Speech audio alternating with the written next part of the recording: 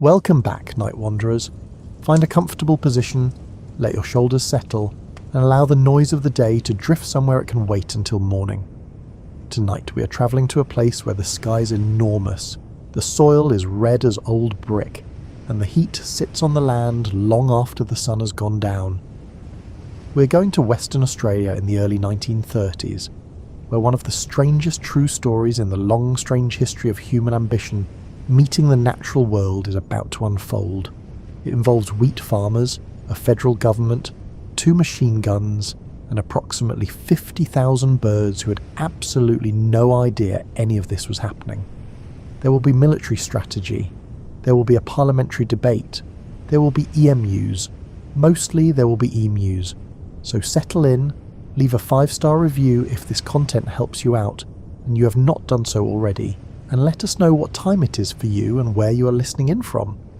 It is November of 1932, and the Campion district of Western Australia is baking under a dry season sun that offers nothing in the way of relief. The red soil stretches in every direction, broken only by thin lines of wire fencing, and the occasional silver glint of a corrugated iron roof catching the light. Out beyond the paddocks, in the mulga scrub and the low scattered timber, tens of thousands of emus are on the move. In the years just after the First World War ended, the Australian government made a promise to the men who had fought in it. The promise was land. Men who had gone overseas to take part in a conflict most of them barely understood came home to a country that wanted sincerely to make good on what they were owed. The war had taken years from their lives. It had taken friends. It had taken things they would not try to name and would not easily explain, even to the people who had waited for them at home. What the government could offer in return was something tangible and real. It was soil. Actual, holdable, workable soil spread across the open spaces of a continent that had more room than almost anywhere else on the face of the earth. The soldier settlement program began in earnest in the years after 1918. The idea was straightforward in the way that government programs often are when they are conceived at a considerable distance from the places they will actually affect. Returned servicemen would be allocated parcels of land, particularly in the less populated inland regions of states like Western Australia and Victoria. They would clear the ground, they would build homes, they would plant crops. They would, in the language of the time, make something of themselves while contributing to the national project of pushing agriculture deeper into the continent. You can lie here now and imagine the appeal of it.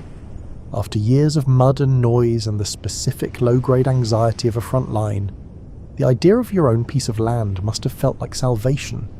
A paddock that belonged to you, a house you could build with your own hands, a horizon that stretched in every direction without a trench or a strand of wire breaking the line. The space alone must have been almost disorienting after the compressed violence of the war.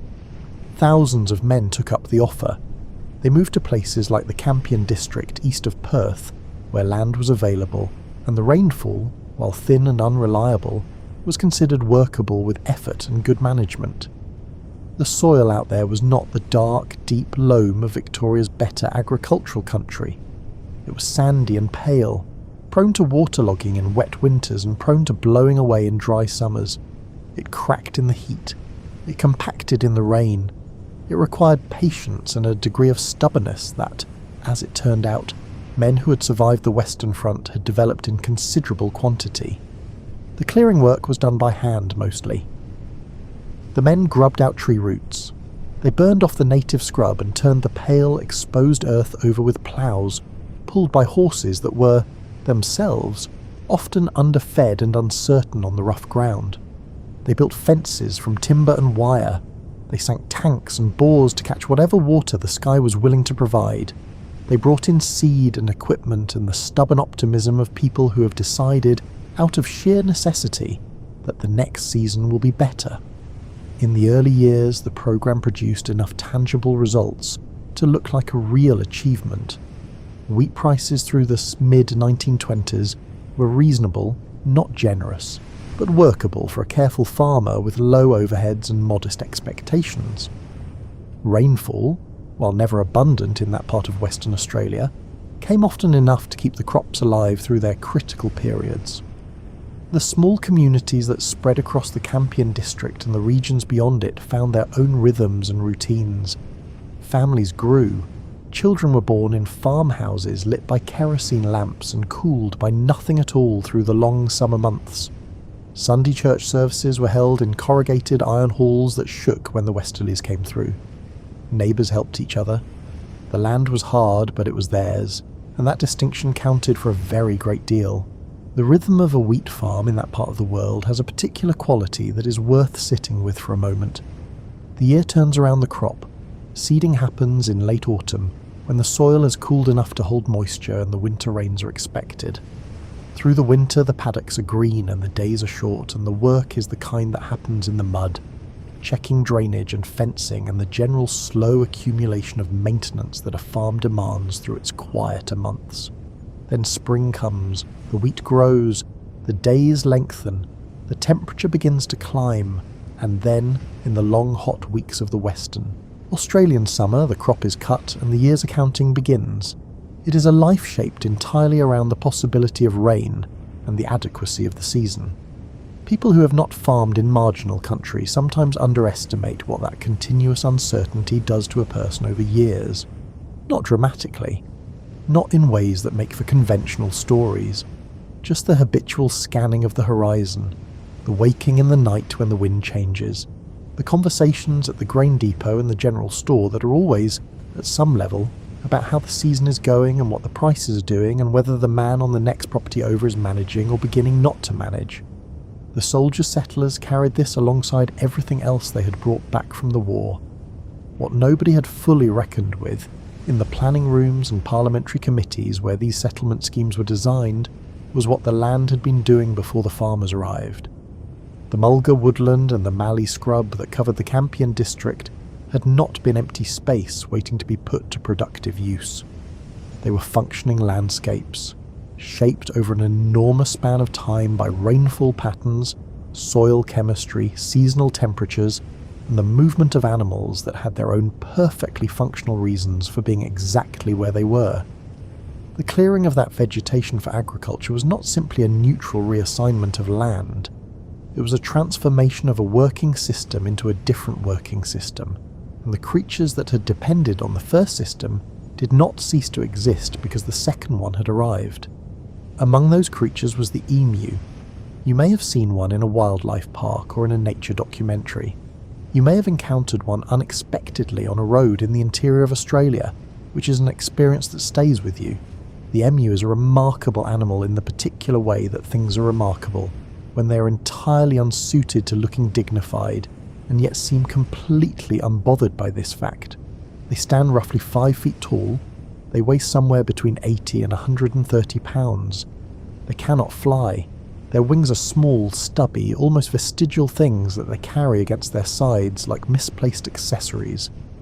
They can, however, run at speeds of up to 30 miles per hour, which means that whatever opinions you may hold about the emu's general design philosophy, the option of catching one on foot is simply not available to you. Emus had moved through the Campion district for a very long time before the first soldier settler put a fence post in the ground. They crossed the landscape in large, loose mobs, following rainfall and food availability, eating grasses and seeds and whatever other vegetation the season had made available. When the land was uncleared scrub, this was simply what happened. When the land was instead a neatly planted wheat crop surrounded by wire fencing, the emus treated it as an unexpected and considerable improvement on the usual arrangement. Wheat, as it turns out, is exactly the kind of thing an emu would eat given the opportunity. The fencing the farmers had built was designed to manage livestock. It had not been designed by people who had spent a great deal of time thinking about how persistent a large flightless bird can be when it has decided it wants to go through something. Emus leaned into fence wires until the lower strands bent or broke. They pushed through gaps with an unhurried determination.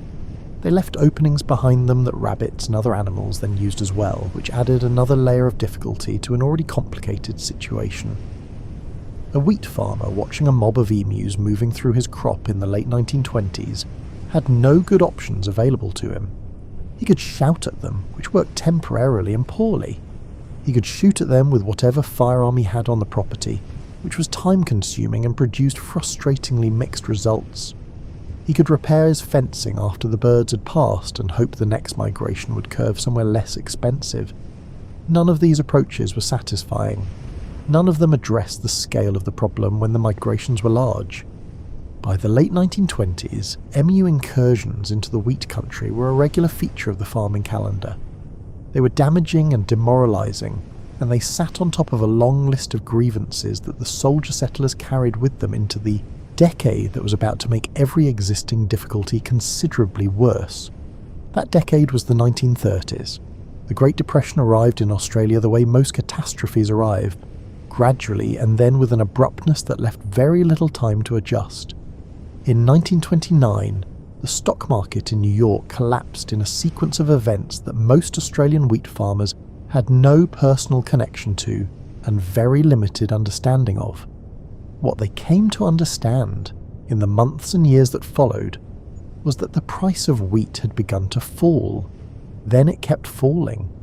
Then it fell further than any of the cautious pessimists had predicted it would, past levels that had once seemed like the floor, and threw them into territory that no prudent agricultural economist had mapped. The international wheat market in the early 1930s was a ruinous environment for a man trying to build a life from a thin-soiled paddock in the Western Australian interior. Prices dropped by more than half from their already modest late 1920s levels. A farmer who had been selling his harvest at a price that barely covered his costs found himself selling it at a price that covered nothing at all. The gap between what the crop earned and what the farm cost to run widened with each passing season. You can try to hold the feeling of that, lying here in the comfortable dark. You planted the crop, you tended it through the anxious months, you watched it come up green and then gold, you cut it and bagged it and drove it to the nearest railhead, which was likely an hour each way on a road that was more a suggestion than a surface. You handed it over, you were told what it was worth, and what it was worth did not come close to covering what you had spent to produce it. Debt accumulated. The banks that had extended credit for equipment and seed and fencing materials had their own pressures in those years, and those pressures did not incline them toward patience with farmers who could not meet their repayments. The government programs that had settled these men on the land had not included a robust plan for what to do when the underlying economics of farming collapsed beneath their feet. There were discussions, there were committees, there were various government bodies examining the situation. For the man watching the gap between his income and his obligations grow wider every month, committees were not an immediately useful thing. The early years of the 1930s in the Western Australian wheat belt were a time of genuine grinding poverty. Not the romantic poverty of old stories, but the exhausting practical kind. The kind that shows up in small decisions about what can be repaired and what must be left. The kind that turns a minor setback into a potential disaster because the margin that would absorb it has long since been spent, and then the rain stopped.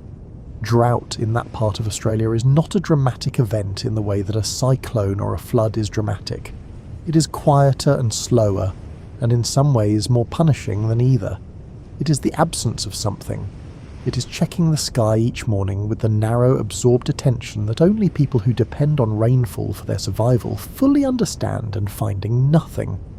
Blue sky, a hot wind carrying fine red dust, soil that begins to crack in patterns that look from certain angles like something beautiful and look from closer up like the end of a season's work.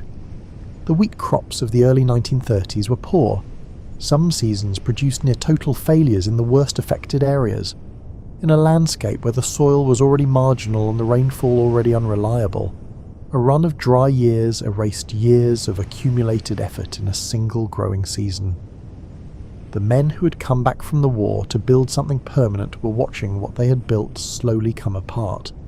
They wrote letters to their representatives in the state parliament in Perth and in the federal parliament in Canberra. They attended meetings in the corrugated iron halls of their small communities. They sent their farming associations and their agricultural organisations to press on the government.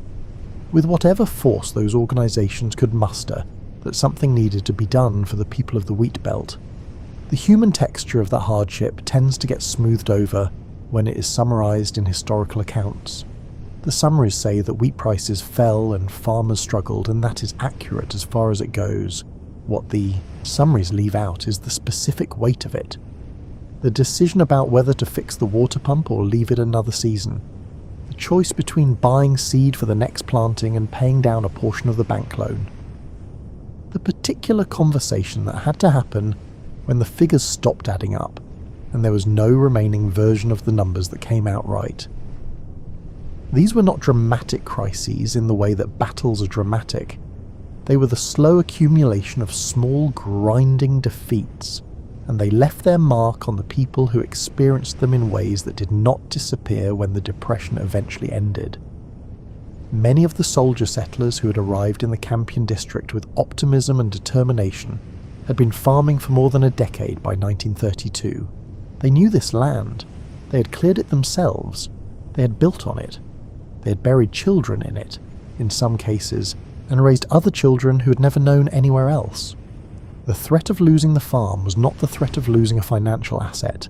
It was the threat of losing the place where their lives were located. Into this situation, in the early weeks of November 1932, came the emus.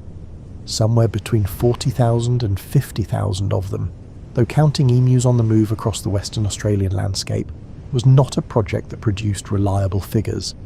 They were travelling north and west, following signals that the country gave off about rainfall and available food, drawn toward the wheat country by the presence of crops and the kind of open, disrupted ground that agricultural settlement had produced along its edges.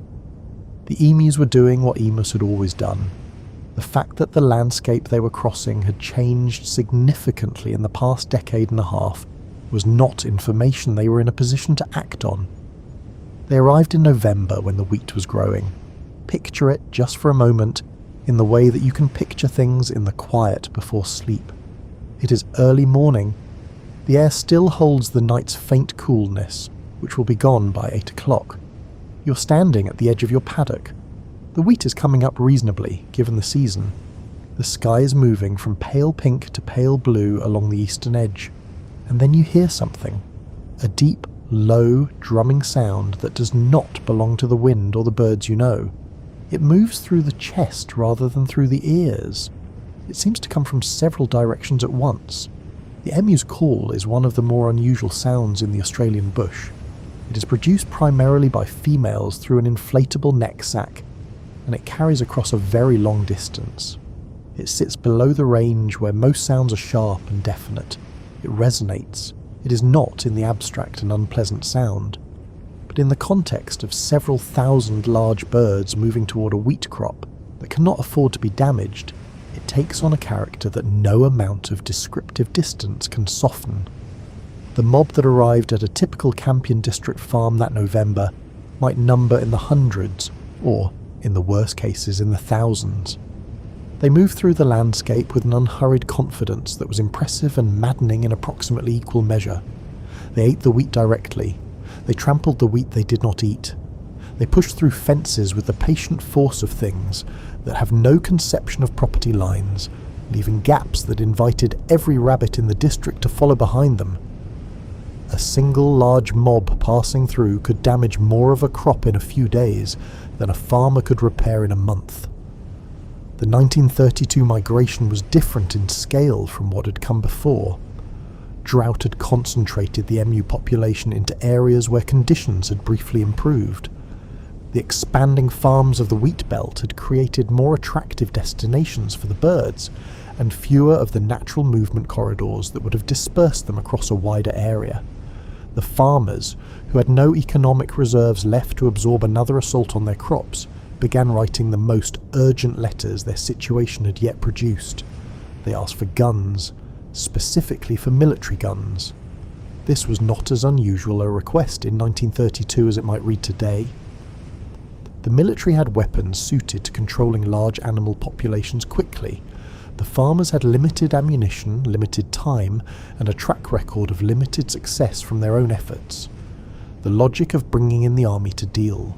with a pest problem had a practical quality to it, even if the optics of the thing would prove in retrospect to be somewhat more complicated. The request moved through channels. It reached the state government, it reached the federal government, it reached the desk of the Minister for Defence. Before we follow that request up the chain of government to where it arrived, it is worth spending some time with the birds at the centre of all of this. The emu, whose scientific name is Dromaeus novaehollandiae, is one of the great survivors of the Australian landscape. It has been here in various evolutionary forms for millions of years, and it has outlasted conditions that removed many of its contemporaries from the record. It is not a delicate creature. It is not an animal that evolved with the expectation of easy times or predictable seasons. The largest individual emus stand close to 2 meters tall. Their feathers are a dusty grey-brown, coarse and doubled in a way that provides insulation against both the scorching Australian heat and the cold of inland winters. The feathers do not lie smoothly the way a more conventionally attractive bird's feathers might. They droop and separate and give the emu a permanently slightly dishevelled appearance, like something that has been through a long trip and has not yet had the chance to tidy itself. Their legs are long and thick and scaled, ending in 3-toed feet equipped with claws strong enough to bend wire. The legs are also, by any honest assessment, the most impressive part of the emu's physical design. They carry the bird at a long, rolling stride that covers ground with deceptive efficiency, and when required, they produce a sprint that would embarrass a human athlete with nothing but open ground between them and the horizon. The emu's eyes are orange-brown, set on either side of a relatively small head, in the manner of a prey animal that needs to watch a wide field for danger rather than focus on a single near point. The emu navigates the world with a constant swivelling attentiveness that can read, to the human observer, as either great alertness or great confusion. Both interpretations have a degree of accuracy, depending on the individual bird and the specific moment. Emus are social during migration, gathering into mobs that move together through the landscape. They communicate through that low drumming call, through visual signals, and through a collective responsiveness to movement that allows a large mob to change direction, scatter, and regroup with a speed that seems improbable for animals of their size. When part of the mob responds to a threat by moving away, the rest follows. The dispersal is rapid and it is total. One moment there are hundreds of birds in a given area. The next, they have distributed themselves across a wide territory, each small group moving in a different direction. The mob is not a single animal thinking with a single intelligence. It is a collection of individuals responding to the same inputs at the same time, and the result of that collective response is something that functions, from the outside, very much like coordinated movement. Farmers who had watched large mobs navigate their properties sometimes describe the behaviour as deliberate, as though the birds were working together. The reality is more interesting, and in some ways more impressive than deliberation. It is the product of individual alarm responses, refined over a very long time, that happen to aggregate into group behaviour that is genuinely difficult to predict and counter. This quality is why the Lewis gun struggled, even when the mobs were large.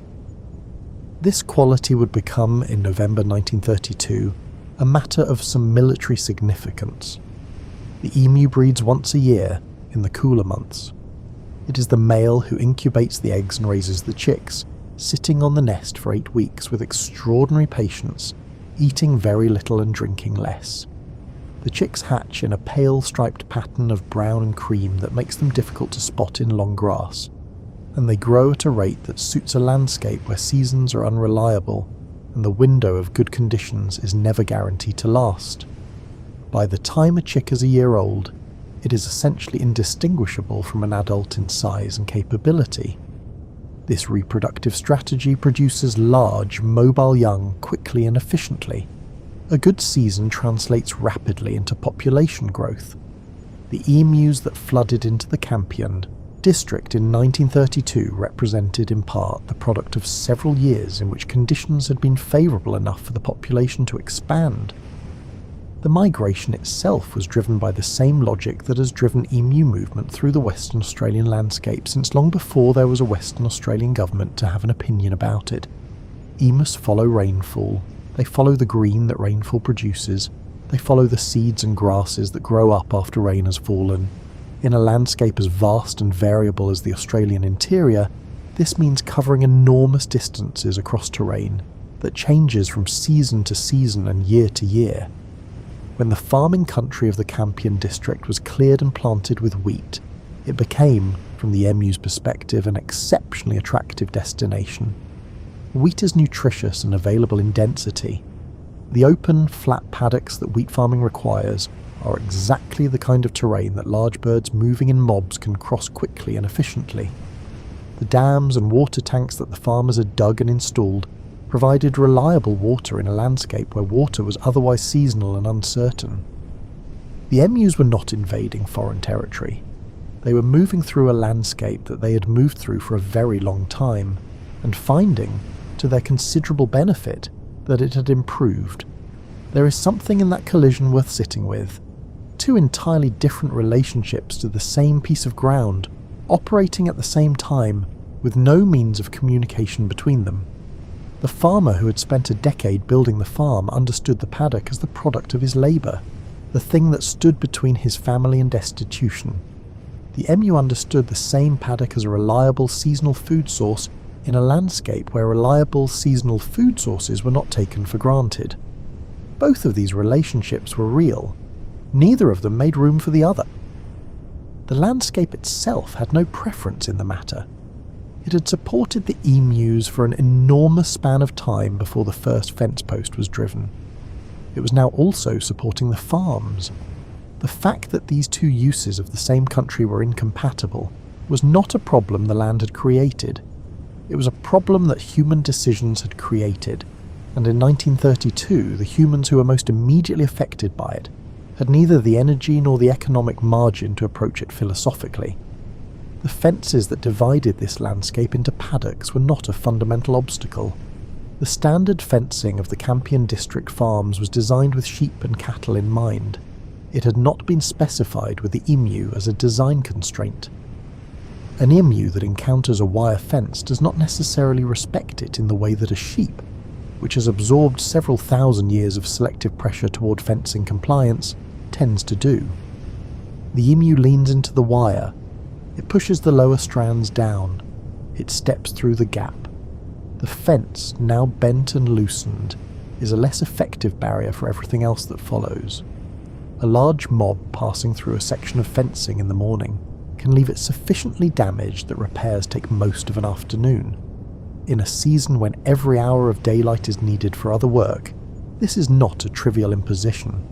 The farmers who were watching this happen in November 1932 were not people with a great deal of patience left in reserve.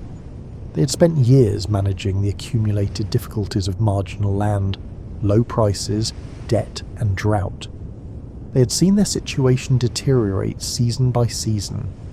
The emus arriving in their thousands were not the cause of their hardship, but they were the final weight on a load that had long since become more than most people could be expected to carry without asking for help.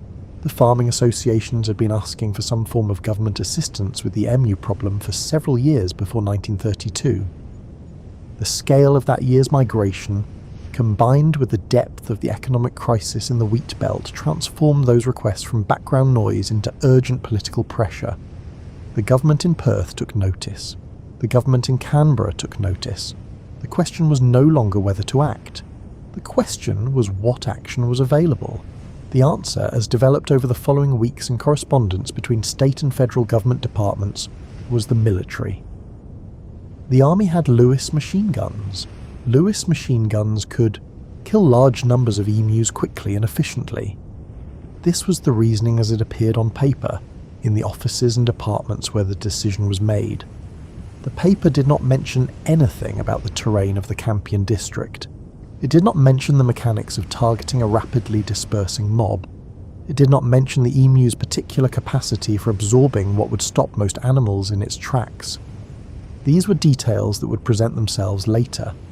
The officer selected to lead the operation was Major G. P. W. Meredith, the Royal Australian Artillery. Major Meredith was a capable and experienced soldier. He had served in the First World War and had come through it with his professional competence intact and his willingness to take on complicated assignments undiminished. He received the MU assignment with, according to the available record, something approaching enthusiasm. Before the deployment, he apparently gave thought to the possibility of filming the operation, which suggests that he imagined a reasonably photogenic outcome. He spoke of the exercise in practical, optimistic terms. He was accompanied by 2 other soldiers, and, more importantly, by 2 Lewis machine guns and 10,000 rounds of ammunition.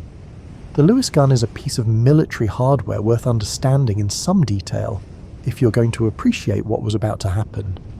It was developed during the First World War and saw extensive service in that conflict, primarily as an infantry support weapon. It is a light machine gun, air-cooled, fed from a circular drum magazine mounted on top of the receiver. It fires at a rate of roughly 500 rounds per minute, though sustained fire at that rate is interrupted by the regular need to change magazines.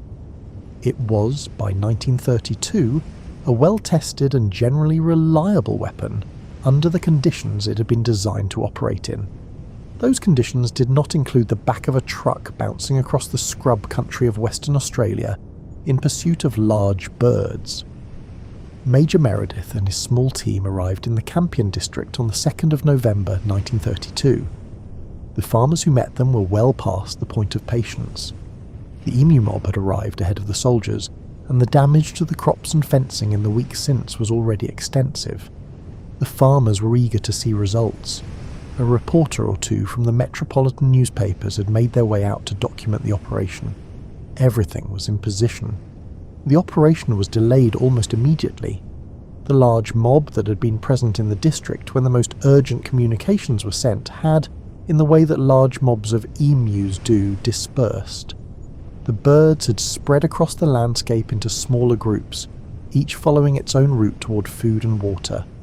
This was not strategic behaviour.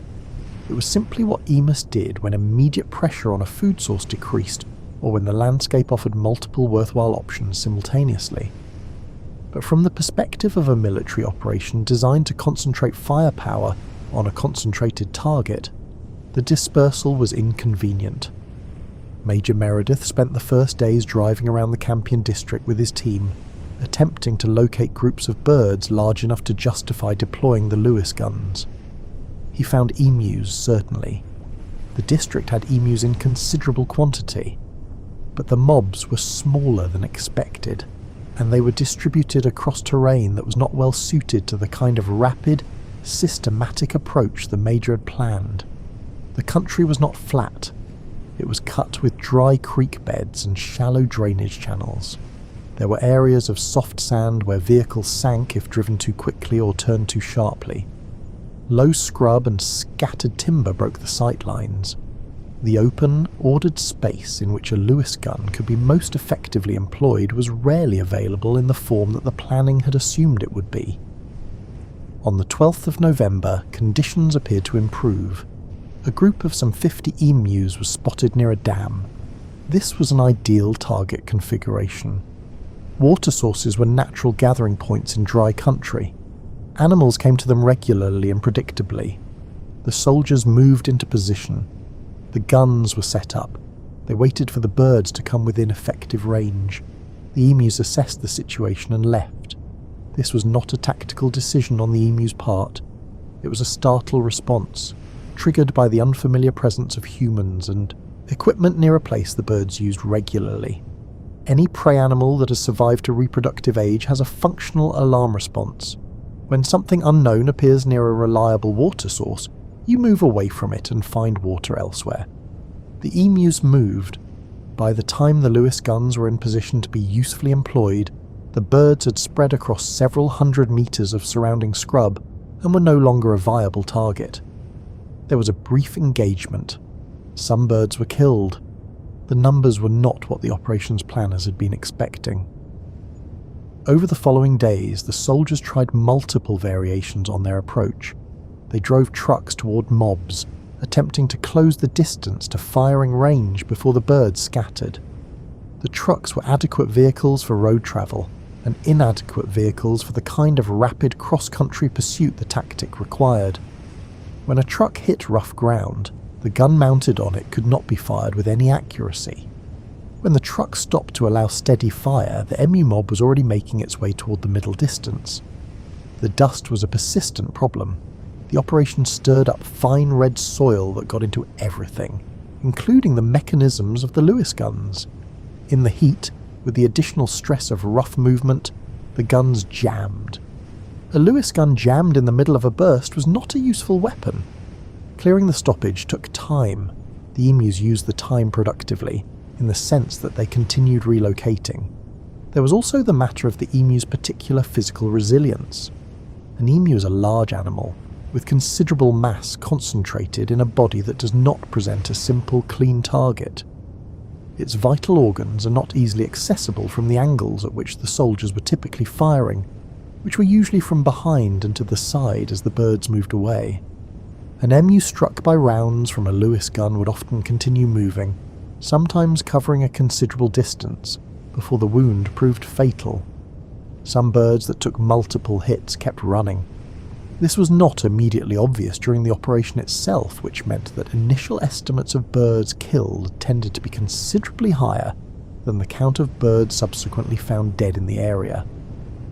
The ornithologist who later considered the question remarked that the emu appeared to have an unusual capacity to absorb punishment without immediate incapacitation. This is consistent with the general toughness of an animal that evolved in a landscape where resources are scarce, and the ability to keep moving despite injury is a significant survival advantage. It is also consistent with the experience of every soldier who fired at one in November 1932 and watched it continue walking. There is a well-circulated observation from this period, attributed to Major Meredith himself, that captures the operational reality with a directness that no official report could have achieved. He noted that each mob of emus, when fired upon, would split up into groups of 50 or so, and these groups would then move in different directions. A further observation concerned the bird's ability to absorb rounds and continue moving, which he likened to trying to stop something with the stopping power of an armoured vehicle. The comparison was meant to explain a technical problem to people who were expecting a simple outcome. Its effect was to produce one of the more memorable passages in any military dispatch written about birds. By the middle of November, the figures were beginning to create difficulties. Thousands of rounds had been expended. The confirmed kill count relative to that expenditure produced a ratio that would have been difficult to present in any official report as a satisfactory outcome. The farmers were still watching their crops being damaged. The guns were still jamming. The emus were still moving through the Campion district with a particular unhurried certainty of things that have been doing exactly this for a very long time.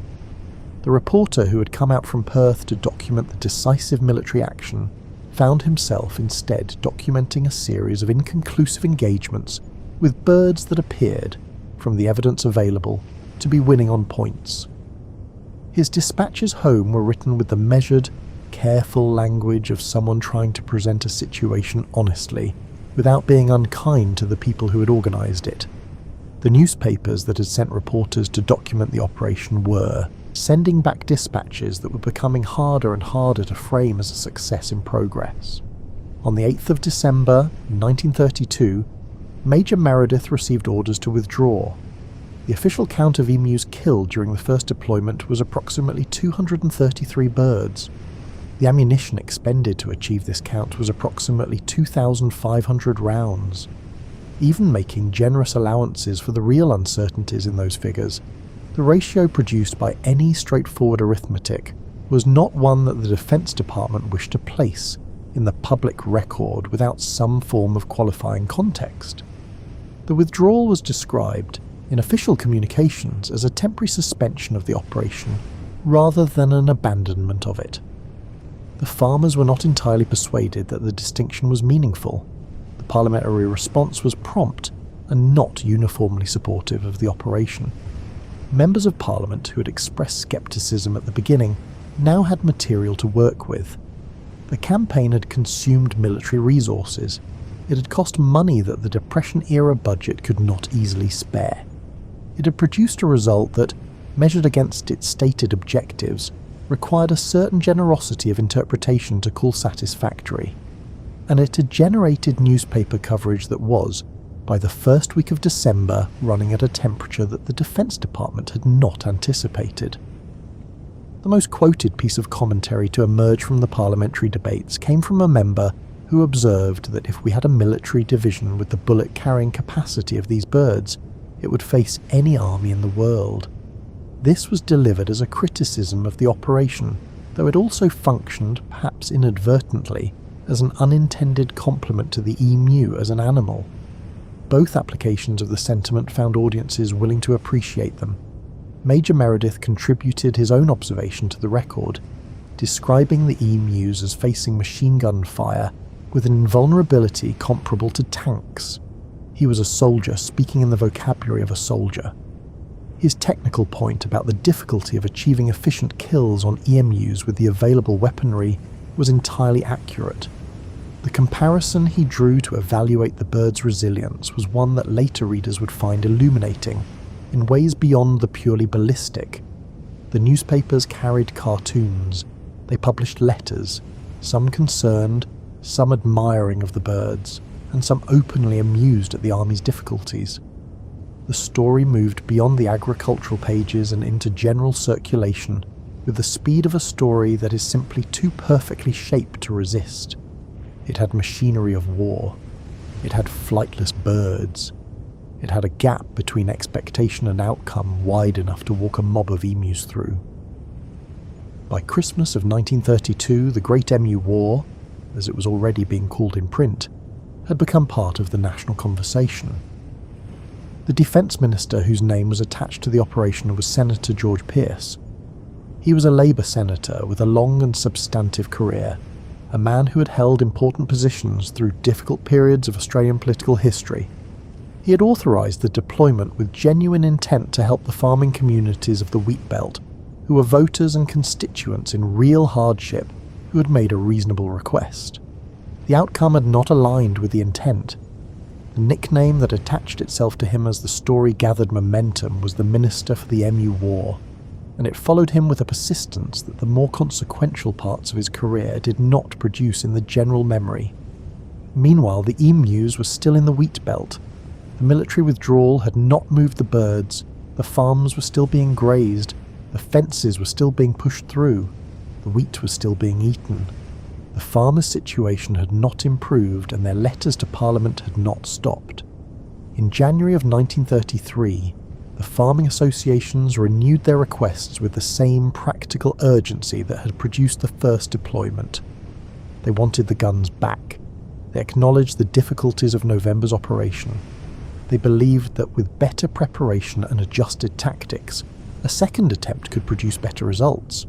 They were willing to accept the continuing mockery if the second attempt actually worked. The Defence Department agreed to a return. Major Meredith came back to the Campion district in January 1933 with his team and his equipment and a set of expectations that had been recalibrated by the experience of November. The second deployment was approached with adjustments. Positions near water sources were prepared in advance, and with greater patience. The guns were cleaned and maintained more carefully against the dust. Movement across rough ground was done more slowly, trading speed for the steadiness that accurate fire required. The January and February operation produced better results. Not dramatic results.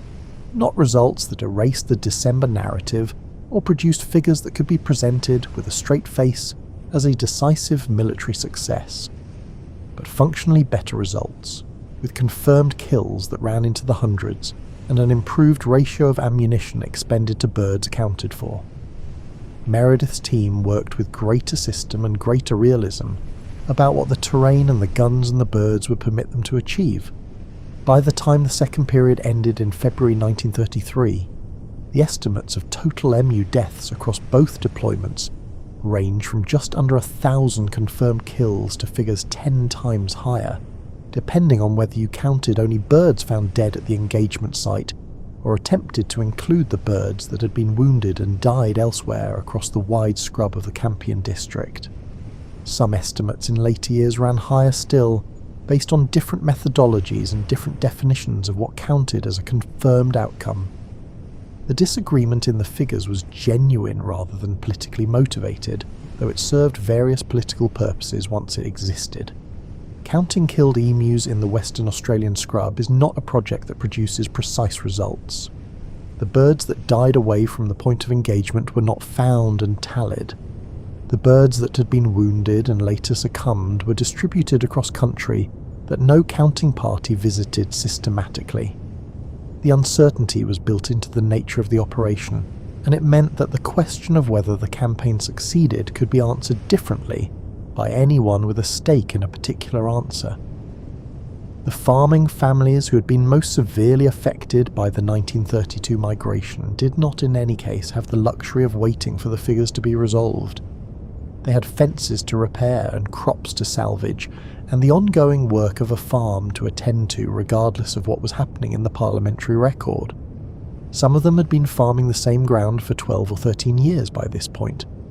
They had outlasted the worst years of the war, the uncertainty of the early settlement period, the gradual erosion of the 1920s, and the first years of the Depression. They were not people who gave up easily.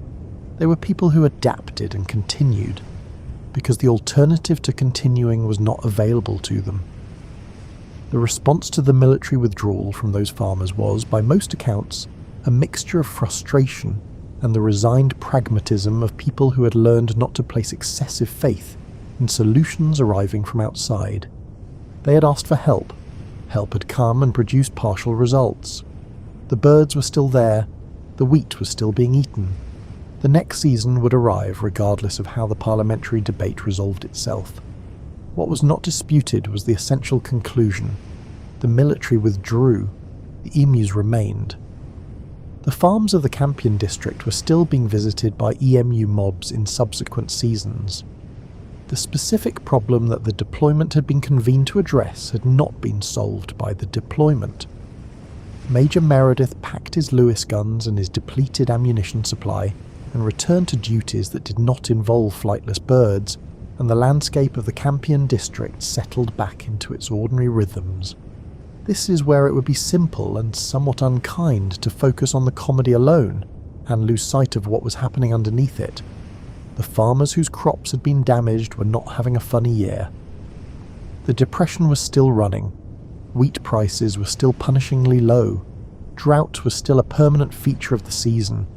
The men who had returned from one war to build something lasting were watching that project fail, steadily and without drama, under pressures that had nothing to do with birds. The story of the Great Emu War did not remain quietly in the Campion district.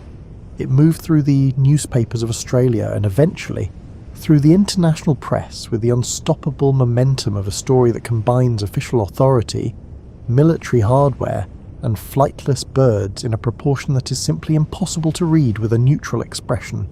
Coverage ranged from straightforward agricultural reporting on the condition of the wheat belt to editorial commentary that found in the Emu campaign a useful illustration of various things their authors were already inclined to say about government, about military planning, and about the peculiar relationship between human ambition and Australian nature. The Bulletin, which was at that time one of Australia's most widely read and influential periodicals, covered the operation with a tone that held genuine concern for the farmers in one hand, and undisguised entertainment at the army's difficulties in the other. This mixture accurately captured the public mood, which had the capacity to take both things seriously at the same time. The farmers were struggling. That was real. The guns were failing to kill the emus. That was also real. A country in the middle of the Great Depression was not short of painful things to read about, and a story that was painful and absurd simultaneously offered something that straightforward tragedy did not. Overseas correspondents filed pieces that were primarily interested in the entertainment value of a modern army being bested by a bird. Agencies in London and the United States distributed accounts that were not deeply concerned with the welfare of Western Australian wheat farmers, but were very interested in what happened when military technology met an animal that had not agreed to take it seriously. The story, stripped of its agricultural context and its economic background, was a perfect specimen of a certain kind of comedy, an institution, a confident plan, an animal with no opinion about the plan, a gap between expectation and outcome. The ornithologist David Flea, who observed part of the operation, noted something about the emu's behaviour under fire that was reported in several newspapers and has stayed in the telling of the story ever since. When the guns opened up on a large mob, the birds did not panic and run in a single direction, as most herd animals would. Instead, the mob divided into small groups simultaneously, each group moving outward in a different direction, distributing the target across an area too wide for any fixed gun position to cover. This behaviour was presented in some accounts as evidence of something approaching tactical intelligence on the birds' part, which was generous to the emus and slightly unfair to the soldiers. The emus were not outthinking the army. They were doing what their biology instructed them to do when confronted with a concentrated threat from a fixed position.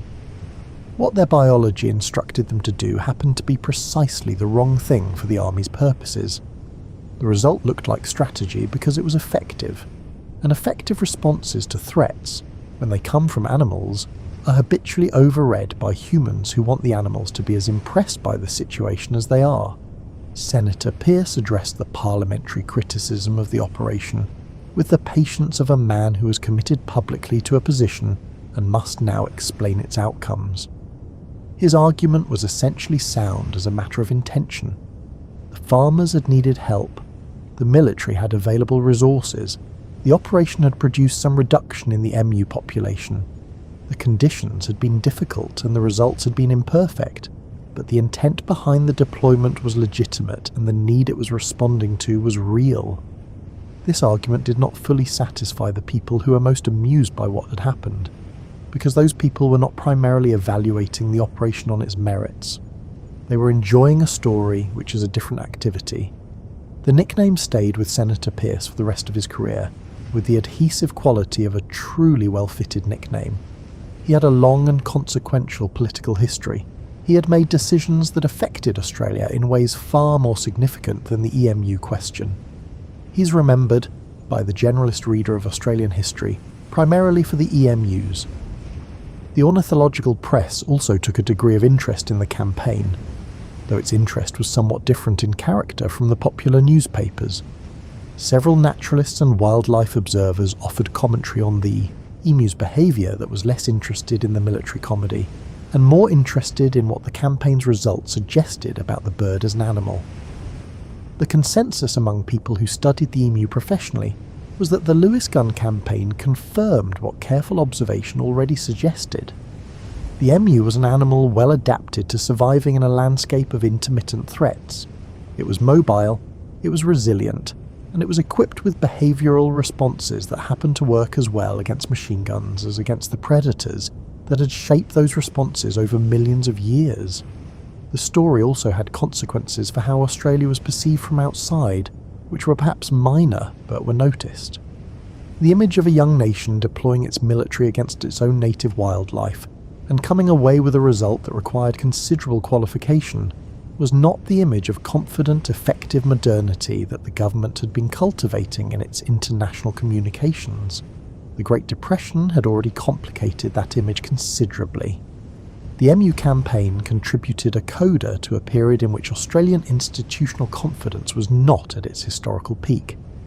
There is a note of fairness worth sounding here. Before the story moves entirely into its legacy phase, the operation was not as completely futile as the popular memory suggests. It did kill emus. It did provide some reduction of pressure on the farms in the immediate areas of operation. It gave the farming communities evidence that the government took their situation seriously enough to send actual resources, which was not nothing to people who had been writing letters into what sometimes felt like a void.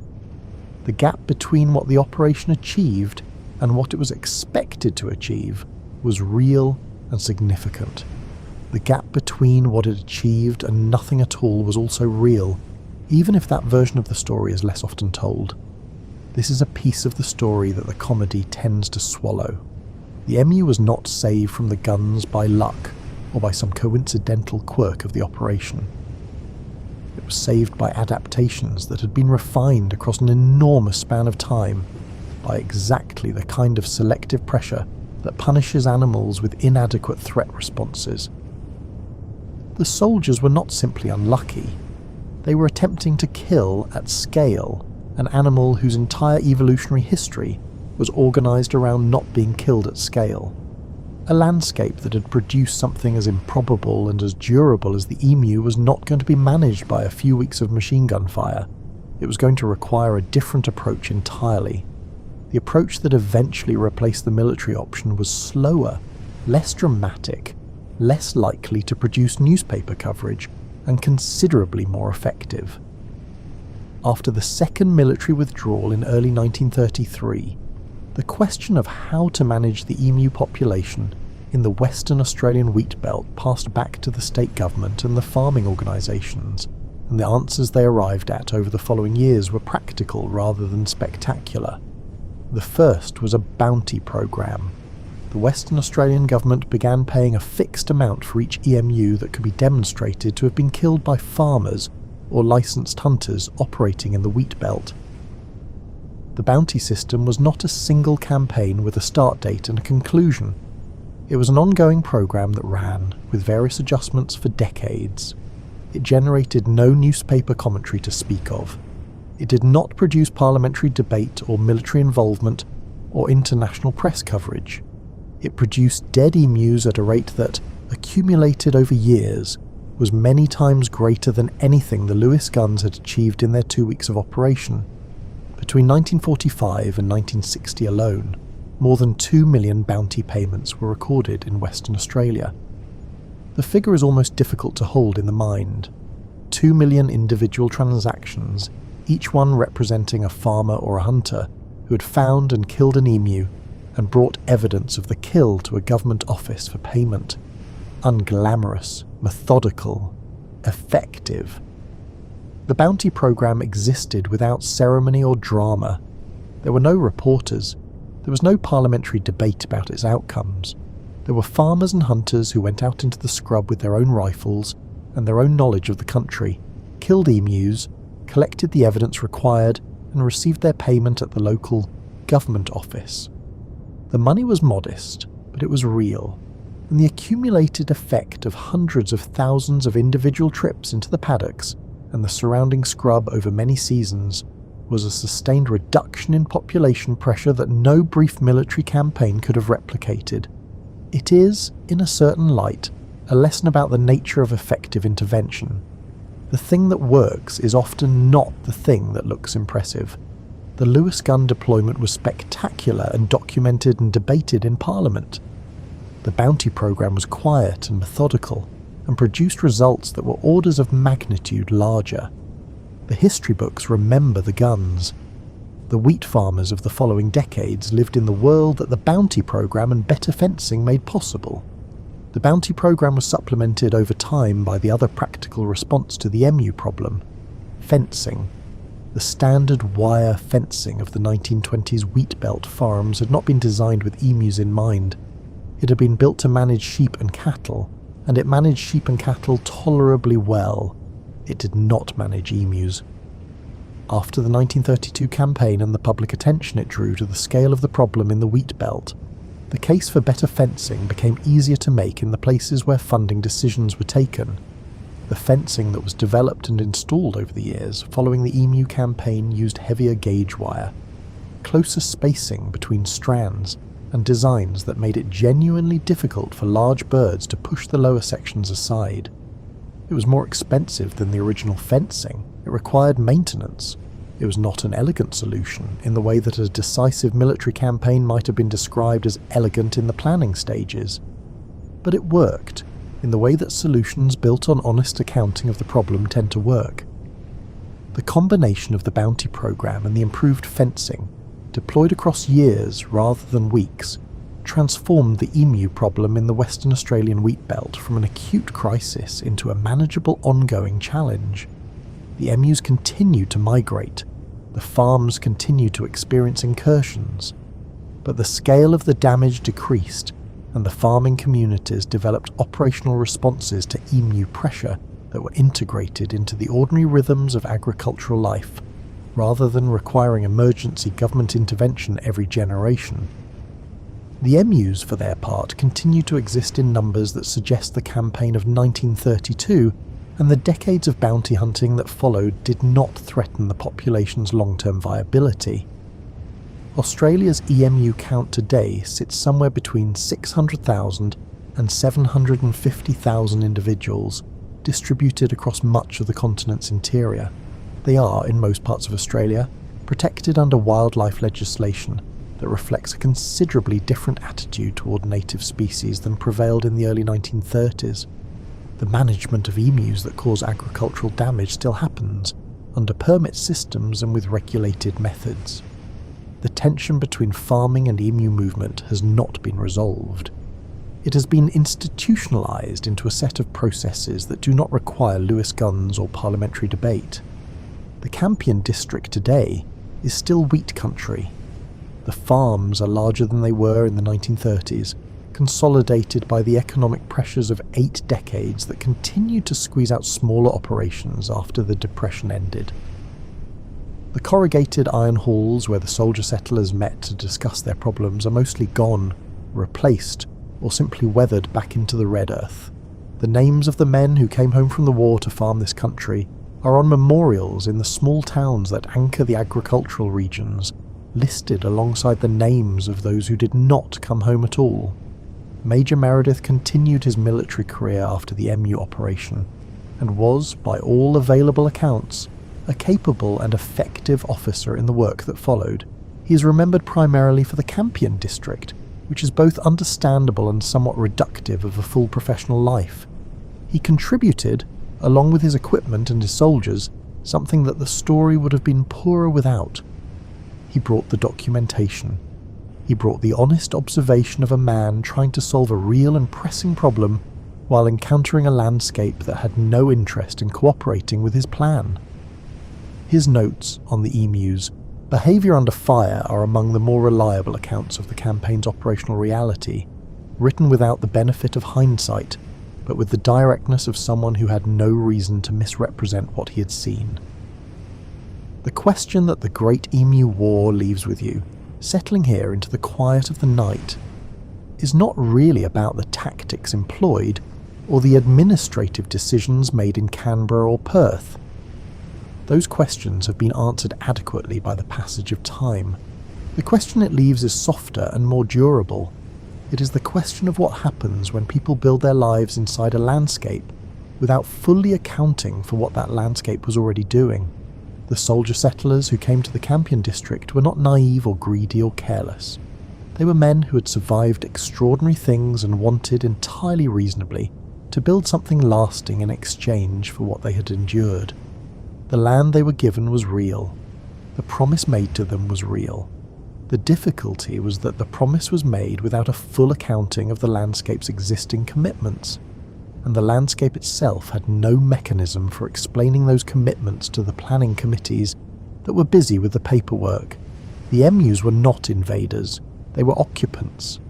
They had been in that country since before the first European sail appeared on the Western Australian coast, moving through the landscape along routes shaped by water and food and the slow geography of seasons. When the farming country expanded into the land they moved through, there was no negotiation available. There was only collision, and the collision produced in 1932 something that has been remembered primarily as comedy. It is comedy. The image of Lewis machine guns failing to stop an emu is genuinely funny. The parliamentary debates about the tactical capability of large flightless birds are genuinely funny. The nickname applied to the Minister for Defence is genuinely funny. These things earn their amusement honestly, and they have earned it for nearly a century.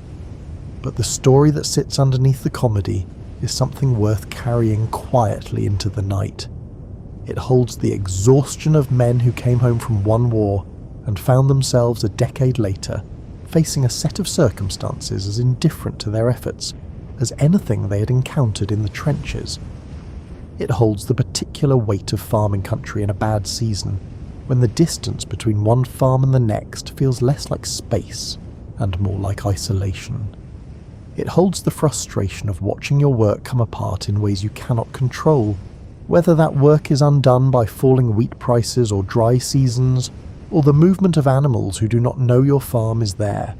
And it holds the emus themselves, large and grey and slightly improbable in their design, entirely serious about their own affairs, moving through the landscape with the assurance of creatures that have been doing this longer than anything the farmers brought with them. Not malicious, not aware of the paperwork being generated in their name, following the rain, following the seeds, following the ancient logic of a landscape that had its own plans long before anyone arrived to draw lines across it. There is a particular quality to the way the Great Emu War is remembered that sets it apart from most military failures in the historical record. Most military failures are remembered as tragedies, as waste, as things that should have been avoided and were not. The EMU campaign is remembered with something closer to fondness. Australians have, over the decades since 1932, adopted the story with a kind of affectionate pride, as though the ability to lose a war to a bird and then tell the story well is itself a form of national achievement. Perhaps it is. There are worse things a country could be known for than a willingness to look at its own institutional overconfidence and laugh. The emus, if they could be asked, would have nothing to add to this. They do not curate their history. They do not tell the story of the Campion district to their young, or preserve the memory of the weeks when the guns were firing. They were there. They moved through. The country continued, and so did they. They ate the wheat. They pushed through the fences. They scattered when the guns fired and regrouped in the scrub when the guns fell silent. They did not win the war because they understood warfare. They prevailed because, from their perspective, there was no war. There was only the country, and the country had not changed enough to stop them. That, more than any tactical failure or administrative miscalculation, is why the story has lasted. It is a story about the gap between a plan and a place, between what we intend for a landscape and what the landscape intends for itself, between the promise made in a planning room and the red dirt waiting outside. The emus at least knew exactly where they were going. There is no monument to the Great Emu War in the Campion district. There is no plaque marking the sites where the Lewis guns were set up. The country absorbed what happened there the way it absorbs most things, slowly and without comment. The red soil is still the red soil. The sky is still the sky that the soldier settlers looked at every morning with their complicated mixture of hope and calculation. The wheat still grows in those paddocks, managed by people who are the descendants or the successors of the men who first cleared that ground. Let that thought rest with you for a moment, in the warmth and the quiet. 50,000 birds crossing the open plains of the Campion district in the early southern summer, their footsteps raising fine puffs of red dust, the low drumming of their calls carrying across the scrub in all directions, the soldiers packing their equipment, the farmers watching from the edge of their paddocks, the newspapers gathering their materials for tomorrow's edition, and the birds moving on, as they had always moved on, following the signals of a landscape that spoke a language older than any of the arguments being made about it. Sleep well, night wanderers.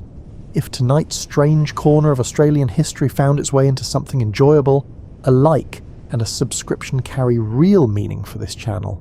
Next time we might find a military campaign where the side with the guns came out slightly better. The natural world makes no promises on that front, but we can certainly try.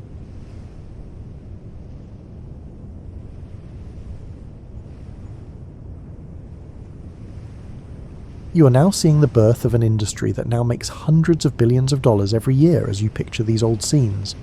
But more than that, you're seeing a behaviour that is uniquely human and goes beyond culture, geography, and time. The desire to change how we look, to show who we are through colour and pattern, and to take part in the ancient ritual of enhancement.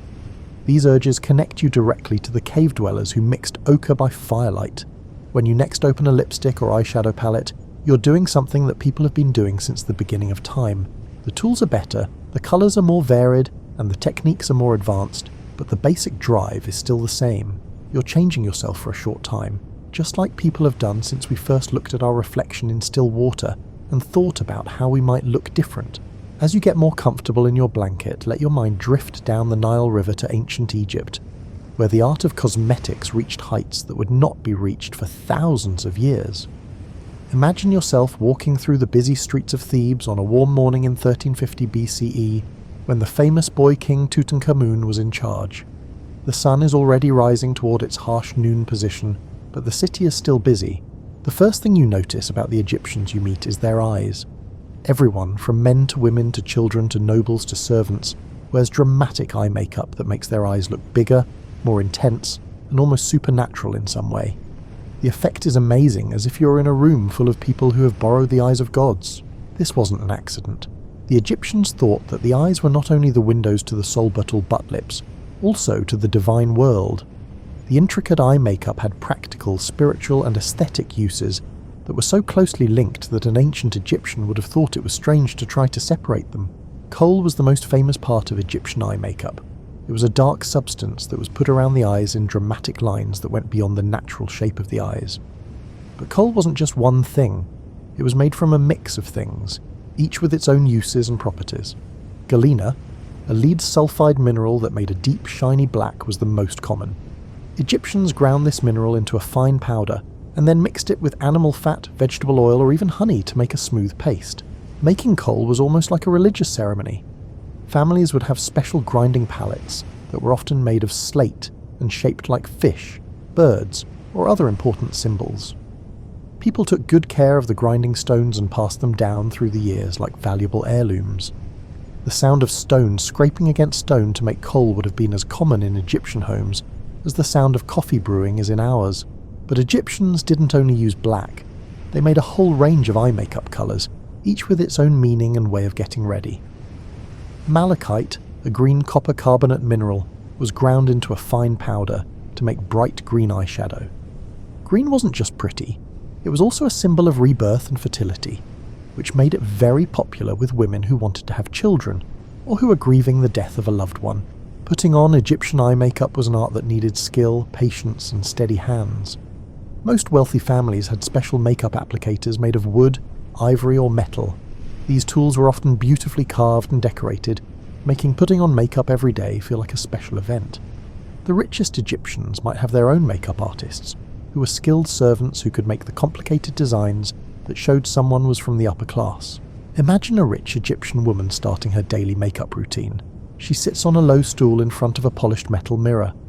Around her are a lot of cosmetic containers made of alabaster, wood, and precious metals.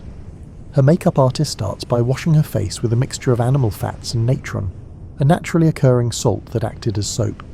The cleaning process is gentle but thorough, getting the skin ready for the day's makeup. The eye makeup is the most complicated and important part, so it goes first. The artist uses a thin reed or bronze applicator to draw precise lines of kohl around the woman's eyes. The lines go past the outer corners to make an almond shape that makes her features look even more beautiful. If the lines aren't perfectly straight, it will be clear right away that the work is bad. Next, the eyeshadow. The artist carefully puts green malachite powder on the woman's eyelids with a different applicator, blending it smoothly from the lash line to the brow bone. The green colour catches the light when she blinks, giving her eyes a soft glow that makes them look like they're on fire. But Egyptian makeup wasn't just for the eyes. Both men and women used a lot of other beauty products that anyone who is into beauty today would know about. They put red ochre and fat together to make rouge, which they put on their lips and cheeks. They used henna to colour their hair, nails, and sometimes even their palms and feet. The patterns they made showed their social status and personal taste. People all over the ancient world knew about Egyptian perfumes. They made complicated scents by soaking flowers, herbs, and spices in oils and fats. Some of the most valuable ingredients were rose, jasmine, frankincense, and myrrh. People who were rich would put these expensive oils on their bodies every day, and the smells would stay with them like invisible auras of luxury. The boxes that Egyptian cosmetics came in were often works of art on their own.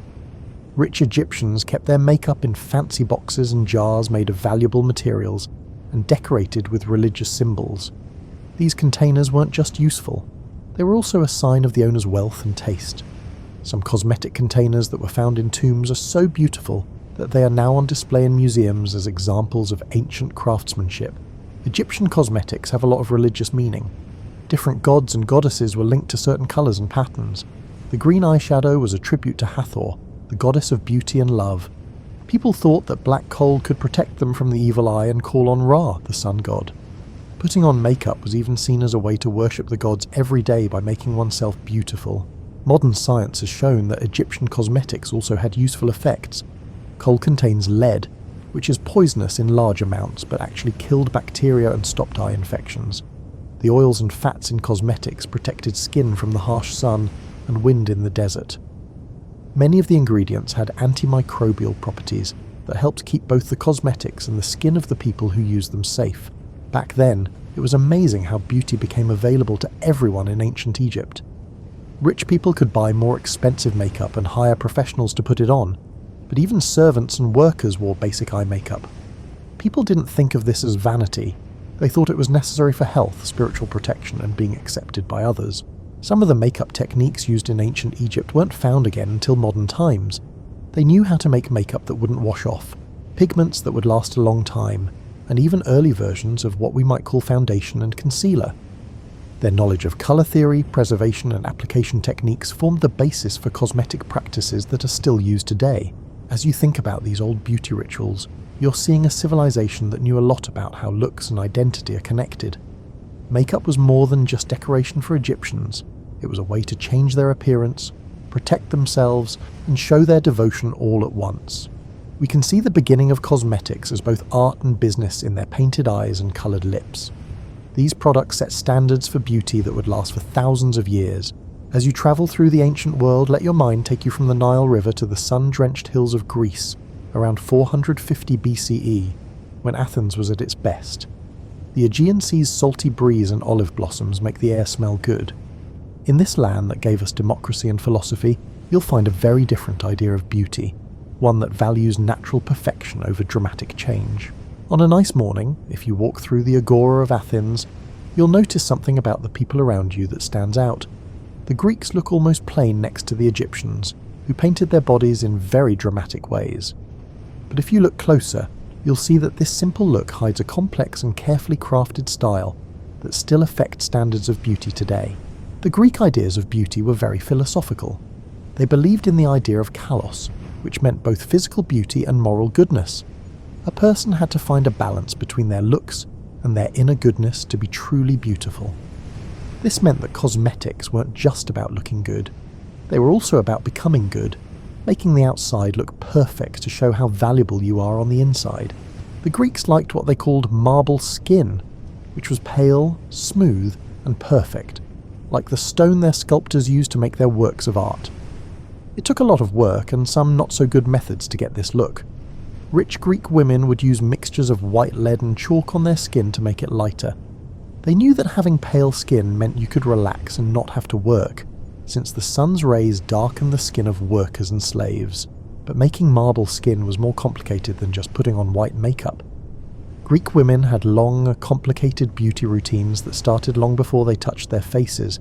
They would bathe in milk, honey, and olive oil, which were all good for the skin and made it look slightly glowing. The milk's natural acids gently exfoliated the skin, the honey moisturized it and killed bacteria, and the olive oil formed a protective barrier that made the skin feel soft and smooth. Imagine a rich Athenian woman named Aspasia starting her beauty routine in the morning.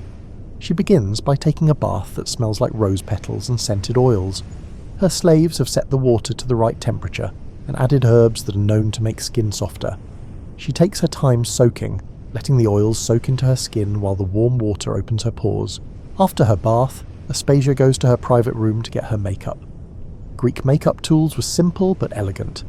They included bronze mirrors that were polished to a mirror-like shine, small spoons for measuring powder, and fine brushes made from animal hair. The cosmetics were kept in beautiful pottery jars that were often painted with scenes from mythology or everyday life. The base of Greek makeup was literally foundation. It was a white base made from lead carbonate that gave the skin the pale look they wanted. A Speyer's slave uses a damp cloth to carefully apply this to the skin until it looks smooth and porcelain-like. It takes skill to do this right. If you use too much makeup, it looks obvious and fake, and if you use too little, it doesn't work. Greek women didn't just want pale skin, they wanted their skin to look healthy and glowing under the white base. They did this by putting a light red colour on their cheeks with red ochre or crushed mulberries. The goal wasn't the bright colour that would become popular later.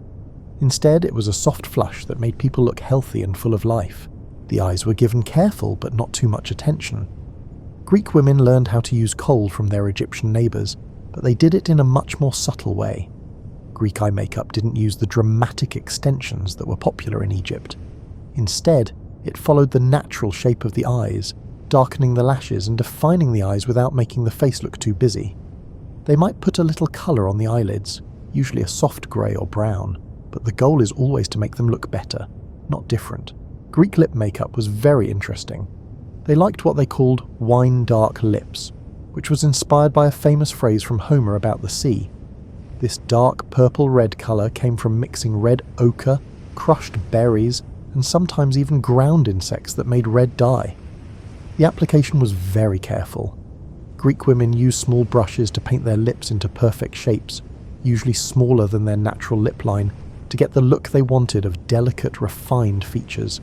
But there was a strange contradiction in Greek beauty culture. Women were supposed to look naturally beautiful, but getting this natural look took a lot of work with fake makeup.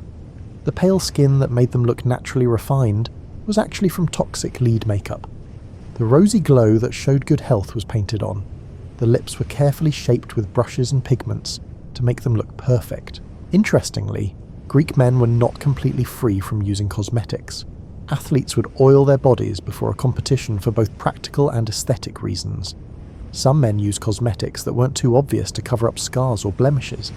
It was also thought that any man who moved in high-class social circles needed to wear perfume. There were big changes in the way people used cosmetics when they moved from Greece to Rome. As you keep going on your mental journey, picture yourself in Rome around the year 50 CE, when Emperor Claudius was in charge. People from all over the empire come to the city to do business. Egyptian merchants sell exotic pigments, Germanic slaves with pale skin that Roman women like, and Spanish traders sell precious metals for cosmetic containers. In a lot of ways, Roman beauty culture was Greek beauty culture on steroids.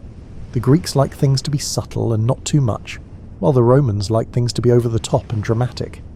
The Greeks wanted to look naturally perfect, but the Romans openly praised fake improvements. The Romans were very open about how fake their cosmetics were, and they weren't afraid to try new things. Roman women took the Greek love of pale skin to the next level.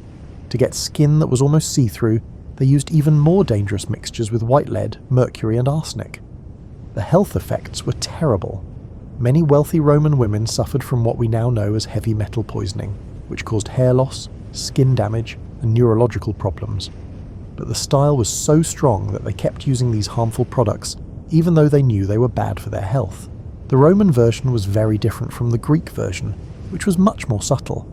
Roman women didn't just put bright red on their cheeks, they sometimes put it all over their faces. They made bright red pigments that caught the light and let people know they were there from across the room by using cinnabar, mercury sulfide. The goal wasn't to look healthy, it was to look rich, powerful, and stylish.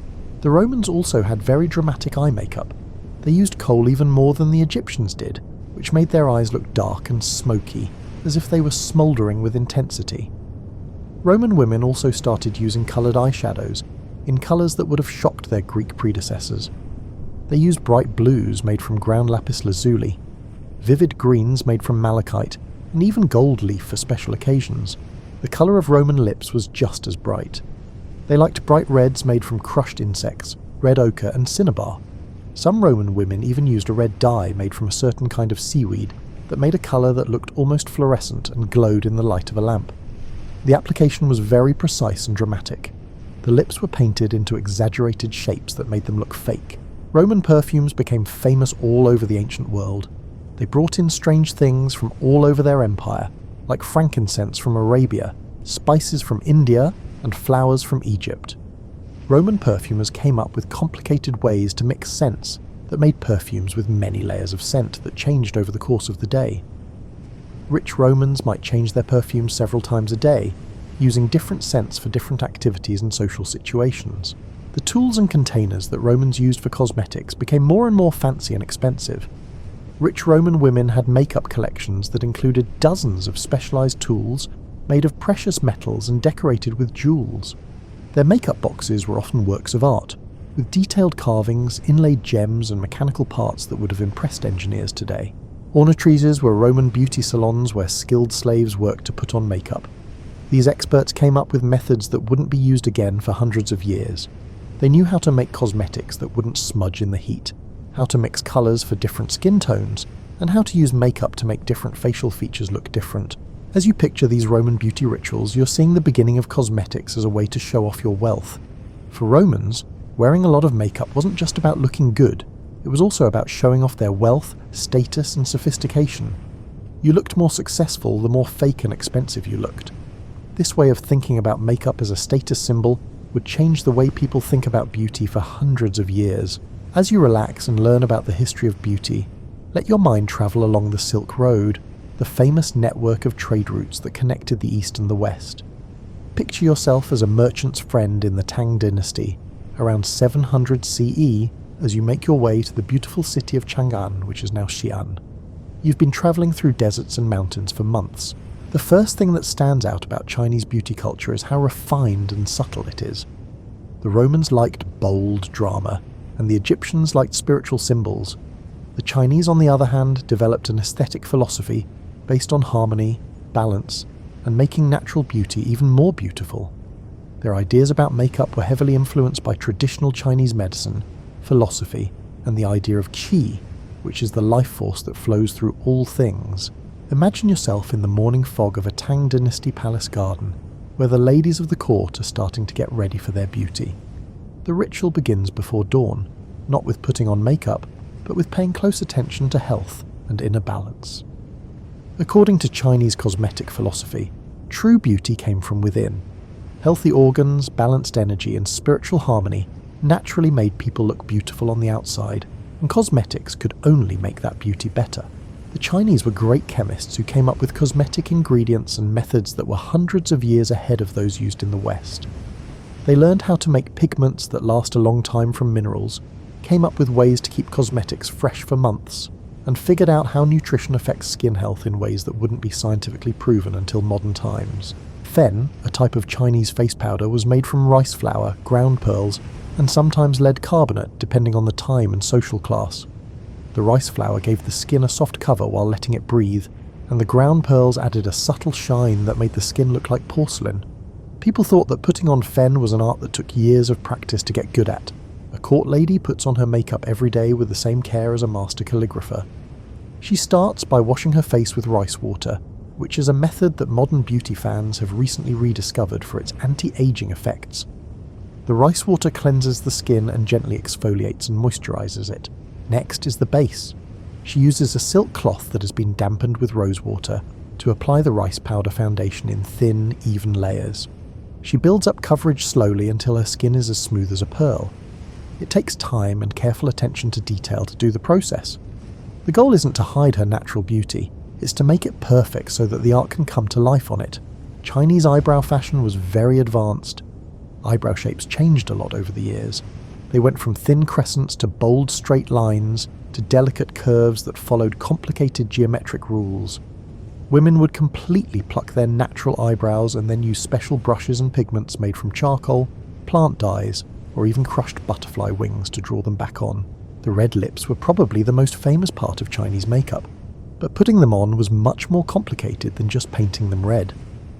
Chinese women used a method called Dian Chun, which meant putting red pigment only in the middle of their lips and leaving the edges their natural colour.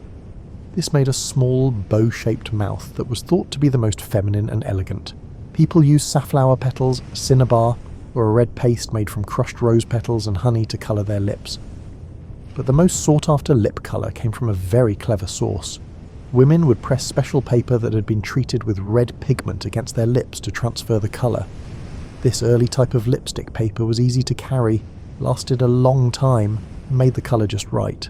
They also came up with nail art techniques that wouldn't be seen in Western culture for hundreds of years. They made complicated designs on their nails with henna, ground flowers, and mineral pigments. Colours and patterns showed things like social status, marital status, and even political beliefs. The length and decoration of fingernails turned into a complicated visual language that people who knew how to read it could understand. In Chinese culture, perfume served more purposes than just smelling good. People thought that different scents could heal, change their mood, and even bring them good luck.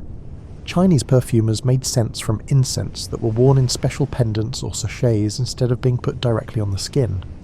These portable perfumes let the wearer change their scent during the day based on what they were doing and who they were with. As you continue your mental journey east, you find yourself in Japan during the Heian period, 794 to 1185 CE, where you see one of the most unique and complex beauty cultures in history. During this time, Japanese court life came up with aesthetic practices that were so intricate and advanced that they changed Japanese beauty standards for more than 1,000 years. The makeup of Heian Japan was known for its sharp, dramatic contrasts and precise geometric patterns. The most noticeable thing was the pure white face powder made from rice flour, which made the skin look almost like a mask and made the makeup look even more fake. This wasn't meant to look natural, it was meant to look otherworldly, turning the person wearing it into something that looked like a work of art. Imagine a Heian court lady getting ready for a night at the imperial palace. She starts putting on her makeup in the middle of the afternoon, and she needs help from skilled servants who have been trained for years in the exact methods needed. The first step is to put on oshiroi, which is the white face powder that will be the base for everything else. To make a smooth paste, mix the white powder with water, and then use special brushes to apply it in thin layers. The coverage has to be completely even, and go beyond the natural hairline to make a smooth, white oval that hides the natural shape of the face. The effect is striking and a little strange. The woman's face becomes a blank canvas for art. Next are the eyebrows. In the Heian style, they were completely removed and redrawn as small oval shapes high on the forehead. People used charcoal or ink to paint these fake eyebrows, called hikimayu, in places that had nothing to do with where eyebrows naturally grow. These painted eyebrows had to be placed and shaped according to strict fashion rules that changed slightly over time. By today's standards, the eyes themselves don't get much attention. Heian women didn't use dramatic makeup to draw attention to their eyes. Instead, they often painted thin red lines along the inner corners of their eyes to make a subtle but noticeable accent. The goal was to make a soft, slightly sad face that was thought to be the most beautiful thing about women. But the most unique thing about Heian makeup was ohaguro, which is the practice of blackening the teeth. They did this by mixing iron filings and vinegar, which made the teeth a deep black colour. Far from being considered unattractive, blackened teeth were a mark of beauty, maturity, and high social status. Blackened teeth were a sign of refined femininity, and only married women and court ladies of a certain age would do it. The lips in Heian makeup were painted with red pigment made from safflower petals in the shape of a small bow, but these weren't painted over the natural lip line. Instead, white powder was put on the natural sole lips, butt, and a small red shape was painted in the middle of the mouth. The end result was a tiny, perfect red accent that looked more like a flower petal than a mouth. During this time, Japanese incense culture was very advanced. Court ladies would use special boxes to burn different types of incense to make their clothes smell good. The scents would stay on silk robes for days. Different combinations of incense were linked to different seasons, feelings, and even themes in literature. A woman's scent became a part of who she was and how she expressed herself artistically. The tools that Japanese women used to do their makeup were works of art in their own right. The best animal hairs were used to make brushes, and the handles were made of bamboo and had beautiful designs on them. People made mirrors out of polished bronze, and the backs of many of them had beautiful art scenes on them. The containers for cosmetics were made from expensive materials and were meant to be as pretty as the cosmetics inside. When you move south to India, you come across another unique cosmetic tradition, tsul, but at combined lips. Spiritual meaning with beautiful looks. Indian beauty practices have been around for more than 5,000 years and are closely linked to Ayurvedic medicine, religion, and social customs. Indian cosmetics were known for their bright colours and natural ingredients that could be used for more than one thing. Turmeric, for instance, was used as a golden face powder that made the skin look beautiful and had antiseptic and anti-inflammatory properties. Sandalwood paste made a cool, fragrant base for makeup and kept the skin safe from the harsh Indian sun. Coal was the most famous part of Indian makeup, but Indian coal was different from Egyptian coal. Good Kombines kajal, jute or surma, also known as Indian coal, was made from soot from lamps, ghee, clarified butter, and a mix of medicinal herbs. Families often made the dish at home, using recipes that had been passed down through the years. Interestingly, Greek men were not completely free from using cosmetics. Athletes would oil their bodies before a competition for both practical and aesthetic reasons. Some men used cosmetics that weren't too obvious to cover up scars or blemishes. Henna was a big part of Indian beauty culture. It was used to make beautiful designs on hands and feet for special occasions. Putting on henna was a social event where women got together to help each other make intricate designs while telling stories and getting to know each other better. Henna art was a great way to celebrate certain events and times of year because it only lasts for a short time. Betel leaves made Indian lip colour by making a natural red stain when chewed. This practice had many benefits. It freshened breath, helped with digestion, and made lips the right shade of red. The colour's brightness showed how recently the betel had been chewed, making a natural timeline of beauty that changed throughout the day. As you think about these different Asian beauty traditions, you're seeing cultures that understood something deep about how inner and outer beauty are connected, as well as how personal expression and cultural identity are connected. Each tradition came up with advanced methods and ideas about beauty that affected not only looks, but also health, spirituality, and social relationships. These old Asian beauty rituals were the start of modern beauty traditions that still shape the way people around the world use cosmetics. Their focus on natural ingredients, exact application methods, and the connection between beauty, health, and spirituality gives us timeless advice that is still useful today. As you get more comfortable under your blanket, think about the interesting social divisions that have always been a part of the world of beauty and cosmetics. Makeup has been both a bridge and a wall between social classes throughout history. It has made invisible lines that separate the rich from the poor, the noble from the common, and the sophisticated from the simple. Imagine being an observer who can magically move between social classes and see how the same basic human desire for beauty shows itself in very different ways depending on where you are in the social hierarchy. This story about two worlds, one of luxury and one of everyday needs, tells us as much about people and how society works as it does about cosmetics. Imagine what a normal morning was like in Florence in the 15th century, when the Renaissance was at its height. The daughter of a wealthy merchant family starts her long beauty routine in a beautiful palazzo that looks out over the Arno River. Her room is full of strange and beautiful things, like mirrors framed in silver, cosmetic containers made from carved ivory, and pigments that come from all over the world. She starts her morning routine before dawn, not because she has to get up early for work, but because it takes hours of careful planning to look perfect. She begins with a bath in water that smells like roses and is heated to the perfect temperature by servants who have been awake since midnight getting ready for this moment. The bath itself is a luxury, a big wooden tub lined with linen and placed so that the morning light comes through the silk curtains. After she bathes, she starts the long process of getting her trendy pale skin. The white makeup she uses has Cirrus in it, which is a lead-based cosmetic that costs more than most families make in a month. You need skill and expensive tools to do the application.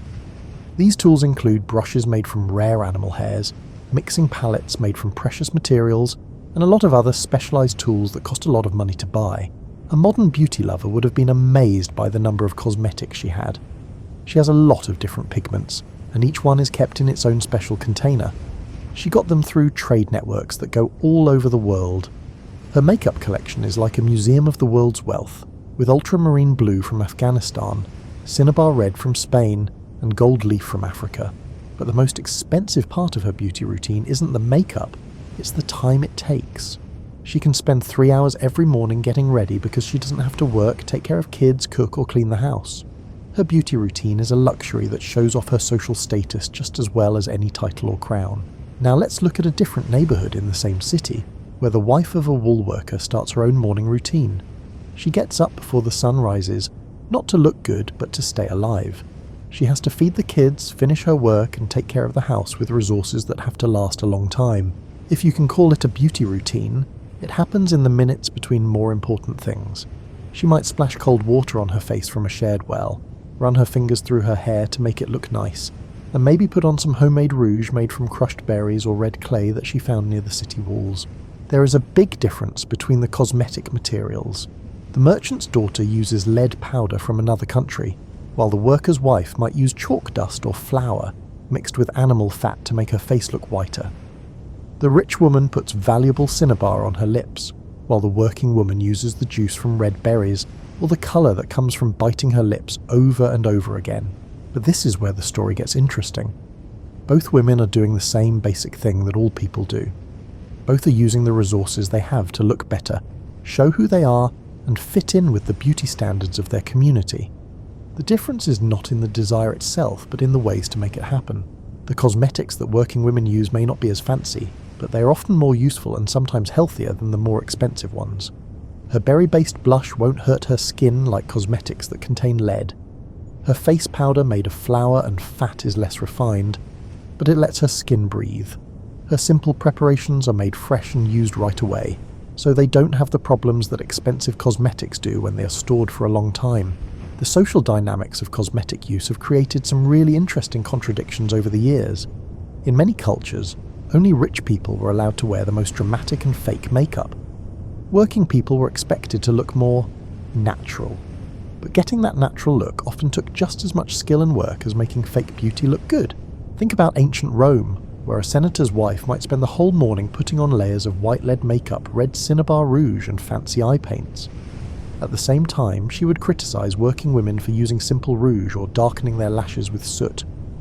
People thought that the wealthy woman's fake look was elegant and proper, but looks then a lower-class woman tried to make herself look better. It was often seen as vain or pretentious. This double standard existed in part because makeup was a way for people to show off their social status. The expensive makeup and complicated application methods showed that the person wearing it had the money to buy luxury items and the time to use them right. A woman who showed up at dawn with perfectly applied makeup was saying that she had servants to wake her up, get her makeup ready, and help her with the complicated process of putting it on. Beauty tools also showed how wealthy someone was. Rich women had mirrors made of polished silver or bronze that were often decorated with detailed engravings and put in expensive frames. They made their makeup brushes out of animal hairs from faraway places and gave them handles made of ivory, gold, or rare woods. Their makeup containers were works of art in their own right, meant to show off their wealth and taste. Women who worked used much simpler tools. Their mirrors could be pieces of polished metal, or even a bowl of clear water. They often made their brushes out of things they had on hand, like frayed twigs, scraps of cloth, or even their own fingers. Their makeup containers were useful because they could hold both makeup and food or other things when they weren't needed. Archaeological evidence indicates that, notwithstanding these material disparities, working women frequently exhibited greater innovation in their cosmetic techniques compared to their affluent counterparts. Because they had to try out different materials, which led to discoveries about natural cosmetics that rich people, who could afford expensive imported ingredients, might never have made. In medieval Europe, the cosmetic divide became even bigger when religious leaders linked makeup to moral decay. The church taught that God made people perfectly, and trying to make God's creation better could be a sin. This religious view made things complicated for society because rich women kept using fancy makeup in private, while pretending in public that their beauty was completely natural. This religious restriction had an interesting effect on how cosmetics were made. Women learned how to make makeup that looked natural but made them look much better. They learned how to subtly lighten their skin, make their lips look naturally red, and darken their lashes in ways that looked like natural gifts rather than fake improvements. The growth of trade guilds in medieval cities gave working-class women more chances to get involved in the world of cosmetics. As part of their professional training, women who worked as perfumers, ointment makers, or cosmetic preparers could get better ingredients and learn more advanced methods. These women often acted as links between high-end and low-end beauty practices by finding ways to use expensive methods with cheap materials. Royal courts have always been places where new cosmetics were tested out. With unlimited resources and a lot of competition, people were always trying new things. Court ladies would compete to look the best and most fashionable, which caused makeup techniques and beauty standards to change quickly. The beauty routines that started in royal courts would eventually spread throughout society, but they would often be simpler and more useful. The French court of Versailles during the reign of Louis XIV is a great example of how elite cosmetic culture could get very complicated. Court ladies would spend hours each day putting on layers of white paint, rouge, and fancy decorations. For example, they would cut small patches from silk or velvet and put them on their faces in patterns that showed how they felt, what political party they belonged to, or whether they were available for romance. These court fashions were so fancy and costly that they kept anyone who wasn't very rich from fully participating. One pot of the best white face paint could cost as much as a servant's yearly pay. Because it took so long to do it right, only women with a lot of servants could get the full effect. But even the servants at Versailles made their own beauty products, making simpler versions of the latest fashions using things they could afford or get through their jobs. Kitchen maids used lard and flour to make their faces look like the white paint used by the rich. Laundresses made colourful makeup out of the leftover dyes from washing clothes. Seamstresses made their own beauty patches out of scraps of fabric. During times of social unrest, the difference between high-end and everyday cosmetics became even more clear. For instance, during the French Revolution, the elaborate makeup styles that were popular with the upper class became not only unfashionable, but also dangerous. Women who went out in public with the white face paint and rouge of the old regime could have been seen as enemies of the revolution. This made beauty practices more democratic because former aristocrats had to learn how to make simple, natural-looking makeup. At the same time, working women had more freedom to try out makeup techniques that were only available to the upper classes. The revolution literally changed the way French women looked, setting new standards that valued natural beauty and simplicity. The imperial court in ancient China came up with very complicated beauty practices that took years of training to learn how to do right. Court ladies would try to make their skin look perfect, their eyebrows look perfect, and their lips look beautiful. The imperial palace came up with these methods, which were kept secret by palace servants for generations and never shared with anyone outside the palace. But Chinese beauty culture also had a long history of everyday beauty practices that were open to everyone. Women in the village came up with their own ways to use local materials, like rice water for cleaning, flower petals for colour, and different plant extracts for skin care. These folk practices were often more useful and sometimes worked better than the fancy ones used in court. It wasn't just about money that elite and everyday cosmetics were different. It was also about risk. Wealthy women could try dangerous things like mercury, lead, and arsenic, because they could get medical help when these things made them sick. Working women, who couldn't afford such medical care, had to find safer ways to use cosmetics that used natural ingredients and had fewer harmful side effects. This safety gap had long-term effects on the development of cosmetics. Working women who couldn't afford dangerous alternatives were the first to find and improve many of the best and safest cosmetic ingredients. Their useful new ideas eventually changed the way rich women used cosmetics, as they began to see the benefits of safer, more natural ways to look good. The tools and methods used to put on makeup also showed social divisions in interesting ways. Rich women could buy special tools for every part of putting on makeup. For example, they had different brushes for different types of paint, precise tools for making perfect shapes, and complicated storage systems for keeping their makeup collections in order. Women who worked came up with tools and methods that worked best for many different tasks. You could use one brush to put on both lip colour and blush. You could use a small mirror for both personal grooming and work that requires a lot of detail, like needlework. These useful new tools were often better than more specialised elite tools, so people from all walks of life started using them. As you think about these historical differences between elite and everyday beauty practices, you see more than just differences in how people use cosmetics. You see how human creativity adapts to new situations, how necessity leads to new ideas, and how the basic desire for beauty crosses social boundaries even when the ways to get it are very different. As you continue your peaceful journey through the night, let your mind wander to one of the most interesting parts of cosmetic history: the secret meanings, spiritual significance, and hidden messages that makeup has carried throughout human history. Cosmetics have been more than just decoration.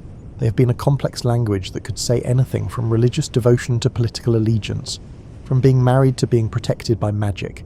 Picture yourself as a skilled anthropologist who can read these pictures as you walk through a busy market in ancient Babylon around 600 BCE.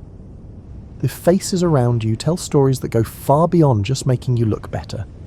People who know what they're looking at can read the meaning of each painted eye, rouged cheek, and carefully applied lip colour like pages from an illuminated manuscript. The woman with the blue-green eyeshadow isn't just following fashion.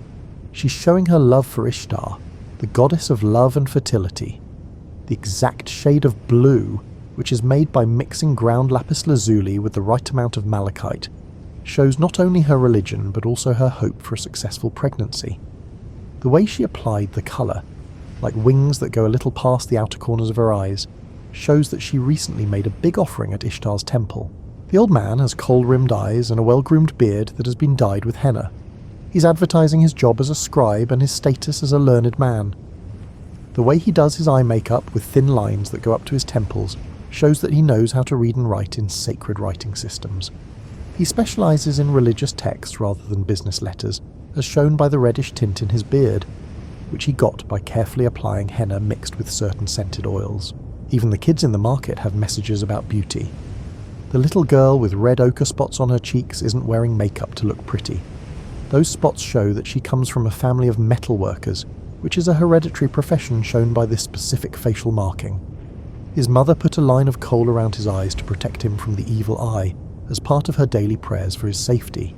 This complicated system of cosmetic communication was used by almost all ancient cultures, but the meanings of the cosmetics were very different from one culture to another. The one thing that stayed the same was that people could use their faces as a canvas to share complicated information about who they are, what they believe, their status, and their plans. In ancient Egypt, cosmetics had a lot to do with religious ideas about the afterlife and the journey of the soul. The unique eye makeup that both men and women wore wasn't just for looks, it was also a way to protect their spirits. The black coal stood for the rich soil of the Nile Delta, which stood for new life and rebirth. The green eyeshadow made from malachite linked the person who wore it to the god Horus and the promise of being reborn. Imagine an Egyptian priestess getting ready for a religious ceremony at the Temple of Hathor. Her makeup routine is as planned out as the ritual itself. She starts by putting down a base of white chalk mixed with natron. This makes a clean canvas that stands for spiritual cleansing. She then carefully paints the religious symbols that represent her role, such as golden highlights that stand for the sun god Ra, blue accents that connect her to the night sky and the goddess Nut, and red elements that stand for life force and divine power. Every stroke of the brush has meaning. The way she draws her eye makeup in wing-like shapes is like the protective wings of the goddess Isis. The exact geometric shapes she makes on her forehead and cheeks are not just for decoration, they are sacred symbols that show her rank in the temple hierarchy and her specific ritual duties. The perfumes she wears are just as important. The frankincense oil she puts on her wrists connects her to divine communication, because its smoke carries prayers to the gods. The myrrh she puts on her throat is a sign of protection against evil and the preservation of holy speech. The jasmine oil she uses in her hair stands for feminine divine power and the drawing in of good spiritual forces. In ancient India, the language of cosmetics was just as complicated and important. The tilaka, which are coloured marks on the forehead, were a complex way to identify someone. A knowledgeable person could tell their religious sect, where they came from, their social caste, and even their current spiritual state. Picture meeting a merchant from southern India in a market in the north. The red and white vertical lines on his forehead show that he is a follower of Vishnu, and the specific pattern shows that he is from a certain area and is a merchant. The small dot of sandalwood paste on his forehead means that he's going through a period of ritual purification, probably to get ready for an important business deal or religious festival. The women in his family would send even more complicated beauty messages. When a married woman puts red sindoor powder in her hair, it tells everyone she meets that she is married. The colour and width of the application may also show if she is newly married, has kids, or is pregnant. The henna on her hands could tell the story of her wedding, her family history, and her hopes for the future. In ancient China, the use of cosmetics had a lot to do with Taoist philosophy and the idea of balance between opposing forces. The pale white face powder stood for yin, which is the feminine, accepting, and peaceful principle. The red lip and cheek colour stood for yang, which is the masculine, active, and dynamic principle. People thought that achieving perfect cosmetic balance meant bringing these forces into harmony, which would improve not only beauty but also spiritual and physical health. Some of the makeup used in Chinese courts during the Tang dynasty was meant to make political statements. The way someone paints their eyebrows could show which court factions they are loyal to. The placement and colour of decorative elements on the face may indicate support for particular policies or political ideologies. The choice of perfume could even be political, since different scents were linked to different parts of the empire and their cultural values. European medieval cosmetics had their own complicated symbolic meanings, but these were often hidden by religious rules about how to use them. When the church told women not to wear makeup because it was vain, they came up with subtle cosmetic codes that let them share important information while still looking like they were naturally beautiful. A pale complexion, which could be achieved by using white powders carefully and staying out of the sun, showed that someone was of noble birth and had a lot of free time. Slightly rosy cheeks, which could be made by pinching or lightly applying rouge, made people look young and healthy. People who were rich could afford to eat well and keep their teeth clean, which showed good nutrition and careful hygiene. But medieval cosmetics also sent more specific messages. Some perfumes could mean that a person is ready to get married or is already in a relationship. The way the hair is styled, often with oils and subtle colouring, could show where the person is from or who their family is. The cleanliness and care of fingernails even had social meaning, showing whether someone worked with their hands or lived a life of leisure. As court culture created complex systems of visual communication during the Renaissance, the meaning of cosmetics became more complex.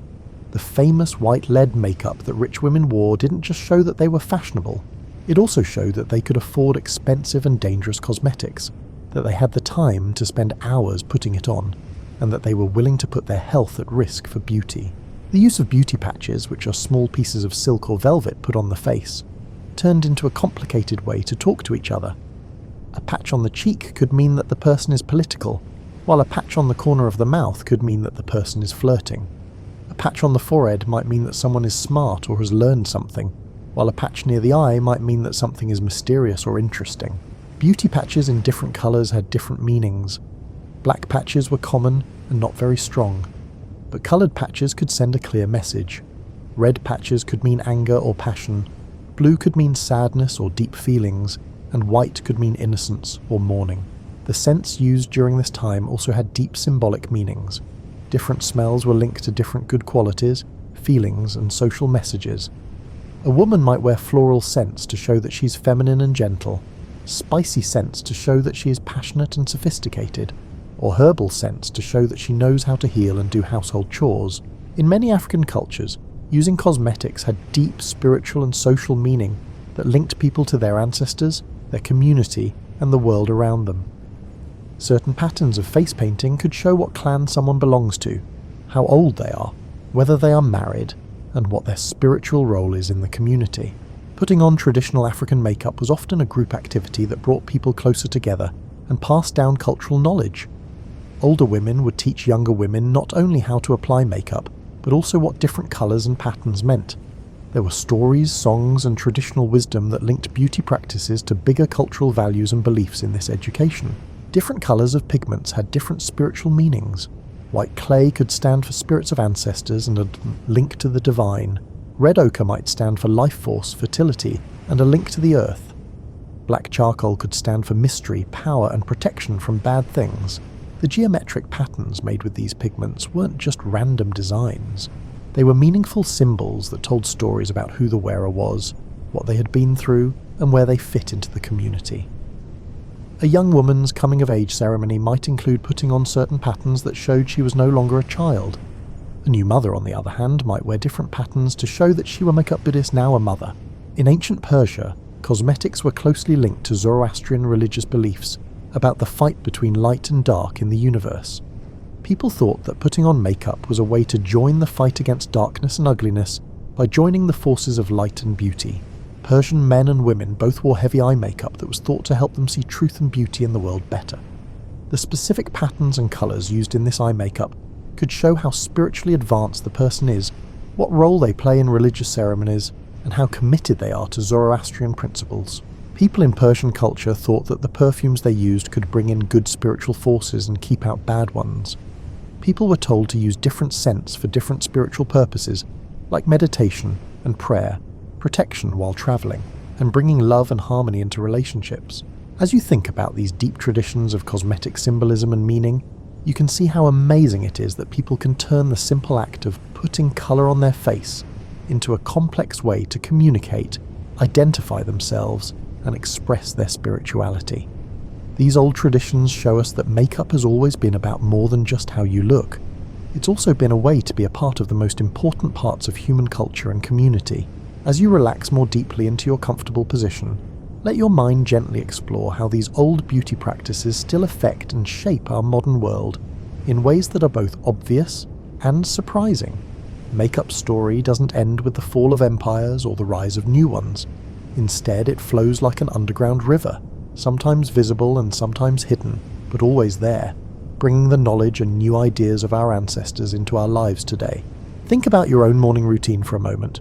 When you wash your face with a gentle cleanser, you're taking part in a ritual that goes back to ancient Egyptian priests who used natron and oils to clean themselves before going to see their gods.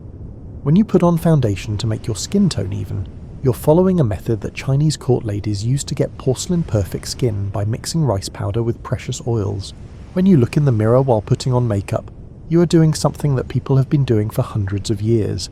Even though your mirror is made of silvered glass instead of polished bronze or obsidian, and your makeup comes from labs instead of being ground by hand from minerals and plants, the basic experience is still the same. You're changing who you are and getting ready to face the world. You're taking part in the ancient dance between identity and appearance. Even though modern cosmetic science is very advanced, it keeps finding the wisdom that was already there in ancient beauty practices. People first noticed that retinoids could help with aging in oils from fish liver that were high in vitamin A. Egyptian women used sour milk and fruit acids to smooth their skin, so they knew that alpha-hydroxy acids could do the same. Ancient cultures used honey and plant mucilages to keep their skin soft and supple, which is similar to how hyaluronic acid works. Think about how the colours people liked in the past still affect the styles of makeup today. The red lips that were popular in ancient Rome and China are still a classic look that never really goes out of style. The dramatic eye makeup that ancient Egyptians invented comes back into style all the time, from the mod looks of the 1960s to the bold graphic styles of modern makeup artists. The idea that makeup can change a person's appearance has been around for a long time and is still driving new cosmetic products today. Like shamans in the past used face paint to talk to spirits, makeup artists today help people explore different parts of who they are. The traditions of face painting that started as religious rituals have had an impact on everything from Halloween makeup to special effects in movies and TV shows. Ancient colour symbolism is still present in small ways in modern culture. Red has been linked to power and passion since prehistoric times, when it was used in ochre paintings. This still affects how we see red lipstick and clothing. The link between white and purity, which was developed by ancient cultures from Egypt to China, is still important in bridal makeup and formal aesthetics. The social dynamics of ancient cosmetic culture are very similar to those of modern beauty practices. The difference between high-end and everyday cosmetics that existed in ancient civilizations is the same as the difference between high-end and drugstore beauty brands today. The same psychological drives that made ancient court ladies compete with each other by wearing elaborate makeup still drive modern beauty influencers and their fans. Modern cosmetic scientists are figuring out how to use old makeup techniques that took hundreds of years to develop and perfect. Using modern chemistry and manufacturing methods, we are recreating the long-lasting formulas that ancient cultures came up with through trial and error. Water-resistant eye makeup, which was first used by ancient cultures for both practical and spiritual reasons, is now a common part of modern cosmetics. The idea that cosmetics were medicine in ancient times still affects how beauty products are made today. The practice of using makeup to protect and heal skin, which goes back to ancient Egypt and traditional Asia, is what drives modern research into cosmeceuticals, which are products that mix cosmetics and medicine. This old wisdom is still true today. Sunscreen in foundation, anti-aging ingredients in concealer, and lip products that heal. Many modern sustainable beauty movements look to the past for ideas, bringing back old ingredients and methods that were lost when cosmetics became industrialized. Brands that focus on natural ingredients, traditional methods of making things, and having as little of an impact on the environment as possible are basically going back to the ideas that guided the development of cosmetics for thousands of years before the modern chemical industry. The ritualistic elements of ancient makeup applications still have psychological benefits that modern users instinctively grasp. The meditative quality of carefully putting on makeup, the feeling of changing and getting ready, and the connection to cultural traditions are all still important parts of the cosmetic experience today, just like they were for ancient practitioners. Old packaging and tools for applying makeup still have an effect on how cosmetics are made today. The beautiful containers that ancient cultures made to hold valuable cosmetics inspire modern packaging that focuses on luxury and craftsmanship. Brushes, sponges, and precise applicators are still used in the same way they were thousands of years ago. This shows that some new ideas are so good that they last through time. The age-old practice of passing down cosmetic recipes from one generation to the next is still going strong today. Even though people today don't grind their own pigments or mix their own formulas, they still share beauty knowledge through social media, beauty communities, and family traditions. This is how knowledge has always been passed down. There are strong echoes of ancient perfume traditions in modern times. Modern perfume makers are still influenced by the layering techniques that ancient Persian and Arab perfumers came up with. Using incense and aromatherapy to improve mood and spiritual practice is a direct link to ancient customs. Even modern perfume ads often use old ideas about how smell affects feelings, memories, and identity. The gender-fluid approach to cosmetics that was common in many ancient cultures is making a comeback in modern beauty culture.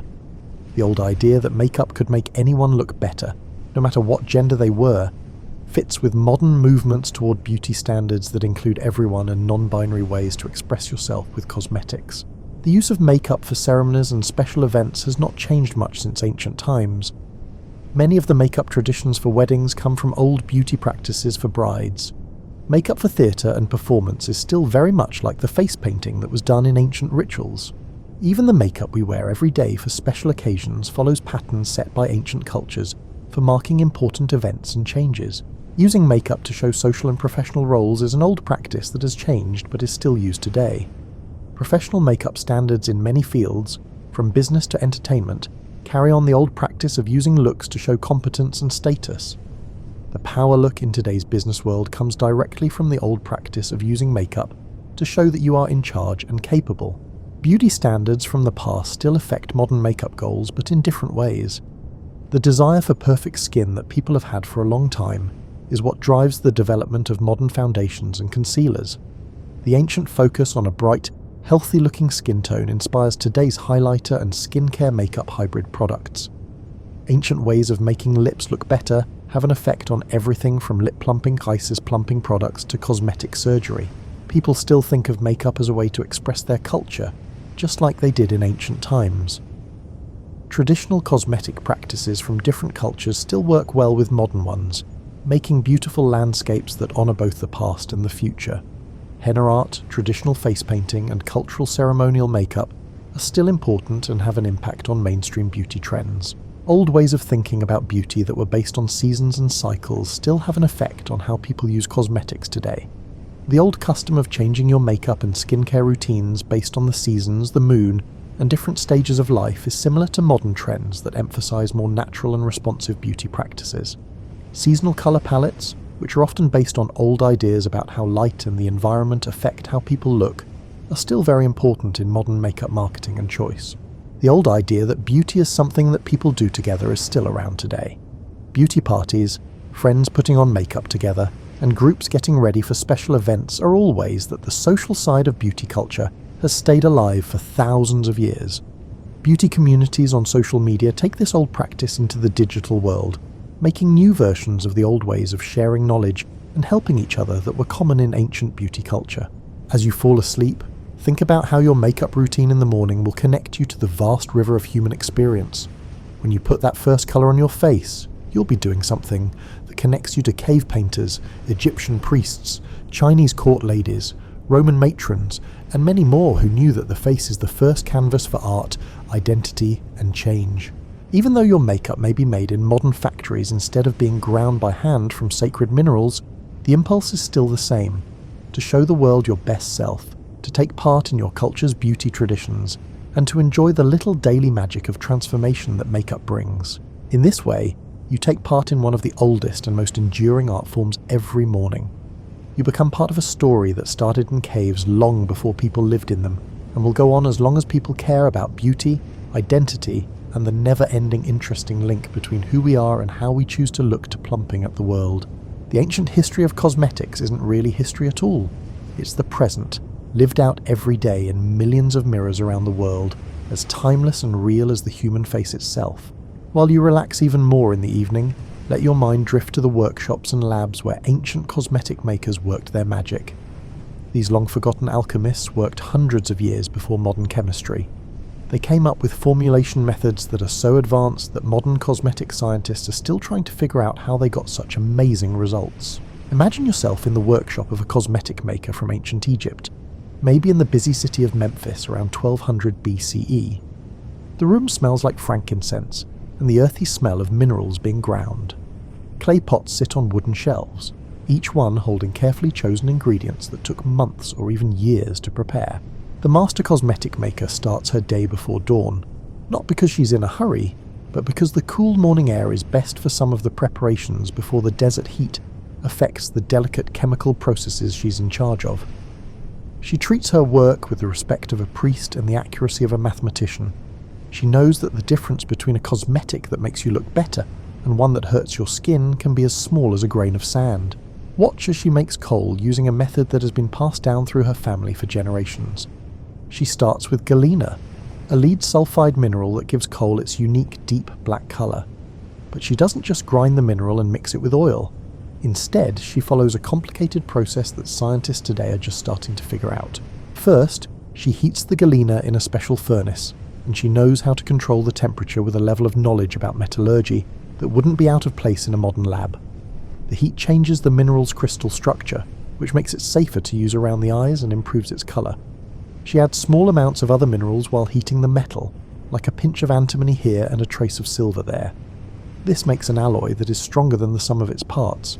After that, the grinding process takes hours of careful work. She makes a powder from the treated mineral that is so fine it feels like silk between her fingers by using a palette made of carefully chosen stone. The consistency has to be just right. If it's too coarse, the kohl will scratch the delicate skin around the eyes, and if it's too fine, it won't stay on or cover well. The mixing of the final formula is where science and art really come together. She mixes the powdered mineral with a carefully balanced blend of animal fats, plant oils, and fragrant resins. The fats help the pigment stick to the skin and make it easier to apply. The oils keep the mixture from drying out too quickly, and the resins act as natural preservatives and add a light scent. But the right amounts are very important, and they change with the season, the use, and even the moon phase. Summer versions have more oils to keep the kohl from drying out in the heat, and winter versions have more fats to protect it from cold winds. Kohl made for everyday use is different from kohl made for religious ceremonies or special events. The ancient Egyptians knew something that modern cosmetic science has rediscovered. How ingredients are put together is often more important than the ingredients themselves. They came up with ways to make stable emulsions, control particle size, and get consistent colour that are just as good as what modern manufacturing methods can do. They knew a lot more than just kohl. Egyptian makeup artists made lip colours that brought out the natural tones of different skin types instead of hiding them, as well as eyeshadows that wouldn't smudge even when you sweat and rouge that stayed bright for hours in the desert heat. They were able to get these results without using any of today's preservatives, stabilizers, or colorfast atlafast technologies. Ancient Chinese cosmetics were just as advanced, but they were based on different ideas from traditional Chinese medicine and Taoist philosophy. Chinese cosmetic makers thought of their work as a way to heal people. They made products that not only made people look better but also made them healthier and happier. Think about going to a Chinese cosmetic workshop in the Tang dynasty around 750 CE. The master craftsman starts his work by meditating and doing purification rituals. He knows that how he feels will affect the quality of what he makes. He thinks that cosmetics made with good intentions and care will pass those qualities on to the people who use them. Modern cosmetic scientists are still trying to figure out how to make Chinese face powder. The craftsman starts with rice that has been carefully chosen for its type, how it grows, and when it is harvested. Different kinds of rice make powders with different qualities. Some give better coverage, others make the surface smoother, and still others give the most natural-looking finish. First, the rice is washed in spring water that temple priests have blessed. Then, it is dried in a certain way that keeps the humidity and temperature just right.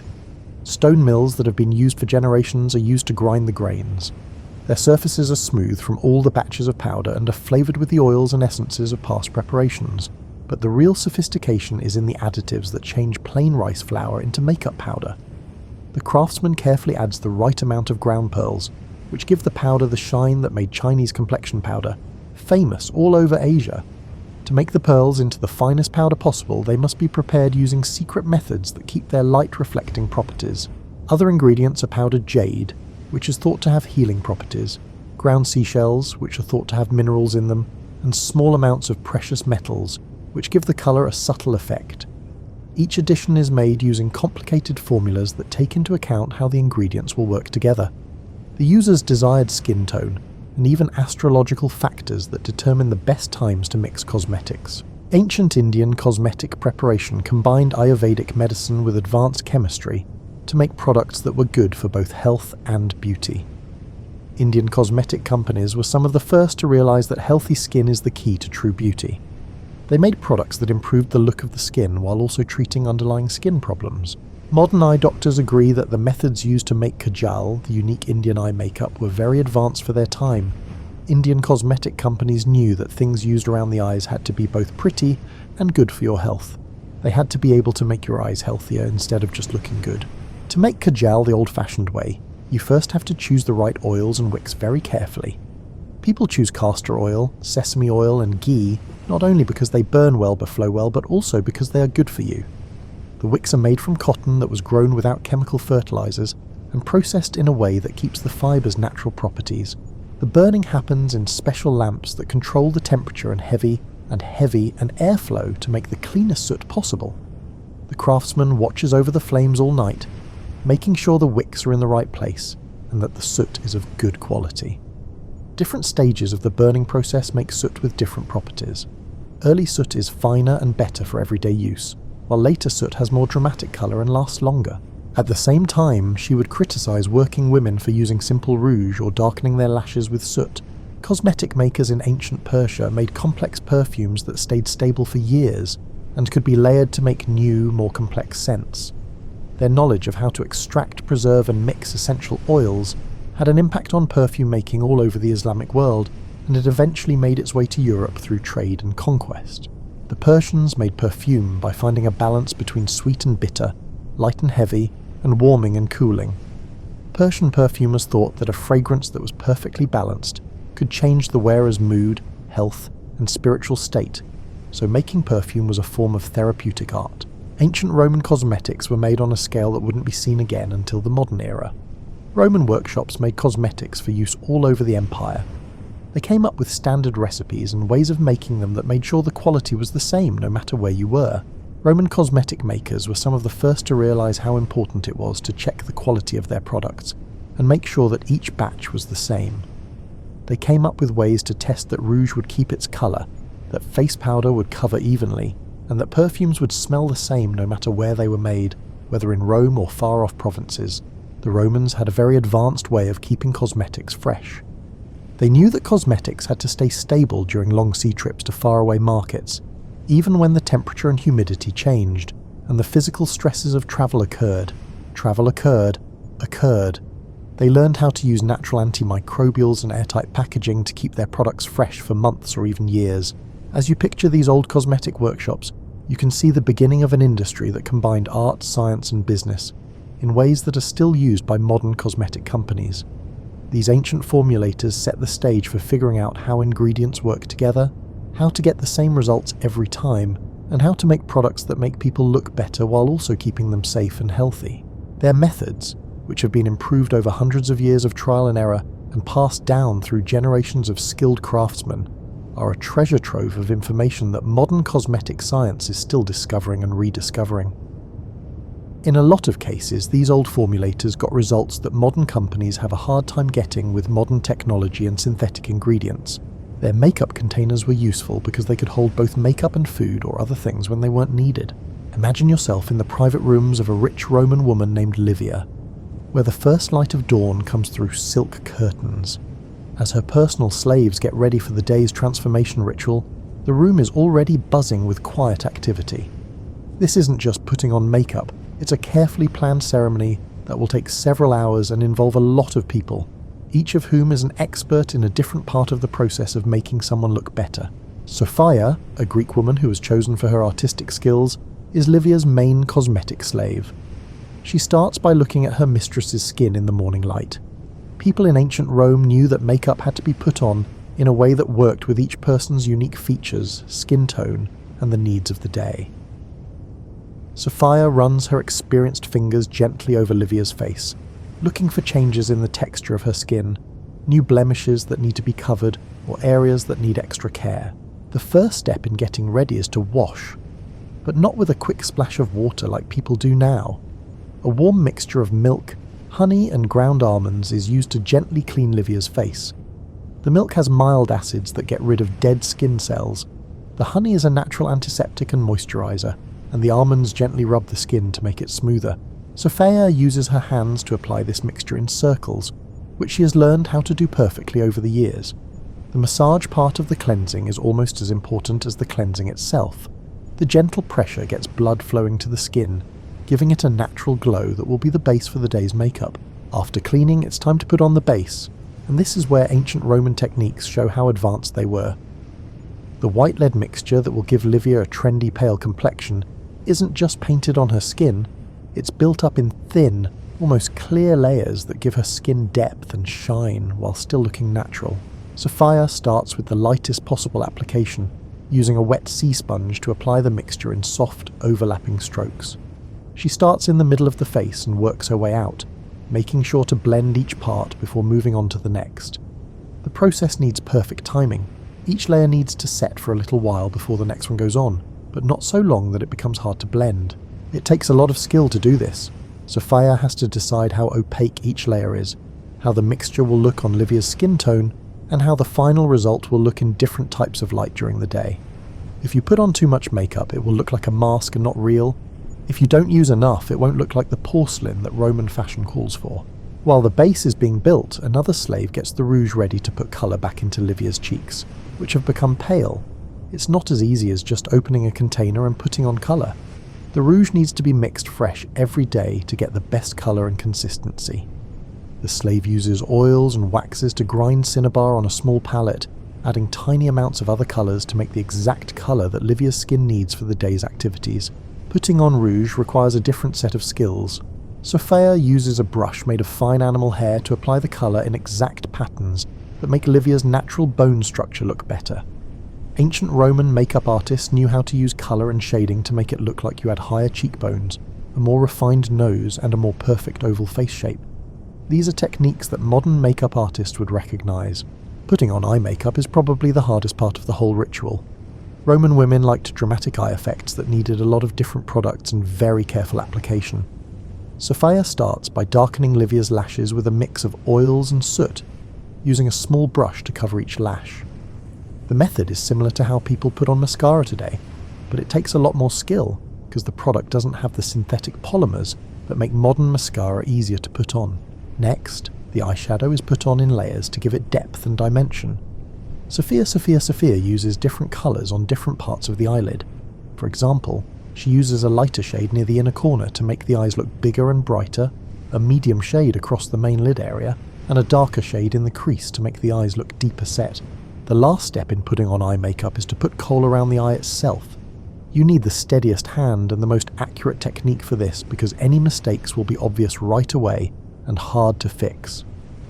Sophia uses a thin bronze rod to apply the kohl in smooth, even lines that follow the natural shape of Livia's eyes and go a little past the outer corners to make the dramatic look that Roman fashion likes. Livia stays almost still the whole time, which is something that rich Roman women learned as kids. People thought that being able to sit still for hours while makeup was put on was a sign of refinement and self-control. But this isn't just free time. Livia uses these hours to think, plan her day, and sometimes even dictate letters to scribes while she changes. The last part of putting on makeup is painting the lips with a red pigment made from crushed insects and plant dyes. Sophia uses a small brush to make the perfect shape for her lips. She often paints outside or inside the natural lip line to get the proportions that Roman beauty standards call for. But the ritual doesn't end when the makeup is done. People put the finishing touches on Livia's hair with scented oils while they painted her face. She has carefully arranged her clothes to go with her finished look, She even picks out her jewellery to go with the colours and style of her makeup. Now imagine yourself in ancient Japan, where the ritual for putting on makeup is even more complicated and full of meaning. Before midnight and until dawn, a Heian court lady's private quarters are transformed in one of history's most elaborate beauty rituals. The Japanese way of putting on makeup was based on the idea of layers, not just layers of makeup, but also layers of meaning, symbolism, and artistic expression. Each part of the look was carefully chosen to go with the clothes, accessories, perfume, and even the weather and season of the day. The attendants of the court lady start the process by cleaning and conditioning her skin with a series of treatments that take several hours to finish. They gently scrub her skin with rice bran mixed with different flower waters, and then they put camellia oil on her skin to keep it moist and safe. It takes years of practice to master the art of putting on the white face powder that is a big part of Heian makeup. You should be able to see no brush marks or uneven areas when you apply the powder. The coverage must be full and opaque, changing the woman's natural colour into a surface that looks like porcelain and serves as a canvas for the artistic elements that will follow. To paint the fake eyebrows, which are small ovals on the forehead, you need the skill of a master calligrapher. The paint must be applied with smooth, confident strokes that show no hesitation or correction. Each eyebrow must be the same size, shape, and position. The tiny red lips painted in the middle of the mouth are the most unique part of Heian makeup, and may be the hardest to do. The shape must be perfectly symmetrical and fit perfectly in the middle of the mouth.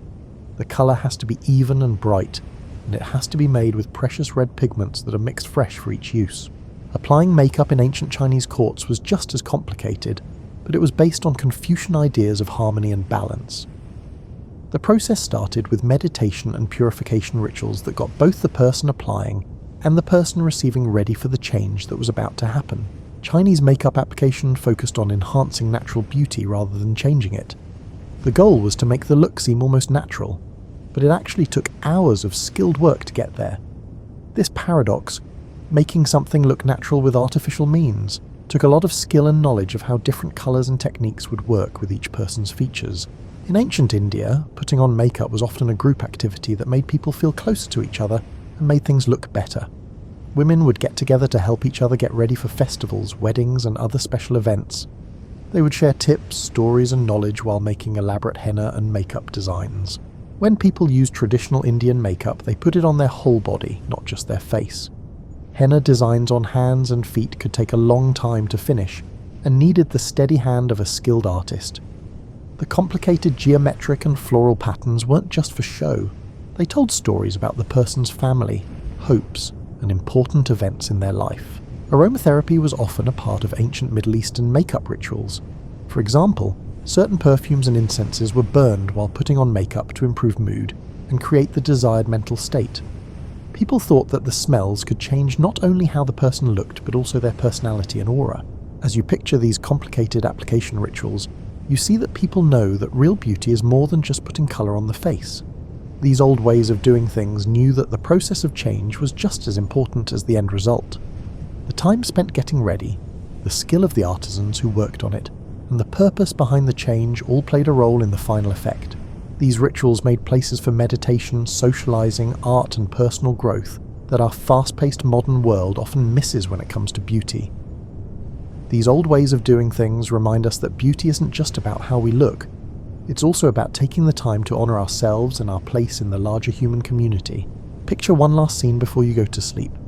You're looking into a mirror that can show you not only your own reflection, but also the voices of everyone who has ever looked into a mirror to get ready for the day. You can see the cave painter looking at their ochre-painted cheeks in a pool of still water on that silvered surface. You can see the Egyptian priestess looking at her coal-lined eyes in shiny bronze. The Chinese court lady is perfecting her porcelain skin. The Roman matron is fixing her rouge, and the Indian bride is admiring her henna-decorated hands. All of these people, who lived thousands of years apart and in very different places, share the same basic human desire: to show the world their best self, to take part in their culture's idea of beauty, and to enjoy the small daily miracle of change that makeup brings. Your own reflection is part of this never-ending parade, which connects you to everyone who has ever mixed pigment with oil, ground minerals into powder, or carefully applied colour to make their natural features look better. You carry on their wisdom, their new ideas, and their belief that beauty is one of the most lasting and important ways that people express themselves. Modern eyeliner is made from ancient Egyptian kohl that you can still find in your bathroom cabinet. Roman rouge is still used in modern blush. Modern foundation is based on Chinese face powder. Today's temporary tattoo art is based on Indian henna. The tools and ingredients may be different, but the basic art stays the same. When you look in the mirror tomorrow morning and start your own beauty routine, you'll be taking part in one of the oldest traditions in human history. You will be adding your own chapter to a story that began in caves long ago and will go on as long as people care about beauty, identity, and the magical change that happens when colour meets skin. You are part of this old, beautiful, never-ending story, so sleep well. Think about Egyptian palettes and Chinese brushes, Roman rouge and Indian henna, and all the people who have used makeup tools and all the faces that have been changed by the soft magic of light and pigment. The history of makeup goes back thousands of years, and every time you put it on, choose a colour or change your look, you are continuing that history. You are the newest artist in the longest-running art form in history. Tomorrow, you'll paint your masterpiece again. Have a good night's sleep, lovely dreamer. May your rest be as peaceful as the satisfaction of ancient cosmetic makers who, after hours of careful work, finally set down their brushes and admired their finished work in the soft glow of oil lamps and candles, knowing they had helped someone become the best version of themselves. As you think about these historical differences between elite and everyday beauty practices, you see more than just differences in how people use cosmetics. You see how human creativity adapts to new situations, how necessity leads to new ideas, and how the basic desire for beauty crosses social boundaries, even when the ways to get it are very different. As you continue your peaceful journey through the night, let your mind wander to one of the most interesting parts of cosmetic history: the secret meanings, spiritual significance, and hidden messages that makeup has carried throughout human history. Cosmetics have been more than just decoration. They have been a complex language that could say anything from religious devotion to political allegiance, from being married to being protected by magic. Picture yourself as a skilled anthropologist who can read these pictures as you walk through a busy market in ancient Babylon, around 600 BCE. The faces around you tell stories that go far beyond just making you look better. People who know what they're looking at can read the meaning of each painted eye, rouged cheek, and carefully applied lip colour like pages from an illuminated manuscript. The woman with the blue-green eyeshadow isn't just following fashion, she's showing her love for Ishtar, the goddess of love and fertility. The exact shade of blue, which is made by mixing ground lapis lazuli with the right amount of malachite, shows not only her religion, but also her hope for a successful pregnancy. The way she applied the colour, like wings that go a little past the outer corners of her eyes, shows that she recently made a big offering at Ishtar's temple. The old man has kohl-rimmed eyes and a well-groomed beard that has been dyed with henna. He is advertising his job as a scribe and his status as a learned man. The way he does his eye makeup with thin lines that go up to his temples shows that he knows how to read and write in sacred writing systems.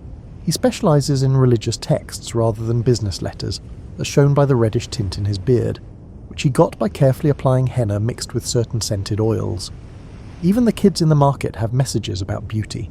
The little girl with red ochre spots on her cheeks isn't wearing makeup to look pretty. Those spots show that she comes from a family of metal workers, which is a hereditary profession shown by this specific facial marking. His mother put a line of kohl around his eyes to protect him from the evil eye as part of her daily prayers for his safety. This complicated system of cosmetic communication was used by almost all ancient cultures, but the meanings of the cosmetics were very different from one culture to another. The one thing that stayed the same was that people could use their faces as a canvas to share complicated information about who they are, what they believe, their status, and their plans. In ancient Egypt, cosmetics had a lot to do with religious ideas about the afterlife and the journey of the soul. The unique eye makeup that both men and women wore wasn't just for looks, it was also a way to protect their spirits. The black kohl stood for the rich soil of the Nile Delta, which stood for new life and rebirth. The green eyeshadow made from malachite linked the person who wore it to the god Horus and the promise of being reborn. Imagine an Egyptian priestess getting ready for a religious ceremony at the Temple of Hathor. Her makeup routine is as planned out as the ritual itself. She starts by putting down a base of white chalk mixed with natron. This makes a clean canvas that stands for spiritual cleansing. She then carefully paints the religious symbols that represent her role, such as golden highlights that stand for the sun god Ra, blue accents that connect her to the night sky and the goddess Nut, and red elements that stand for life force and divine power. Every stroke of the brush has meaning. The way she draws her eye makeup in wing-like shapes is like the protective wings of the goddess Isis. The exact geometric shapes she makes on her forehead and cheeks are not just for decoration. They are sacred symbols that show her rank in the temple hierarchy and her specific ritual duties. The perfumes she wears are just as important. The frankincense oil she puts on her wrists connects her to divine communication because its smoke carries prayers to the gods. The myrrh she puts on her throat is a sign of protection against evil and the preservation of holy speech. The jasmine oil she uses in her hair stands for feminine divine power and the drawing in of good spiritual forces. In ancient India, the language of cosmetics was just as complicated and important. The tilaka, which are coloured marks on the forehead, were a complex way to identify someone. A knowledgeable person could tell their religious sect, where they came from, their social caste, and even their current spiritual state. Picture meeting a merchant from southern India in a market in the north. The red and white vertical lines on his forehead show that he is a follower of Vishnu, and the specific pattern shows that he is from a certain area and is a merchant. The small dot of sandalwood paste on his forehead means that he is going through a period of ritual purification, probably to get ready for an important business deal or religious festival. The women in his family would send even more complicated beauty messages. When a married woman puts red sindoor powder in her hair, it tells everyone she meets that she is married. The colour and width of the application may also show if she's newly married, has kids, or is pregnant. The henna on her hands could tell the story of her wedding, her family history, and her hopes for the future. In ancient China, the use of cosmetics had a lot to do with Taoist philosophy and the idea of balance between opposing forces. The pale white face powder stood for yin, which is the feminine, accepting and peaceful principle. The red lip and cheek colour stood for yang, which is the masculine, active and dynamic principle. People thought that achieving perfect cosmetic balance meant bringing these forces into harmony, which would improve not only beauty but also spiritual and physical health. Some of the makeup used in Chinese courts during the Tang dynasty was meant to make political statements. The way someone paints their eyebrows could show which court factions they are loyal to. The placement and colour of decorative elements on the face may indicate support for particular policies or political ideologies. The choice of perfume could even be political, since different scents were linked to different parts of the empire and their cultural values. European medieval cosmetics had their own complicated symbolic meanings, but these were often hidden by religious rules about how to use them. When the church told women not to wear makeup because it was vain, they came up with subtle cosmetic codes that let them share important information while still looking like they were naturally beautiful. A pale complexion, which could be achieved by using white powders carefully and staying out of the sun, showed that someone was of noble birth and had a lot of free time. Slightly rosy cheeks, which could be made by pinching or lightly applying rouge, made people look young and healthy. People who were rich could afford to eat well and keep their teeth clean, which showed good nutrition and careful hygiene. But medieval cosmetics also sent more specific messages. Some perfumes could mean that a person is ready to get married or is already in a relationship. The way the hair is styled, often with oils and subtle colouring, could show where the person is from or who their family is. The cleanliness and care of fingernails even had social meaning, showing whether someone worked with their hands or lived a life of leisure. As court culture created complex systems of visual communication during the Renaissance, the meaning of cosmetics became more complex. The famous white lead makeup that rich women wore didn't just show that they were fashionable, it also showed that they could afford expensive and dangerous cosmetics, that they had the time to spend hours putting it on, and that they were willing to put their health at risk for beauty. The use of beauty patches, which are small pieces of silk or velvet put on the face, turned into a complicated way to talk to each other. A patch on the cheek could mean that the person is political, while a patch on the corner of the mouth could mean that the person is flirting. A patch on the forehead might mean that someone is smart or has learned something, while a patch near the eye might mean that something is mysterious or interesting. Beauty patches in different colours had different meanings. Black patches were common and not very strong, but coloured patches could send a clear message. Red patches could mean anger or passion, blue could mean sadness or deep feelings, and white could mean innocence or mourning. The scents used during this time also had deep symbolic meanings. Different smells were linked to different good qualities, feelings, and social messages. A woman might wear floral scents to show that she's feminine and gentle, spicy scents to show that she's passionate and sophisticated, or herbal scents to show that she knows how to heal and do household chores. In many African cultures, Using cosmetics had deep spiritual and social meaning that linked people to their ancestors, their community, and the world around them. Certain patterns of face painting could show what clan someone belongs to, how old they are, whether they are married, and what their spiritual role is in the community. Putting on traditional African makeup was often a group activity that brought people closer together and passed down cultural knowledge. Older women would teach younger women not only how to apply makeup, but also what different colours and patterns meant. There were stories, songs, and traditional wisdom that linked beauty practices to bigger cultural values and beliefs in this education. Different colours of pigments had different spiritual meanings. White clay could stand for spirits of ancestors and a link to the divine. Red ochre might stand for life force, fertility, and a link to the earth. Black charcoal could stand for mystery, power, and protection from bad things. The geometric patterns made with these pigments weren't just random designs. They were meaningful symbols that told stories about who the wearer was, what they had been through, and where they fit into the community. A young woman's coming-of-age ceremony might include putting on certain patterns that showed she was no longer a child. A new mother, on the other hand, might wear different patterns to show that she will make up but is now a mother.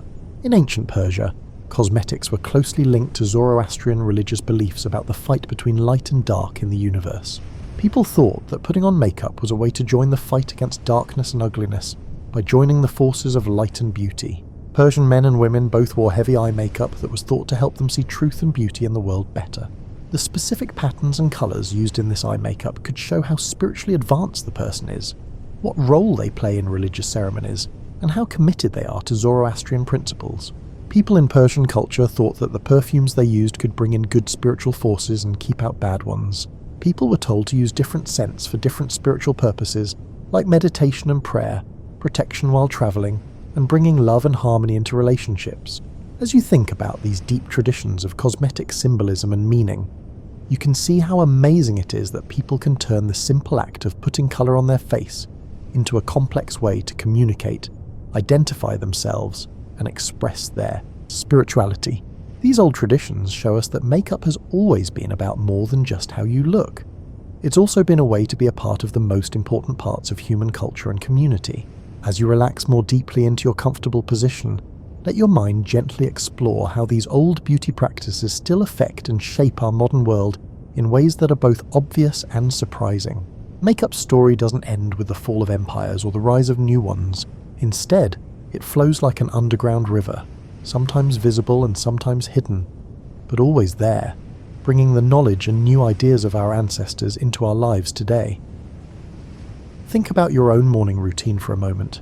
When you wash your face with a gentle cleanser, you're taking part in a ritual that goes back to ancient Egyptian priests who used natron and oils to clean themselves before going to see their gods. When you put on foundation to make your skin tone even, you're following a method that Chinese court ladies used to get porcelain perfect skin by mixing rice powder with precious oils. When you look in the mirror while putting on makeup, you're doing something that people have been doing for hundreds of years. Even though your mirror is made of silvered glass instead of polished bronze or obsidian, and your makeup comes from labs instead of being ground by hand from minerals and plants, the basic experience is still the same. You are changing who you are and getting ready to face the world. You're taking part in the ancient dance between identity and appearance. Even though modern cosmetic science is very advanced, it keeps finding the wisdom that was already there in ancient beauty practices. People first noticed that retinoids could help with aging in oils from fish liver that were high in vitamin A. Egyptian women used sour milk and fruit acids to smooth their skin, so they knew that alpha hydroxy acids could do the same. Ancient cultures used honey and plant mucilages to keep their skin soft and supple, which is similar to how hyaluronic acid works. Think about how the colours people liked in the past still affect the styles of makeup today. The red lips that were popular in ancient Rome and China are still a classic look that never really goes out of style. The dramatic eye makeup that ancient Egyptians invented comes back into style all the time, from the mod looks of the 1960s to the bold graphic styles of modern makeup artists. The idea that makeup can change a person's appearance has been around for a long time, and is still driving new cosmetic products today. Like shamans in the past used face paint to talk to spirits, makeup artists today help people explore different parts of who they are. The traditions of face painting that started as religious rituals have had an impact on everything from Halloween makeup to special effects in movies and TV shows. Ancient colour symbolism is still present in small ways in modern culture. Red has been linked to power and passion since prehistoric times, when it was used in ochre paintings. This still affects how we see red lipstick and clothing. The link between white and purity, which was developed by ancient cultures from Egypt to China, is still important in bridal makeup and formal aesthetics. The social dynamics of ancient cosmetic culture are very similar to those of modern beauty practices. The difference between high-end and everyday cosmetics that existed in ancient civilizations is the same as the difference between high-end and drugstore beauty brands today. The same psychological drives that made ancient court ladies compete with each other by wearing elaborate makeup still drive modern beauty influencers and their fans. Modern cosmetic scientists are figuring out how to use old makeup techniques that took hundreds of years to develop and perfect. Using modern chemistry and manufacturing methods, we're recreating the long-lasting formulas that ancient cultures came up with through trial and error. Water-resistant eye makeup, which was first used by ancient cultures for both practical and spiritual reasons, is now a common part of modern cosmetics. The idea that cosmetics were medicine in ancient times still affects how beauty products are made today. The practice of using makeup to protect and heal skin, which goes back to ancient Egypt and traditional Asia, is what drives modern research into cosmeceuticals, which are products that mix cosmetics and medicine. This old wisdom is still true today: sunscreen and foundation, anti-aging ingredients and concealer, and lip products that heal. Many modern sustainable beauty movements look to the past for ideas, bringing back old ingredients and methods that were lost when cosmetics became industrialized. Brands that focus on natural ingredients, traditional methods of making things, and having as little of an impact on the environment as possible are basically going back to the ideas that guided the development of cosmetics for thousands of years before the modern chemical industry. The ritualistic elements of ancient makeup applications still have psychological benefits that modern users instinctively grasp.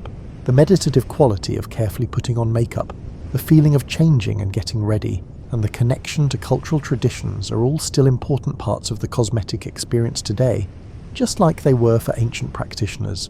Old packaging and tools for applying makeup still have an effect on how cosmetics are made today. The beautiful containers that ancient cultures made to hold valuable cosmetics inspire modern packaging that focuses on luxury and craftsmanship. Brushes, sponges, and precise applicators are still used in the same way they were thousands of years ago. This shows that some new ideas are so good that they last through time. The age-old practice of passing down cosmetic recipes from one generation to the next is still going strong today. Even though people today don't grind their own pigments or mix their own formulas, they still share beauty knowledge through social media, beauty communities, and family traditions. This is how knowledge has always been passed down. There are strong echoes of ancient perfume traditions in modern times. Modern perfume makers are still influenced by the layering techniques that ancient Persian and Arab perfumers came up with. Using incense and aromatherapy to improve mood and spiritual practice is a direct link to ancient customs.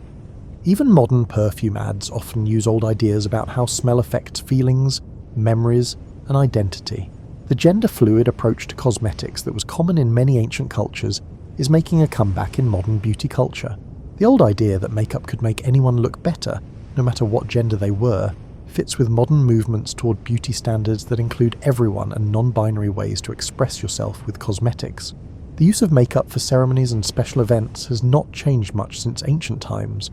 Many of the makeup traditions for weddings come from old beauty practices for brides. Makeup for theatre and performance is still very much like the face painting that was done in ancient rituals. Even the makeup we wear every day for special occasions follows patterns set by ancient cultures for marking important events and changes. Using makeup to show social and professional roles is an old practice that has changed but is still used today. Professional makeup standards in many fields, from business to entertainment, carry on the old practice of using looks to show competence and status. The power look in today's business world comes directly from the old practice of using makeup to show that you are in charge and capable. Beauty standards from the past still affect modern makeup goals, but in different ways. The desire for perfect skin that people have had for a long time is what drives the development of modern foundations and concealers. The ancient focus on a bright, healthy-looking skin tone inspires today's highlighter and skincare makeup hybrid products. Ancient ways of making lips look better have an effect on everything from lip plumping, ISIS plumping products, to cosmetic surgery. People still think of makeup as a way to express their culture, just like they did in ancient times. Traditional cosmetic practices from different cultures still work well with modern ones. making beautiful landscapes that honour both the past and the future. Henna art, traditional face painting, and cultural ceremonial makeup are still important and have an impact on mainstream beauty trends. Old ways of thinking about beauty that were based on seasons and cycles still have an effect on how people use cosmetics today. The old custom of changing your makeup and skincare routines based on the seasons, the moon, and different stages of life is similar to modern trends that emphasize more natural and responsive beauty practices. Seasonal color palettes, which are often based on old ideas about how light and the environment affect how people look, are still very important in modern makeup marketing and choice. The old idea that beauty is something that people do together is still around today. Beauty parties, friends putting on makeup together, and groups getting ready for special events are all ways that the social side of beauty culture has stayed alive for thousands of years. Beauty communities on social media take this old practice into the digital world, making new versions of the old ways of sharing knowledge and helping each other that were common in ancient beauty culture. As you fall asleep, think about how your makeup routine in the morning will connect you to the vast river of human experience. When you put that first colour on your face, you'll be doing something that connects you to cave painters, Egyptian priests, Chinese court ladies, Roman matrons, and many more who knew that the face is the first canvas for art, identity, and change. Even though your makeup may be made in modern factories instead of being ground by hand from sacred minerals, the impulse is still the same: to show the world your best self, to take part in your culture's beauty traditions, and to enjoy the little, daily magic of transformation that makeup brings. In this way, you take part in one of the oldest and most enduring art forms every morning. You become part of a story that started in caves long before people lived in them, and will go on as long as people care about beauty, identity, and the never-ending interesting link between who we are and how we choose to look to plumping at the world. The ancient history of cosmetics isn't really history at all. It's the present, lived out every day in millions of mirrors around the world, as timeless and real as the human face itself. While you relax even more in the evening, let your mind drift to the workshops and labs where ancient cosmetic makers worked their magic. These long-forgotten alchemists worked hundreds of years before modern chemistry. They came up with formulation methods that are so advanced that modern cosmetic scientists are still trying to figure out how they got such amazing results. Imagine yourself in the workshop of a cosmetic maker from ancient Egypt, maybe in the busy city of Memphis around 1200 BCE. The room smells like frankincense and the earthy smell of minerals being ground. Clay pots sit on wooden shelves, each one holding carefully chosen ingredients that took months or even years to prepare. The master cosmetic maker starts her day before dawn, not because she's in a hurry, but because the cool morning air is best for some of the preparations before the desert heat affects the delicate chemical processes she's in charge of. She treats her work with the respect of a priest and the accuracy of a mathematician. She knows that the difference between a cosmetic that makes you look better and one that hurts your skin can be as small as a grain of sand. Watch as she makes kohl using a method that has been passed down through her family for generations. She starts with galena, a lead sulfide mineral that gives kohl its unique, deep black colour. But she doesn't just grind the mineral and mix it with oil. Instead, she follows a complicated process that scientists today are just starting to figure out. First, she heats the galena in a special furnace, and she knows how to control the temperature with a level of knowledge about metallurgy that wouldn't be out of place in a modern lab. The heat changes the mineral's crystal structure, which makes it safer to use around the eyes and improves its colour. She adds small amounts of other minerals while heating the metal, like a pinch of antimony here and a trace of silver there. This makes an alloy that is stronger than the sum of its parts. After that, the grinding process takes hours of careful work. She makes a powder from the treated mineral that's so fine it feels like silk between her fingers by using a palette made of carefully chosen stone. The consistency has to be just right. If it's too coarse, the kohl will scratch the delicate skin around the eyes, and if it's too fine, it won't stay on or cover well. The mixing of the final formula is where science and art really come together. She mixes the powdered mineral with a carefully balanced blend of animal fats, plant oils and fragrant resins. The fats help the pigment stick to the skin and make it easier to apply. The oils keep the mixture from drying out too quickly, and the resins act as natural preservatives and add a light scent. But the right amounts are very important, and they change with the season, the use, and even the moon phase. Summer versions have more oils to keep the kohl from drying out in the heat, and winter versions have more fats to protect it from cold winds. Kohl made for everyday use is different from kohl made for religious ceremonies or special events. The ancient Egyptians knew something that modern cosmetic science has rediscovered. How ingredients are put together is often more important than the ingredients themselves. They came up with ways to make stable emulsions, control particle size, and get consistent colour that are just as good as what modern manufacturing methods can do. They knew a lot more than just kohl. Egyptian makeup artists made lip colours that brought out the natural tones of different skin types instead of hiding them, as well as eyeshadows that wouldn't smudge even when you sweat and rouge that stayed bright for hours in the desert heat. They were able to get these results without using any of today's preservatives, stabilizers, or colorfast technologies. Ancient Chinese cosmetics were just as advanced, but they were based on different ideas from traditional Chinese medicine and Taoist philosophy. Chinese cosmetic makers thought of their work as a way to heal people. They made products that not only made people look better, but also made them healthier and happier. Think about going to a Chinese cosmetic workshop in the Tang dynasty, around 750 CE.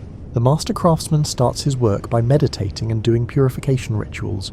He knows that how he feels will affect the quality of what he makes. He thinks that cosmetics made with good intentions and care will pass those qualities on to the people who use them. Modern cosmetic scientists are still trying to figure out how to make Chinese face powder. The craftsman starts with rice that has been carefully chosen for its type, how it grows, and when it's harvested. Different kinds of rice make powders with different qualities. Some give better coverage, others make the surface smoother, and still others give the most natural-looking finish. First, the rice is washed in spring water that temple priests have blessed.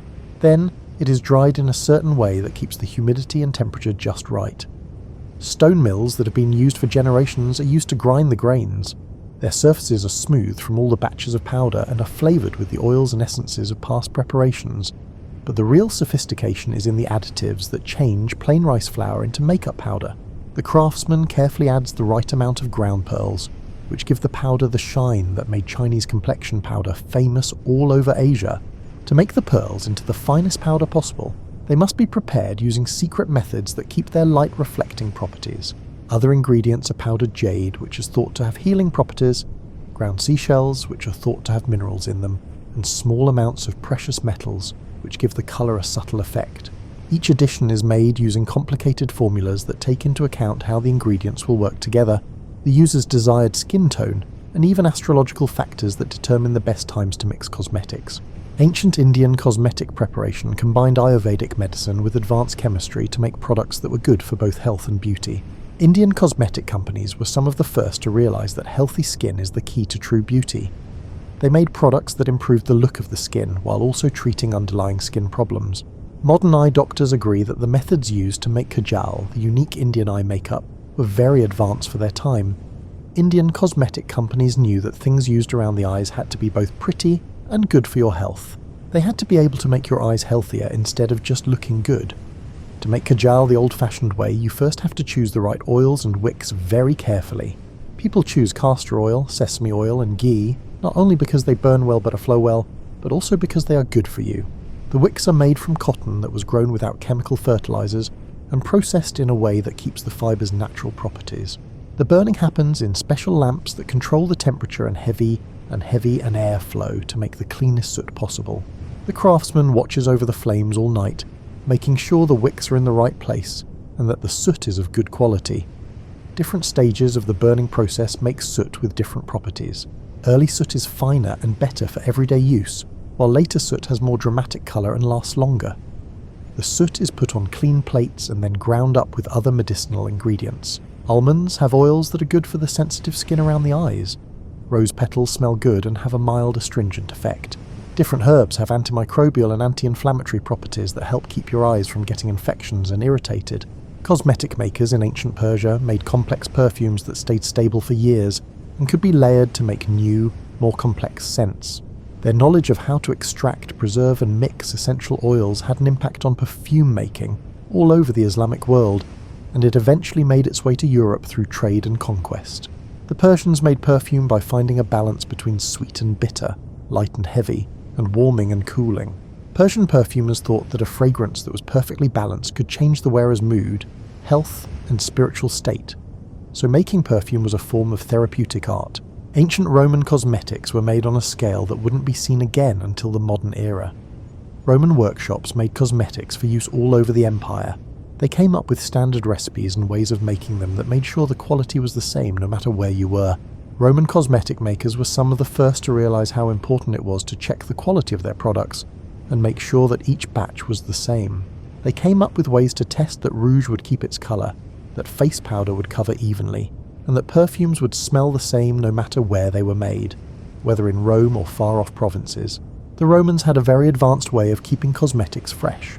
They knew that cosmetics had to stay stable during long sea trips to faraway markets, even when the temperature and humidity changed, and the physical stresses of travel occurred. They learned how to use natural antimicrobials and airtight packaging to keep their products fresh for months or even years.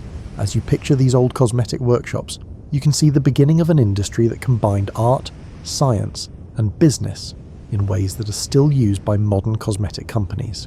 These ancient formulators set the stage for figuring out how ingredients work together, how to get the same results every time, and how to make products that make people look better while also keeping them safe and healthy.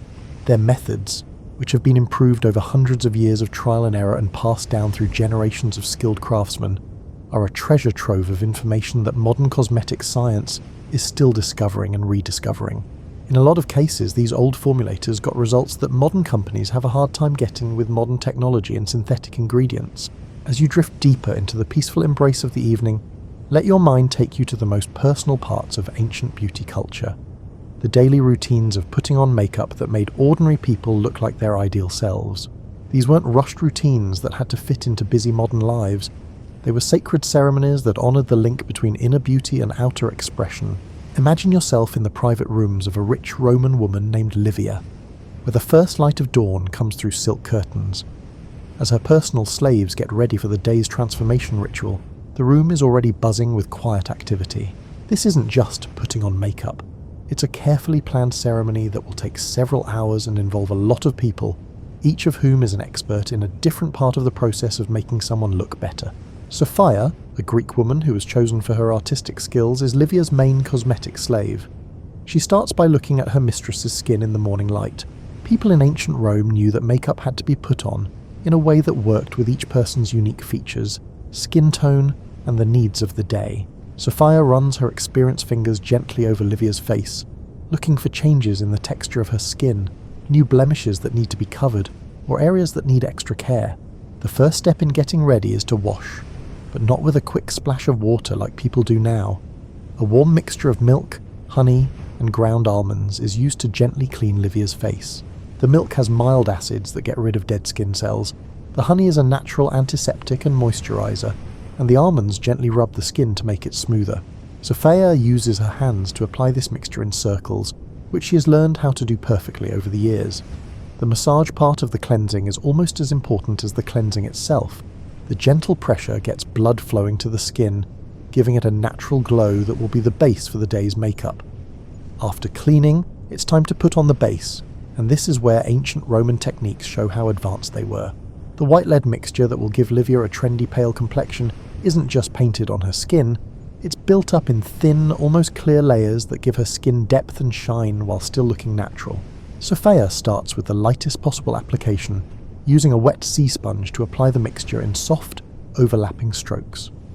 She starts in the middle of the face and works her way out, making sure to blend each part before moving on to the next. The process needs perfect timing. Each layer needs to set for a little while before the next one goes on, but not so long that it becomes hard to blend. It takes a lot of skill to do this. Sophia has to decide how opaque each layer is, how the mixture will look on Livia's skin tone, and how the final result will look in different types of light during the day. If you put on too much makeup, it will look like a mask and not real. If you don't use enough, it won't look like the porcelain that Roman fashion calls for.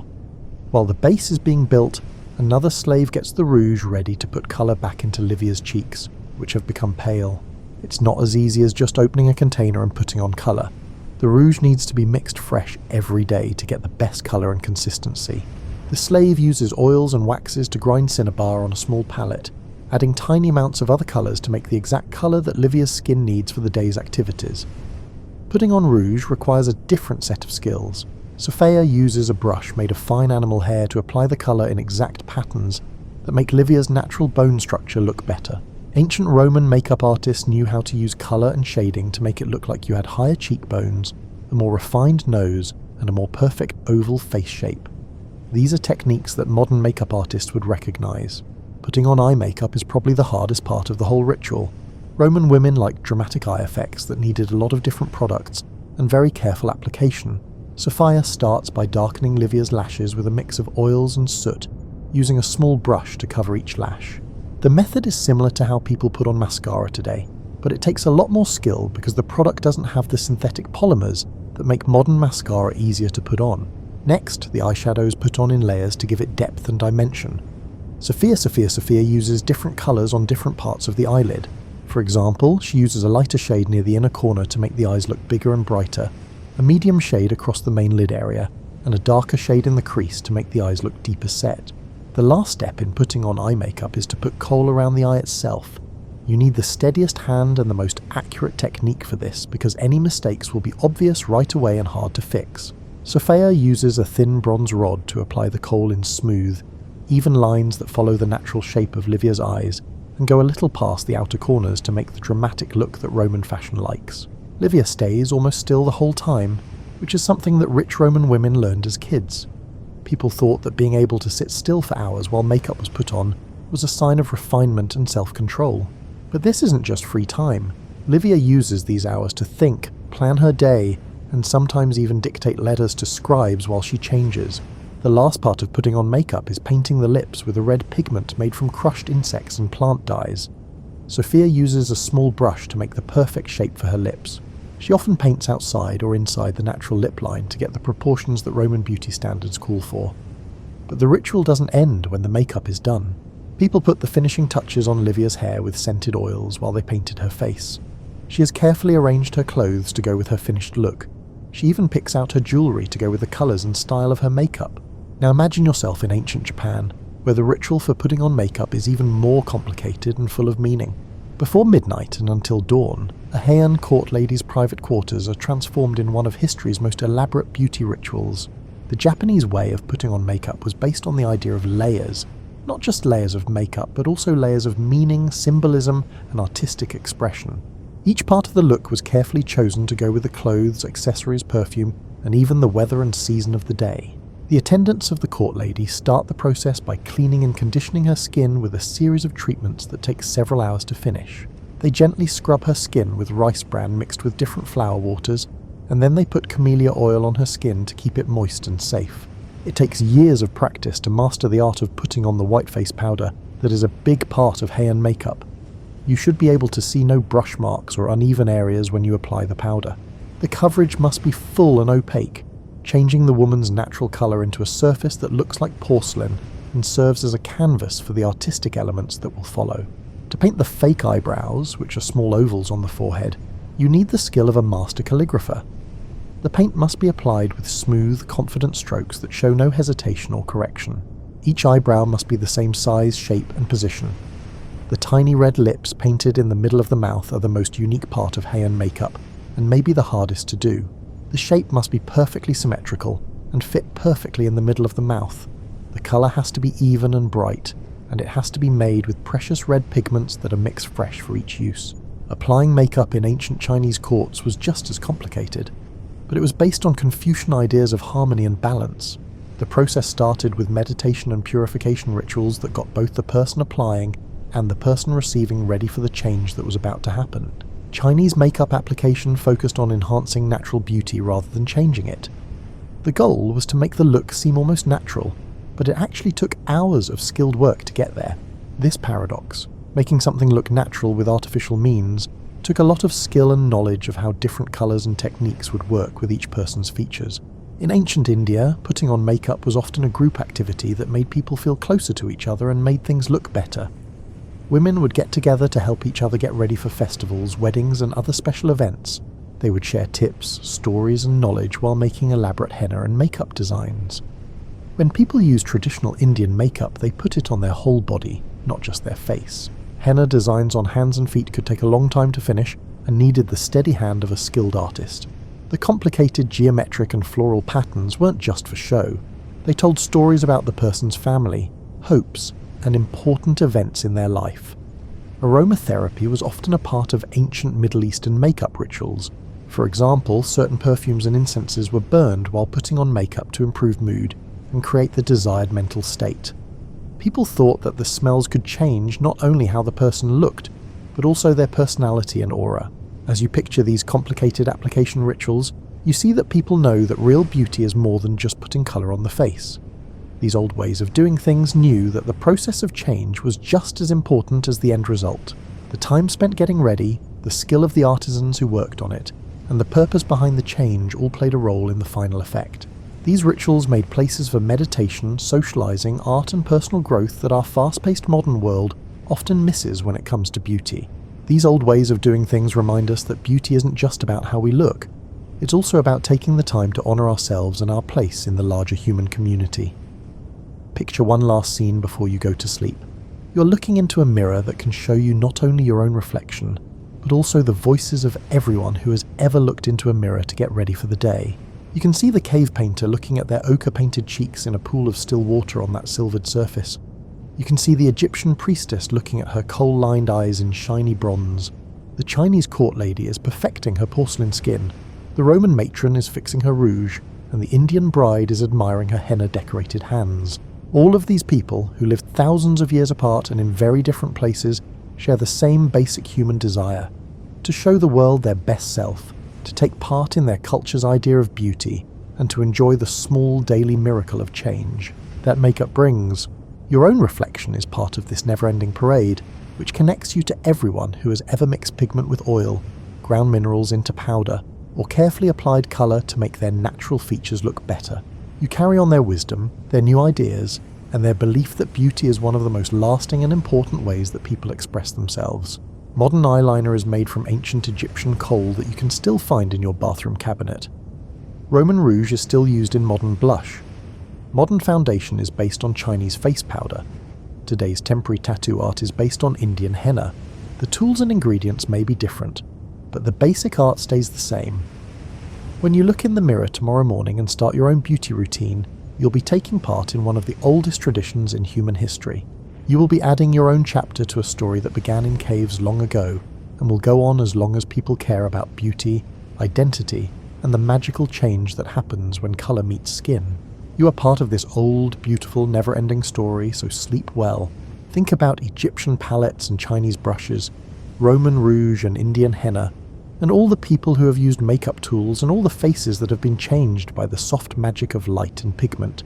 The history of makeup goes back thousands of years, and every time you put it on, choose a colour or change your look, you are continuing that history. You're the newest artist in the longest running art form in history. Tomorrow you'll paint your masterpiece again.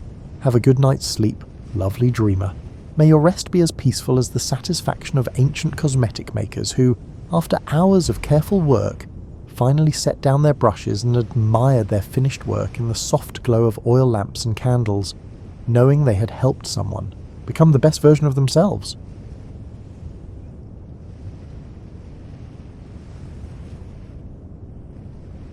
Frederic Chopin's story begins in the modest village of Żelazowa Wola, Poland, where he was born around March 1st, 1810, though some documents note February 22nd. The region was steeped in cultural richness and political upheaval, with Warsaw nearby and the territory under the shadow of the Russian Empire. Chopin's father, Nicholas, was a Frenchman, teaching language and manners to Polish nobility, while his mother, Justina, was a Polish gentlewoman whose calm sense of tradition anchored their household. In that setting, Polish folklore mingled with European musical forms. Even in infancy, Chopin absorbed these influences, as if the rhythmic footsteps of villagers and distant folk melodies wove into his subconscious. Though unremarkable at first glance, the family's small home resonated with reverence for art. The piano, a battered upright, became young Frederic's first beloved companion, opening onto imaginative worlds he'd conjure in quiet mornings. Around 6, Chopin's prodigious talent drew attention from family friends and local aristocrats. In a society that revered salon culture, a gifted child at the piano was mythic. He played short pieces at gatherings, shyly but assuredly, winning over curious onlookers who watched in mild disbelief. Even then, his playing transcended mere youthful charm. He displayed a depth that hinted at hidden wells of sensitivity. His teacher, Wojciech Żywny, noted the boy's special relationship with melody, which seemed to flow through him without the stiffness typical of child prodigies. Beyond his domestic sphere, Poland itself was navigating a fragile identity. The Napoleonic Wars had left scars across Europe. Although too young to grasp politics, Chopin sensed the patriotism and longing carried by adults around him. Through his mother's lullabies and whispered family stories, the notion of a lost homeland became a melodic thread weaving through his emerging consciousness. Chopin's sister, Ludwika, often joined him at the piano. Family duets turned into moments of shared creativity, honing Frederic's ability to communicate through sound. Here, his earliest compositions took shape, short, sometimes clumsy preludes to the refined expressions he would later craft. Yet these embryonic works already displayed what would become his hallmark: graceful lines and a certain bittersweet tension between major and minor. He performed publicly for the first time around age 7, playing a concert in Warsaw. Though such appearances could be dismissed as novelty, Chopin avoided the fate of child prodigies who fade once the novelty wanes. He possessed a seriousness and poetic restraint rare in children. Observers began to regard him as a symbol of Poland's hopes, a delicate, steadfast light for a land overshadowed by external forces. Despite the growing acclaim, the Chopin household valued stability. Nicholas and Justina refused to exploit their son's talent, allowing only select performances while ensuring a rigorous academic education. Literature, history, and language formed the backdrop to Chopin's musical studies, broadening his imagination and refining his sensibilities. Piano practice remained constant, punctuating daily life. Occasionally, he would present a short polonaise or mazurka at family gatherings, each piece tinged with local rhythms, reframed through his evolving style. Youthful curiosity led him beyond his surroundings. Brief visits to Warsaw introduced a more cosmopolitan musical scene. Though still young, he encountered professional musicians, aristocrats, and intellectuals in salons. These glimpses of city life left a strong impression. He realized that an artistic future might extend beyond village confines. Yet he retained a deep tie to Poland's cultural soul. This duality, rooted in Poland's provincial heart while edging toward Europe's wider possibilities, would shape his entire career. For the moment, though, he was just a boy at the piano, enthralled by the promise of music that echoed far beyond any single room. Whispers about this gentle prodigy stirred questions. Could he be Poland's next great musical figure, a voice of national identity wrapped in delicate harmonies? Only time and Chopin's unfolding genius would reveal the answer. In these formative years, no one could anticipate the complex trajectory that lay ahead. But in the whispers of the local gatherings where merchants and travelling performers converged, an unspoken consensus emerged. Young Frederic was different. Far from the typical parlour show-off, he conveyed a delicate empathy through his keyboard that spoke to people's private joys and sorrows. Each note he played seemed to carry a gentle sense of yearning, as though bridging the gap between ephemeral childhood and the adult complexities lurking beyond the horizon. His parents, though pleased by the modest celebrity he garnered, were deeply protective. Those who watched felt stirred in his recitals, as if Poland spoke through his hands. Chopin's teenage years were marked by a widening world, one in which he began to see the possibilities and pressures that came with his growing reputation. By the time he was in his early teens, Warsaw itself had become a kind of secondary classroom. He frequented the city more often, absorbing the salon culture in ways that surpassed mere piano demonstrations. He observed how aristocrats, intellectuals, and artists interacted, not just in the formal sense of performance, but in their private, candid conversations about politics, literature, and the future of the nation perpetually under watch. In these salon gatherings, Chopin was at first a curiosity, an unassuming, somewhat delicate figure who produced music that seemed too profound for his youthful appearance. But as he refined his style, he earned respect as a musician, rather than just a novelty. His performances, often intimate affairs, displayed a sensitivity that was starting to take shape in his original compositions. While still shaped by the classical frameworks he'd studied, his work also blended Polish musical elements with a new harmonic language.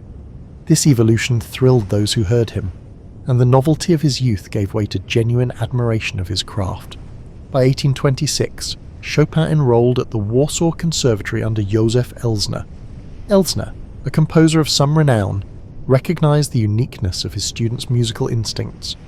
Rather than imposing rigid expectations, Elsner fostered a gentle discipline, guiding Chopin toward an understanding of form and counterpoint that would serve as the backbone for his stylistic experimentation. In so doing, Elsner fulfilled two crucial roles. He acted both as a guardrail, preventing Chopin from drifting into mere fanciful improvisations, and as a doorway, encouraging the young musician to trust his own artistic impulses. Yet Chopin's life in Warsaw was not all about study. He mingled with peers, engaged in spirited debates, and, according to some letters, even enjoyed the lighthearted distractions typical of youth: dances, outdoor excursions, late-night banter. This balance between earnest scholarship and playful socializing kept him grounded. Friends who remembered him from that time recalled a gentle, witty personality who could draw out laughter just as easily as tears with his piano playing. Still, a restlessness stirred within him. Poland's political situation seemed forever precarious, and he felt a tug to experience life beyond Warsaw's boundaries. A trip to Berlin in 1828 offered a hint of what awaited him outside his homeland.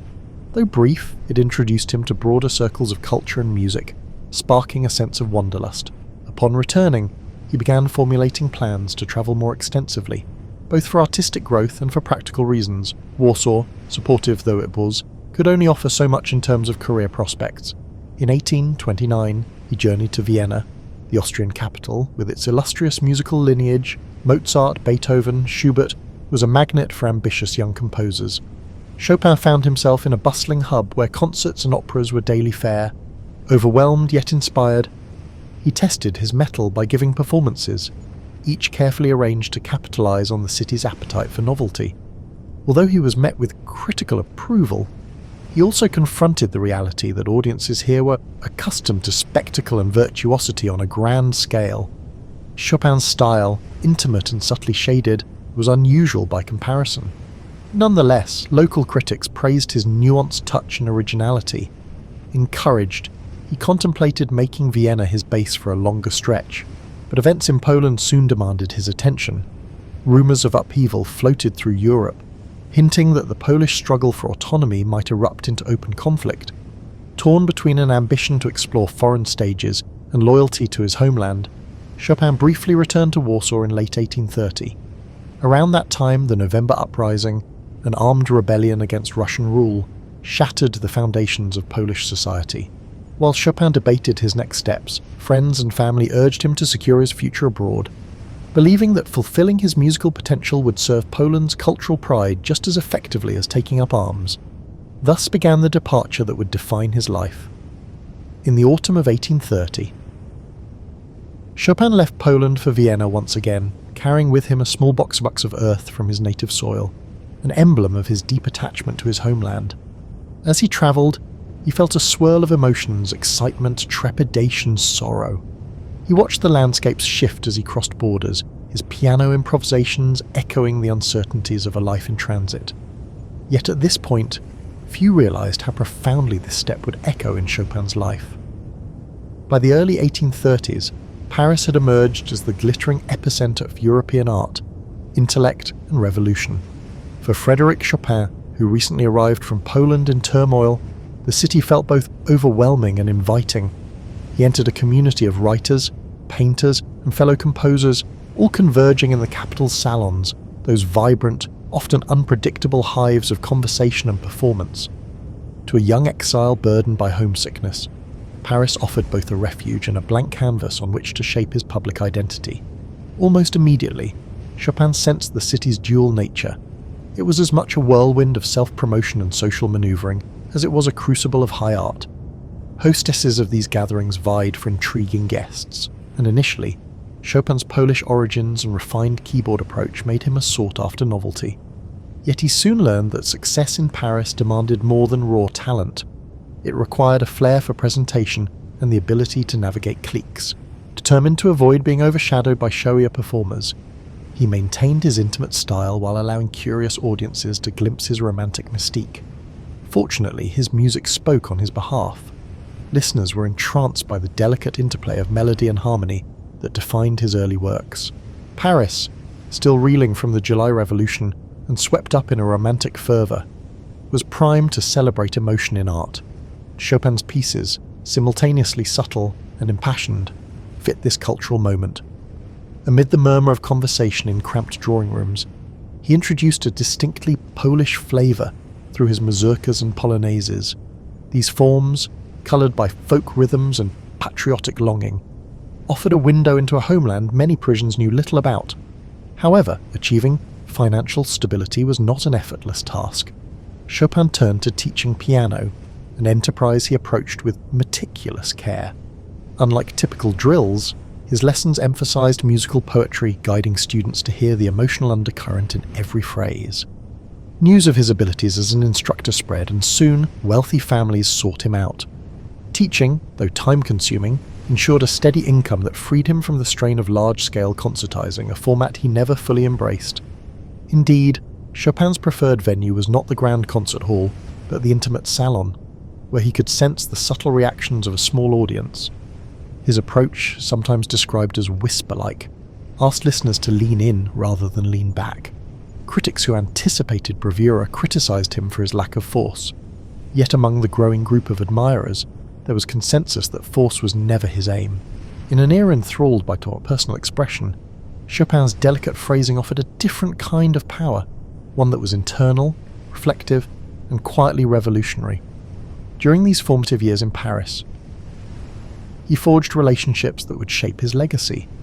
One such bond developed with Franz Liszt, a flamboyant Hungarian pianist whose colossal sound and stage theatrics contrasted sharply with the Chopin's reserve. Nevertheless, the two men found common ground, admiring each other's artistry and occasionally playing together. Their contrasting styles reflected the diversity of Romantic music, Liszt's dramatic scale balanced by the Chopin's interior landscapes. Chopin also crossed paths with figures like Hector Berlioz, whose sweeping symphonies embodied the era's thirst for grandeur. While their creative visions diverged, these encounters deepened Chopin's understanding of music's many possibilities. In a city teeming with restless minds, he soaked up discussions of aesthetics, politics, and philosophy. Late-night gatherings could spark friendships or feuds, but for Chopin, they offered continual insight into the forces shaping contemporary thought. Yet under the polished routine of teaching and performing, Chopin carried the weight of displacement. Letters reveal his lingering sorrow over Poland's struggles, an ache that wove itself into his most poignant compositions. Even as he gained acclaim in Paris, he wrestled with guilt at having left his homeland. This tension between a new life of opportunity and an old world in turmoil fueled his artistic spirit. Ultimately, it was this confluence of exile and acceptance, longing and fulfillment, that birthed his most enduring works. In the midst of this growing success, however, Chopin had no inkling that a dramatic personal relationship would soon reshape his life in ways even his music could barely foretell. It was within these circles of artists and intellectuals that Chopin encountered the writer George Sand, a presence as paradoxical and complex as the city itself. Born Aurore Dupin, she had already garnered both fame and notoriety for her unconventional lifestyle, adopting a man's attire and openly criticizing social norms. Their first meeting, arranged by mutual friends, was anything but ideal. Sand's boldness startled Chopin, likewise. His delicate demeanor struck her as a feat. Yet beneath this awkward first impression, a shared sensibility lingered, hinting that fate had set them on a path of entanglement. Though their initial interactions were marked by tension, curiosity eventually eroded wariness. At salons, Sand listened to Chopin's performances with quiet intensity, fascinated by the subtle passion woven into his nocturnes and preludes. For her part, Chopin discovered in Sand's writing a candor that both unsettled and intrigued him. She wrote with emotional force, challenging societal expectations in a way he, a more introverted figure, could only express through music. In time, this mutual fascination evolved into a relationship that defied easy classification. Some saw it as scandalous, others romanticized it, envisioning two rebellious souls uniting under the banner of art. Sand's familial obligations, she was a mother with complex ties to past lovers, clashed with Chopin's need for a stable, tranquil environment. Yet for several years, they carved out a shared existence. spending summers at Sand's estate in Nohant, where Chopin found the kind of peace impossible to attain in Paris. The manor's sprawling gardens and rustic atmosphere gave him the space to compose free from urban pressures. Meanwhile, Sand continued to write feverishly, fueling her own literary output in parallel. This period yielded some of Chopin's most refined compositions. He built upon his previous works, deepening their emotional range while drawing further on Polish influences, especially in his mazurkas. The synergy with Sand took a curious form. She stoked his creative fires by allowing him solitude, yet providing companionship when he needed it. The letters from that era reveal a mixture of affection and exasperation, as they attempted to reconcile two strong-willed temperaments with distinct worldviews. Chopin's health, already delicate, showed further signs of strain. He suffered from persistent coughing fits and fevers, likely tied to a chronic pulmonary ailment. The exact nature of his condition remains debated, though tuberculosis is the commonly suggested culprit. At Nohant, Sand took on the role of caregiver, even as she juggled her responsibilities to her children. The tranquil setting was both therapeutic and creatively stimulating. However, the underlying tensions in their partnership never fully disappeared. Despite these strains, they managed to maintain a semblance of harmony, returning to Paris for the social season and hosting a circle of admirers, including artists who found their alliance captivating. Rumours and speculations made the rounds, some exaggerated, others tinged with envy. Chopin, quieter by nature, often let Sand handle social negotiations. Her judgment-free nature and ability to navigate bohemian society made her well suited to do so. During their years together, Chopin continued to refine his technique. His works from this phase, nocturnes, waltzes, impromptus, resonate with a delicate balance between introspection and theatrical flair. He pushed the boundaries of harmony, exploring key changes that felt as subtle as shifting moods. Audiences in Paris, who by then revered him as a singular voice on the piano, embraced these developments eagerly. However, when personal conflicts flared, the same artistic brilliance that flowed in times of peace could also come to a halt. Gradually, the relationship showed signs of fracture. Sand's practicality clashed with Chopin's artistic fragility, especially as financial and familial burdens multiplied. Their differing life philosophies became harder to reconcile. Sand championed unconstrained freedom, while Chopin yearned for emotional security. Friends noticed simmering tension. Chopin's circle worried about his health, Sand's acquaintances questioned her choices.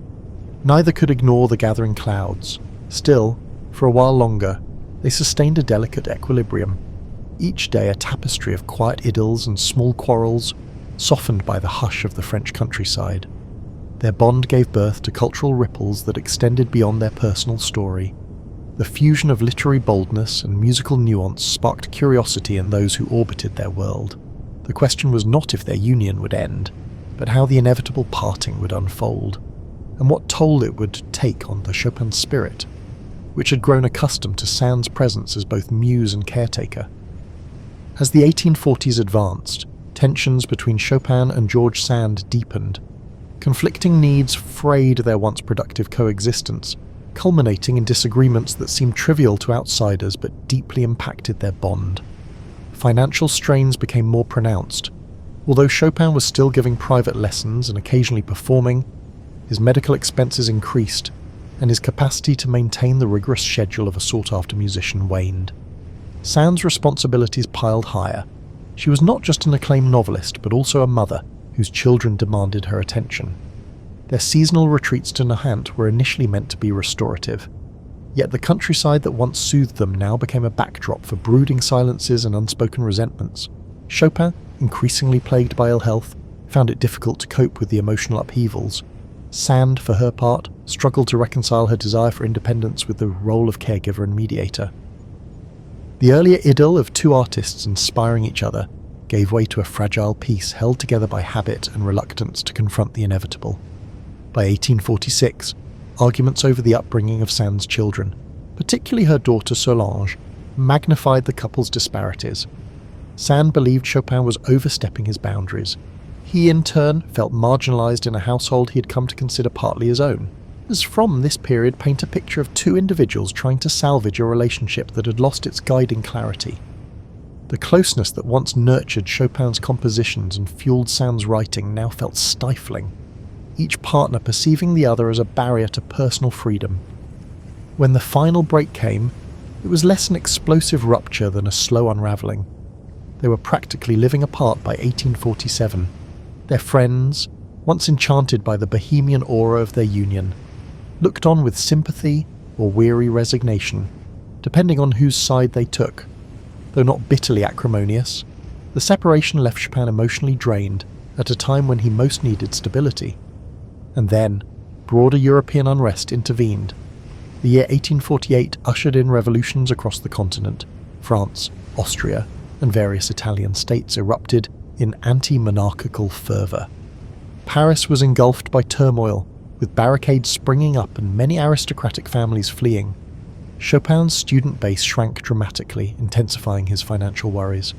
Weakened and anxious, he began to consider leaving the city, when a British admirer, Jane Stirling, invited him to London, promising new opportunities for performance and patronage. Chopin decided to accept, despite reservations about travel with his frail health. London welcomed him with a mix of curiosity and skepticism. In a musical scene dominated by large-scale concerts, Chopin's subtle approach found appreciative audiences, but did not ignite a mainstream frenzy. He gave a handful of performances, enough to dazzle connoisseurs and uphold his reputation, though the city's bustling pace and cold, damp climate took a toll. Searching for respite, he travelled north to Scotland, where patrons offered lodging in their country homes. The bleak landscapes, while novel, did little to alleviate his mounting exhaustion. Letters from this period reveal his despair over deteriorating health and the emotional wounds of separation from Sand. He was haunted by memories of earlier, more optimistic days in Paris. The sense of exile he once felt upon leaving Poland now returned with even greater poignancy. Ironically, he was closer geographically to his homeland than ever before, yet felt more spiritually adrift. His performances, though still meticulous, lack the spark of earlier years. Composing came in fits and starts, yielding a few remarkable late works, but each effort drained his waning strength. By late 1848, Chopin concluded that London could not be a permanent refuge. He returned to Paris early the following year, an ailing figure who could no longer rely on teaching or concerts to sustain himself. Friends rallied to his aid, offering financial support and companionship. Still, each passing week saw him grow weaker, confined mostly to his apartment. Occasional visitors recalled the quiet dignity with which he faced his final decline, maintaining a gentle politeness and concern for others' comfort. He clung to whatever creative impulses remained, sometimes improvising a few notes at the piano, though coughing fits often cut these sessions short. Aware of the seriousness of his condition, Chopin is said to have asked for Mozart's Requiem to be performed at his funeral. The end came on October 17th, 1849, when he died at age 39. Mourners gathered at the Church of the Madeleine to pay tribute. His sister Ludwika, who had journeyed from Poland to be with him, arranged for his heart to be returned to Warsaw, a final testament to the love he bore for his homeland. The rest of his remains were interred at Père Lachaise Cemetery in Paris. In the hush that followed, those who knew him contemplated the delicate threads he wove between Poland, France, and the universal language of music, a tapestry that now, with his passing, felt both achingly complete and painfully unfinished. In the days and weeks after Chopin's death, Parisian society buzzed with reminiscences, myths, and debates over his true nature. Was he the epitome of the romantic, willing to sacrifice his health for the sake of art? Or was he a more measured figure, quietly shaping the course of piano music without fanfare? His friends, former lovers, and students offered conflicting portraits, a mosaic of impressions that underscored the complexity of a life lived in the margins between public scrutiny and private longing. Already, fellow composers and critics were assessing his legacy. Franz Liszt, who had championed Chopin's works, penned a biography that blended admiration with a certain poetic license. Hector Berlioz credited him with renewing the expressive power of the piano. Robert Schumann, based in Germany, had long praised Chopin's gift for capturing entire worlds of feeling in miniature forms. While the scope of Chopin's output was modest compared to symphonists or opera composers, its influence proved outsized, a testament to the intimacy he brought to every bar of music. Pianists marvelled at the technical innovations embedded in his etudes, preludes and nocturnes. Chopin transformed the piano into an instrument of whispered confidence rather than a bombastic display. His approach to fingering, pedal usage, and phrasing forced performers to abandon purely mechanical methods.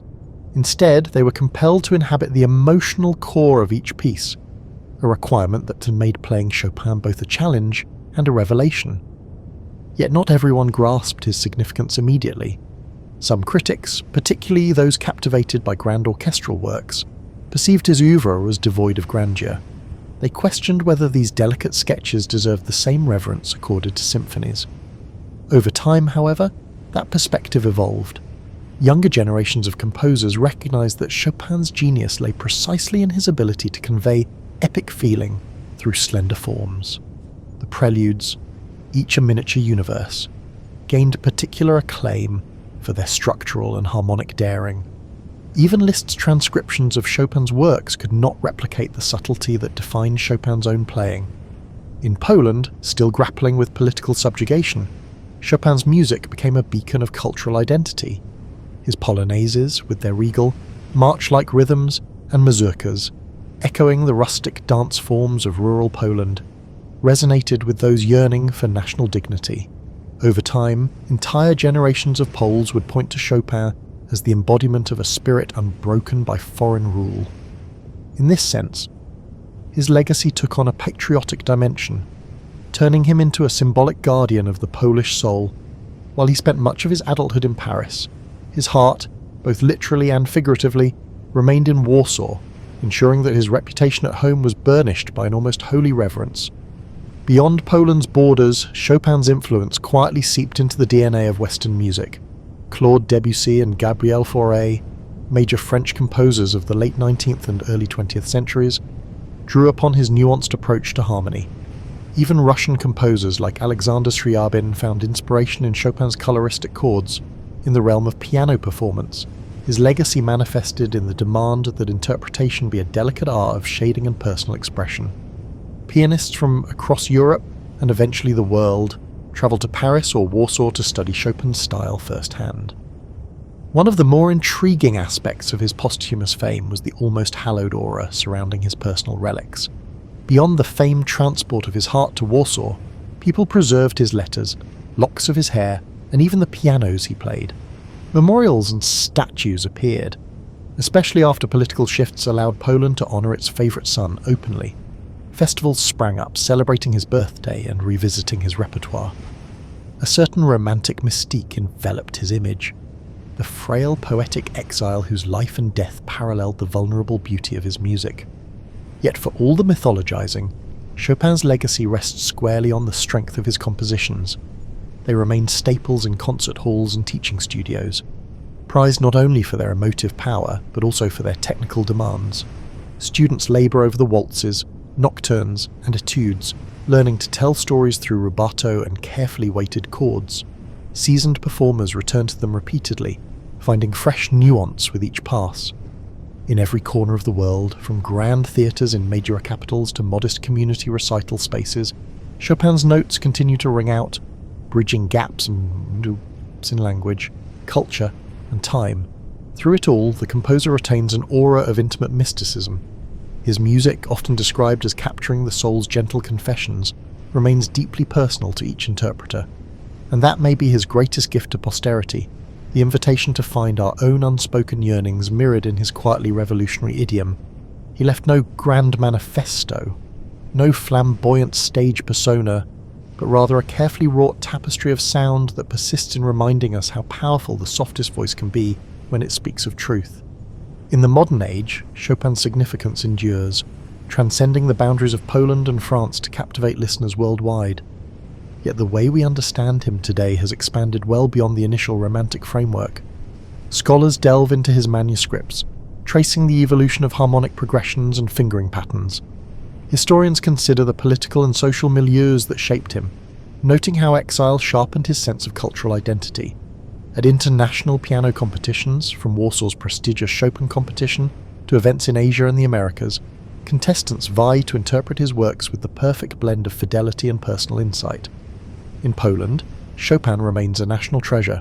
Streets, airports, and music schools bear his name. The annual festivals dedicated to his music attract visitors from every continent, turning the performance of nocturnes and ballades into a communal pilgrimage.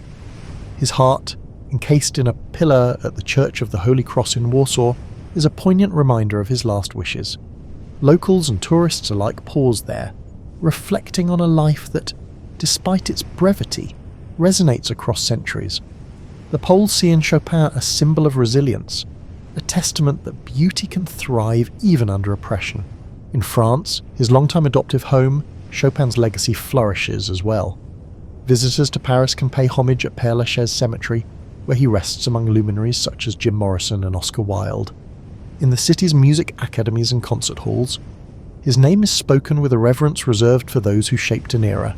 His image, the elegantly dressed yet fragile composer, forever perched at a piano, persists in cultural memory. Each year, recitals commemorate his arrival in Paris, recalling the sense of astonishment he once sparked in those crowded salons. Meanwhile, interpretations of his music have branched in countless directions. The early decades of the 20th century saw pianists like Ignacy Jan Paderewski champion his work with a grand romantic flourish. Later, Artur Rubinstein emphasized an elegant simplicity, stripping away sentimental excess. Contemporary virtuosos, bolstered by historically informed performance techniques, debate over pedal usage and tempo rubato, chasing an elusive authenticity that might approximate Chopin's own sound. Yet the essence of his composition resists rigid definition. Each generation finds something new in them, an unexpected harmonic pivot or a melodic gesture that resonates with modern ears. While classical music circles revere Chopin, other genres occasionally claim him too. Jazz pianists adapt his harmonies, weaving his chordal language into improvisations. Film composers borrow snippets of his melodic style to evoke nostalgia or refined emotion. Even pop and rock musicians have paid tribute in their ways, sampling themes or referencing him as a beacon of artistic integrity. That a 19th century Polish expatriate continues to surface in such varied contexts underscores the universal pull of his sound. At the same time, fresh biographical insights continue to surface. Historians have unearthed letters and diaries that shed light on his experiences in exile, his struggles with illness, and his sometimes overlooked humour. Discussions of his personal relationships, particularly his partnership with George Sand, have shifted from scandalized whispers to nuanced examinations of how two creative forces can both nurture and wound each other. Modern scholarship probes the idea that Chopin's poor health was not merely a tragic backdrop, but a driving factor in his artistry, compelling him to distill profound emotion into concise forms. One cannot overlook the importance of nostalgia and memory in Chopin's ongoing allure. His nocturnes, waltzes, and mazurkas possess a wistful quality that resonates with anyone who's experienced love and loss, yearns for home, or contemplates the transient nature of life. That sense of longing, so central to the Romantic era, feels surprisingly fresh in a world where technology often accelerates our daily existence. Through Chopin's music, many listeners find a space to breathe, to contemplate subtler shades of emotion less easily expressed in words. In a sense, the Chopin story is a bridge between epochs. He lived in the age of candlelit salons and quill-penned letters, yet his art continues to find renewed relevance. Grand competitions see young pianists from Seoul, Buenos Aires, Cape Town, and beyond interpret his scores with riveting originality, proving that music transcends geography and time. The constant reimagination of his work through performance, scholarship, and even casual listening testifies to the enduring power of a gentle soul who spoke most eloquently when seated before a piano.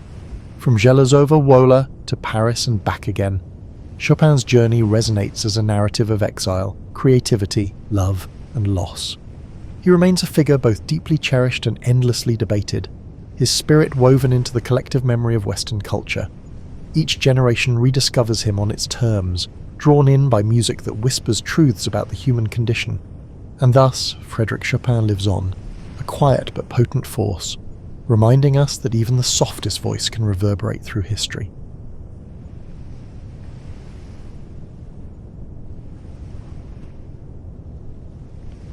Imagine you're standing at the edge of a vast tropical forest, that stretches from horizon to horizon like a green ocean frozen in time.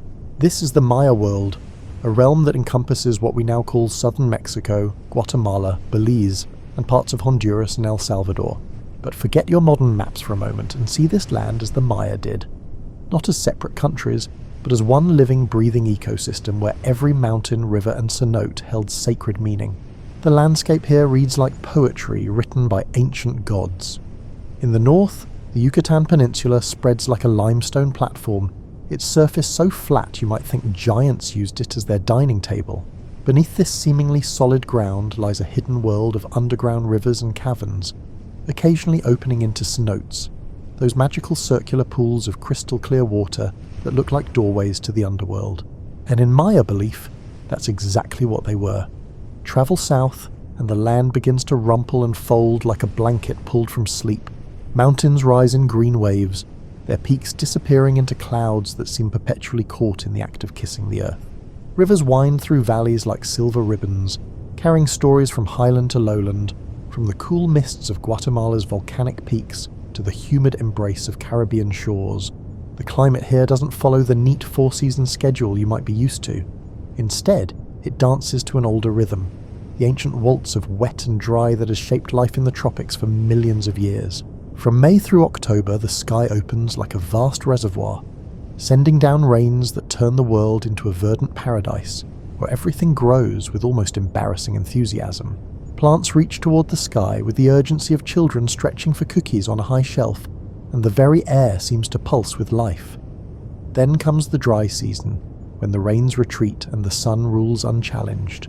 The landscape doesn't exactly sleep during these months, but it does pause, conserve and prepare. Trees shed their leaves not from cold but from thrift, saving water like careful housekeepers storing supplies for lean times. It was during these dry months that the Maya traditionally did much of their building, when limestone could be quarried and mortar could dry properly under the patient sun. This alternating rhythm of abundance and restraint shaped Maya civilization in profound ways. They learned to work with water like master craftsmen, capturing rain in sophisticated reservoir systems, reading the subtle signs that predicted the arrival of storms, and treating water with the reverence it deserved in a land where it could mean the difference between feast and famine. The forests that covered this landscape were nothing like the orderly woodlands you might stroll through on a weekend hike. These were jungles with personality, dense, layered, and filled with more species than a medieval bestiary.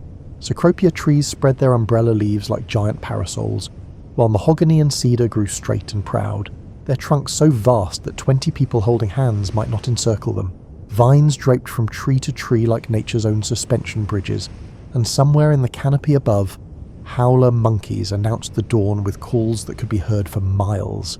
At ground level, the forest floor was a carpet of fallen leaves slowly returning to soil, punctuated by the occasional splash of colour from flowering plants that seemed to glow in the filtered sunlight. Orchids clung to tree trunks like jewelled brooches, while smaller trees and shrubs created a maze that only the most experienced travellers could navigate. This wasn't wilderness in the way we usually think of it.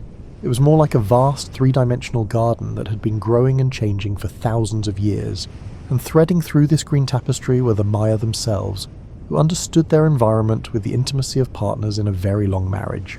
They knew which trees produced the best timber for construction, and which bark could be pounded into paper. They could read the forest like a library, identifying hundreds of plants that provided food, medicine, dyes, and tools. They understood that the jaguar's roar meant different things depending on the season, and they could predict weather patterns by watching the behavior of butterflies. This deep environmental knowledge wasn't just practical, it was spiritual. The Maya saw their landscape not as a collection of resources to be exploited, but as a living community of which they were just one part. Every hill was a potential dwelling place for gods, every cave a portal to other worlds, every tree a potential ancestor. The very ground beneath their feet was sacred, formed from the bones and flesh of previous creations that had been swept away when the gods decided to try again. Understanding this worldview is crucial to understanding Maya civilization. These weren't people who saw themselves as separate from or superior to their environment. They were participants in an ongoing conversation between human intelligence and natural wisdom, between the needs of growing communities and the rhythms of seasons and centuries. Their cities weren't imposed upon the landscape. They grew from it, like particularly magnificent flowers in an already extraordinary garden. As you drift deeper into sleep tonight, picture this world. Vast forests breathing with the patient rhythm of geological time, limestone platforms honeycomb with hidden rivers, mountains wearing crowns of clouds, and scattered throughout this paradise, the first stirrings of one of humanity's most remarkable civilizations. The Maya were about to teach the world new ways of thinking about time, space, mathematics, and the delicate dance between human ambition and environmental wisdom. Let yourself float back through time, past the Spanish conquest, past the great classic Maya cities, past centuries and millennia, until you reach a moment roughly 4,000 years ago, when the first Maya-speaking people began to settle in this green paradise. Picture them arriving not as conquerors or colonists, but more like gardeners discovering the perfect plot for the most ambitious landscaping project in human history.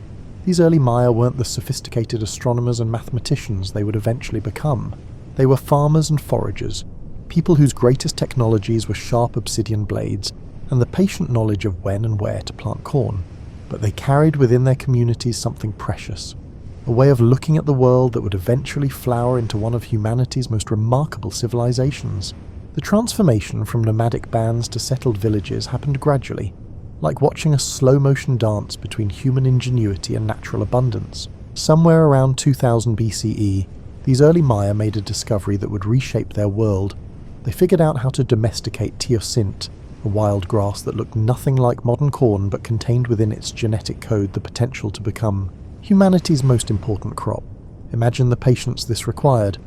Teosinte produced tiny seeds, barely larger than rice grains, protected by cases so hard they could crack teeth.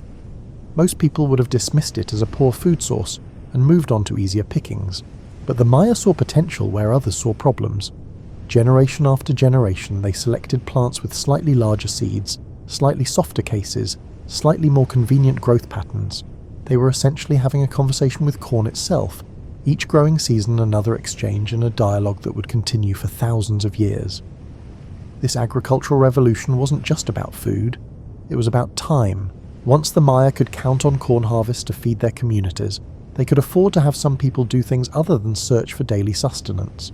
Some could specialize in making better tools, others could experiment with new building techniques, and a few could spend their time watching the sky and wondering about the patterns they saw there. The earliest Maya villages were modest affairs that would look almost cozy by modern standards. Houses were built from local materials with the kind of practical wisdom that comes from intimate knowledge of local conditions. Walls were made from wooden poles chinked with mud and stone, while roofs were thatched with palm leaves or grass in overlapping patterns that could shed even the most determined tropical downpour. These weren't architectural masterpieces, but they were perfectly adapted to their environment, cool in the heat, dry in the rain, and easy to repair when the occasional hurricane reminded everyone who was really in charge. What made these early settlements special wasn't their buildings, but their social organization. Unlike many ancient societies that were strictly hierarchical from the beginning, early Maya communities seem to have been remarkably egalitarian. Archaeological evidence suggests that most families lived in similar houses, ate similar food, and had access to similar tools and luxuries. It was a society where leadership was probably based more on knowledge and consensus than on inherited power or accumulated wealth. But even in these early centuries, hints of the Maya genius were beginning to appear. They were experimenting with techniques for shaping stone, learning to read the subtle signs that predicted good farming weather, and developing increasingly sophisticated ways of organizing their communities. Most importantly, they were beginning to develop the intellectual frameworks that would eventually support their incredible achievements in mathematics, astronomy, and architecture. The Maya creation story, which wouldn't be written down until much later, probably has roots in these early centuries. According to their mythology, the gods tried several times to create beings worthy of worship, first making humans from mud, who dissolved in the rain, then from wood, who lacked souls and were destroyed by a great flood. Finally, they created humans from corn dough, and these proved both durable and properly grateful to their creators. This story isn't just charming mythology, it reflects the Maya's deep understanding of their relationship with corn and, by extension, with the natural world that supported them. They saw themselves not as masters of their environment, but as participants in an ongoing creation story where humans, plants, animals, and gods were all connected in an intricate web of mutual dependence. As centuries passed, these early Maya communities began to develop some of the cultural characteristics that would define their civilization. They started creating more elaborate pottery, decorated with designs that would evolve into the complex iconography of later Maya art. They began building their first ceremonial structures, modest platforms and plazas where communities could gather for religious ceremonies and social events. Most significantly, they began to develop their understanding of time as something cyclical rather than linear. While many cultures see time as an arrow flying toward an unknown destination, the Maya began to conceive of time as a series of interlocking wheels, where patterns repeated but never exactly replicated themselves. This insight would eventually lead them to create some of the most sophisticated calendars in human history. By around 1000 BCE, Maya society was beginning to show signs of the complexity that would characterize its later development. Some communities were growing larger and more specialized, with clear evidence of social stratification and occupational diversity. Trade networks were developing that would eventually connect Maya cities across hundreds of miles of jungle and mountain. And most intriguingly, the Maya were beginning to experiment with their first attempts at monumental architecture. These early buildings weren't the towering pyramids that would later astound Spanish conquistadors, but they represented something revolutionary. The organized effort of entire communities working together to create something that served no immediate, practical purpose. These structures were built for ceremony, for worship, for the creation of sacred spaces where humans could interact with the divine. They represented the moment when Maya society had produced enough surplus food and social organization to support pure human ambition, the desire to create something beautiful and meaningful that would outlast its creators. As you settle deeper into sleep, imagine these early Maya communities, small clusters of thatched roof houses scattered throughout the endless green of the jungle, smoke rising from cooking fires at dusk, children playing games that would teach them the skills they'd need as adults, and everywhere the patient work of building a civilization from the ground up. One corn kernel, one stone block, one shared insight at a time. Picture yourself floating high above the Maya world sometime around 600 CE, and prepare to be astonished. What had once been an endless green carpet of forest is now dotted with cities that seem to have grown from the jungle itself. Pyramid temples rise above the canopy like stone mountains dreamed into existence by particularly ambitious gods, their limestone surfaces gleaming white in the tropical sun. Plazas spread between buildings like perfectly manicured clearings, and everywhere you look, there are signs of a civilization operating at the height of its powers. This is the classic period, when Maya civilization reached what archaeologists like to call its peak. Though that word hardly does justice to what the Maya achieved. It wasn't just that they built bigger buildings or supported larger populations, though they did both. It was that they had created something entirely unprecedented. A collection of city-states that combined urban sophistication with sustainable agriculture, monumental architecture with precise scientific observation, and political complexity with genuine artistic achievement. Tikal, rising from the rainforests of Guatemala, was perhaps the most magnificent of these urban centers. Imagine a city that housed somewhere between 50,000 and 100,000 people at its peak, all of them living in a carefully planned urban environment that worked in harmony with the surrounding forest. The city's central ceremonial complex featured pyramids that reached heights of over 200 feet, taller than a 20-story building and visible from miles away through the jungle canopy. But Tikal wasn't just impressive for its size, it was remarkable for its sophistication. The Maya had solved problems that would challenge urban planners today. How do you provide clean water for tens of thousands of people in a tropical environment? Tikal's engineers created an intricate system of reservoirs, channels, and settling pools that collected rainwater during the wet season and stored it through the dry months. The largest of these reservoirs could hold millions of gallons of water, and the entire system was designed with such precision that archaeologists are still discovering new components. How do you feed a large urban population without destroying the surrounding environment? The Maya developed what might have been the world's first sustainable agricultural system.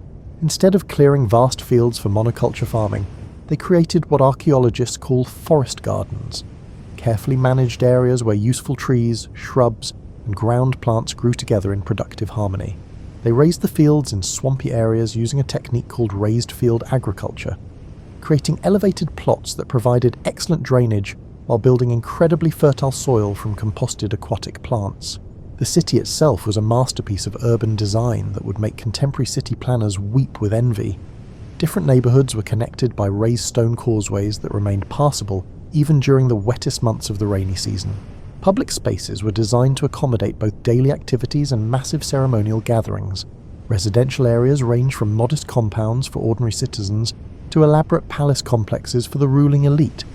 But even the humblest homes had access to clean water and adequate drainage. And then there was Palenque, nestled against the foothills of the Chiapas highlands like a jewel set in green velvet. Where Tikal impressed through sheer scale, Palenque achieved greatness through elegance and artistic refinement. The famous Temple of the Inscriptions, built as a tomb for the ruler Kinich Janab Bakal, represents perhaps the pinnacle of Maya architectural achievement, a building that functions simultaneously as religious temple, royal mausoleum, and artistic masterpiece. Palenque's artists and architects had developed techniques for creating spaces that felt both monumentally impressive and intimately human. The palace complex, with its unique tower that may have served as an astronomical observatory, created courtyards and galleries that would have been perfect venues for the court ceremonies that were central to Maya political life. Light and shadow played across carved relief sculptures with a precision that suggests the builders understood exactly how their creations would look at different times of day and different seasons of the year. Chopin, in what is now Honduras, represented yet another approach to Maya urbanism. This city became famous for its incredible artistic achievements, particularly in sculpture and hieroglyphic writing. The hieroglyphic stairway at Chopin contains over 2,500 individual glyphs, making it the longest Maya inscription ever discovered. But beyond its role as an ancient library, Chopin was notable for its integration with the surrounding landscape. The city's ball court, where Maya played their ritual ball game, was positioned with such precision that the sun's movement during the day created changing patterns of light and shadow that probably had ceremonial significance. Each Maya city-state was unique, but they all shared certain characteristics that set them apart from other ancient urban centres. They were remarkably green cities, where buildings and plazas were integrated with carefully maintained groves of trees and gardens. They were also incredibly clean. Maya cities had sophisticated waste management systems and maintained public spaces with a level of civic pride that would be admirable in any era. The cities were also centres of learning and artistic creation, on a scale that rivaled anywhere in the ancient world. Maya scribes and artists worked in palace scriptoriums, creating books from bark paper and decorating buildings with murals that combined religious symbolism with historical narrative and pure artistic expression.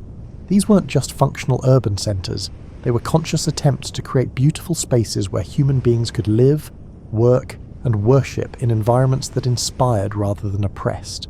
Perhaps most remarkably, these cities weren't created through slave labour or imperial conquest, in the way that many ancient urban centres were built. Archaeological evidence suggests that Maya cities grew through the voluntary association of farming communities, craft specialists, and ruling elites who found mutual benefit in urban cooperation.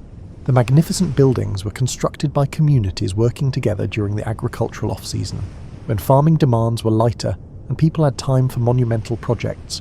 By 600 CE, dozens of these remarkable cities dotted the Maya landscape, each one a unique experiment in how human beings might live together in large, complex societies. They were connected by trade routes that carried not just goods, but ideas, artistic styles, and technological innovations across hundreds of miles of jungle and mountain. A merchant travelling from Palenque to Chopin would have found familiar architectural styles, similar religious practices, and inscriptions written in the same hieroglyphic system, but also distinctive local variations that made each city a unique cultural centre. These weren't just cities, they were dreams made manifest in stone and mortar, testimony to what human beings can achieve when they combine practical intelligence with spiritual vision and artistic ambition. As you drift towards sleep, imagine yourself walking through one of these ancient urban centres at dusk, when cooking fires began to twinkle in residential compounds, and the last light of day painted the limestone pyramids in shades of gold and rose. Imagine you're sitting with a Maya astronomer on the top of a pyramid temple sometime around 700 CE, watching the sunset while she explains her latest calculations about Venus cycles. The sky above you is beginning to fill with stars that seem close enough to touch in the clear tropical air, and in her hands are bark paper books filled with numbers and glyphs that record centuries of careful observation. This Maya scholar can tell you precisely when Venus will next appear as the morning star, when the next solar eclipse will occur, and how many days have passed since the current world began. She can calculate these things more accurately than any astronomer in Europe will be able to do for another 500 years, and she'll explain all of this not as abstract mathematics, but as part of a grand cosmic story where numbers and narratives, science and spirituality are all aspects of the same profound truth about how the universe works. The Maya approached knowledge differently than we often do today, where we tend to separate science from religion, mathematics from storytelling, and practical skills from spiritual practices. The Maya saw all knowledge as interconnected aspects of understanding creation itself. Their numbers were sacred, their stories were scientifically precise, and their practical achievements grew from spiritual insights about the nature of reality. Consider their mathematics, which was arguably more sophisticated than anything being done in Europe at the same time. The Maya were among the first peoples in the world to develop a true concept of zero, not just as the absence of something, but as a number in its own right that could be used in calculations. Their number system was vigesimal, based on 20s rather than our familiar base 10 system, which actually made certain types of calculations easier and more elegant. But Maya mathematics wasn't developed primarily for trade or engineering, though it certainly served those purposes. It was created to understand time itself. The Maya were obsessed with temporal patterns in the way that some people today are obsessed with sports statistics or stock market fluctuations. They tracked cycles within cycles within cycles, creating calendars that could predict events not just years, but thousands of years into the future. Their most famous calendar, often called the Long Count, measured time from a creation date in 3114 BCE and could track individual days across spans of over 5,000 years. But that was just one of several interlocking calendar systems they used simultaneously. The sacred calendar, or Zolkin, was a 260-day cycle that combined 20-day names with 13 numbers in combinations that were used for divination and ceremony. The solar calendar, or Hab, tracked a 365-day year with 18 months of 20 days each, plus 5 extra days that were considered especially dangerous. These calendars worked together like gears in an incredibly complex celestial machine. Every day had multiple names and numbers depending on which calendar you consulted, and the combinations created patterns that repeated on different scales. Some every 52 years, others every 18,980 years. A Maya calendar priest could tell you not just what day it was, but where that day fit into cosmic cycles that connected the present moment to the very creation of the universe. This mathematical precision served a practical purpose. Maya farmers needed to know exactly when to plant their crops, when to expect rains, and when to prepare for dry seasons. Maya rulers needed to schedule ceremonies at astrologically auspicious times, and Maya traders needed to coordinate their activities across hundreds of miles of jungle. But beyond these practical applications, Maya calendars were expressions of a worldview that saw time not as an arrow flying toward an unknown destination, but as a spiral staircase where similar events occurred at higher and higher levels of complexity. Their astronomical observations were equally sophisticated. Maya astronomers tracked not just the obvious cycles of the sun and moon, but the more subtle movements of Venus, Mars, Jupiter, and other celestial bodies. They knew that Venus takes exactly 584 days to complete its cycle from morning star to evening star and back again, and they had calculated this more accurately than European astronomers would manage until the age of telescopes. They also understood eclipse cycles and could predict both solar and lunar eclipses years in advance. This wasn't just academic curiosity. Eclipses were considered potentially dangerous events that required proper ceremonies to ensure that the sun or moon would return safely. Maya rulers often scheduled major military campaigns to coincide with astronomical events, believing that cosmic conditions could influence the outcomes of earthly conflicts. But perhaps most remarkably, the Maya understood that their astronomical observations were imperfect and needed constant correction. They knew that their 365-day solar year was slightly too short, and had developed methods for adjusting their calendars to account for the accumulation of small errors over long periods. European calendars of the same period were less accurate and required frequent arbitrary adjustments that the Maya system handled automatically. Maya writing was equally sophisticated, representing one of only 4 or 5 writing systems that were independently invented in human history. Maya glyphs combined logographic symbols, representing whole words or concepts, with phonetic symbols, representing sounds, creating a flexible system that could express everything from mundane administrative records to complex philosophical and astronomical concepts. Maya books, written on bark paper and coated with lime plaster, covered subjects ranging from historical chronicles to astronomical tables to medical prescriptions. Sadly, Spanish conquistadors and missionaries destroyed most Maya books, considering them works of the devil. Only 4 complete Maya codices survive today, but these give us glimpses of a literature that was probably as rich and varied as that of any ancient civilization. The Maya conception of the universe was both scientifically sophisticated and deeply spiritual. They envisioned creation as a series of interconnected layers, with the earth floating like a turtle shell on a primordial sea, surrounded by a multi-layered heaven where various gods resided. Time moved in cycles, with each major cycle ending in destruction and renewal, as the gods experimented with new forms of creation. Humans, made from corn dough in the current creation, had a responsibility to maintain the universe through proper ceremony and ritual. Maya rulers weren't just political leaders, they were intermediaries between human and divine realms, responsible for ensuring that cosmic order was maintained through their actions and ceremonies. This worldview produced a unique approach to knowledge that modern scholars are still trying to fully understand. Maya scribes and priests were simultaneously scientists, historians, mathematicians, astronomers, and theologians. They saw no contradiction between precise observation and mythological narrative, between practical calculation and spiritual insight. As you settle into sleep, imagine yourself in a Maya scriptorium, surrounded by scholars working by the light of pine torches, carefully drawing glyphs that encode centuries of accumulated wisdom about astronomy, mathematics, history, and the fundamental nature of reality itself. Picture books filled with numbers that track the movements of planets, and stories that explain why those movements matter, all preserved in a writing system that was among humanity's greatest intellectual achievements. Let the morning mist in your mind's eye part to reveal a typical day in a classic Maya city, perhaps sometime around 750 CE. The sun is just beginning to filter through the forest canopy, and you can hear the daily symphony beginning. Howler monkeys announcing the dawn from the treetops, the soft slap-slap of women shaping corn tortillas, the scrape of obsidian blades against stone as craftsmen prepare for their day's work, and the gentle murmur of early market conversations.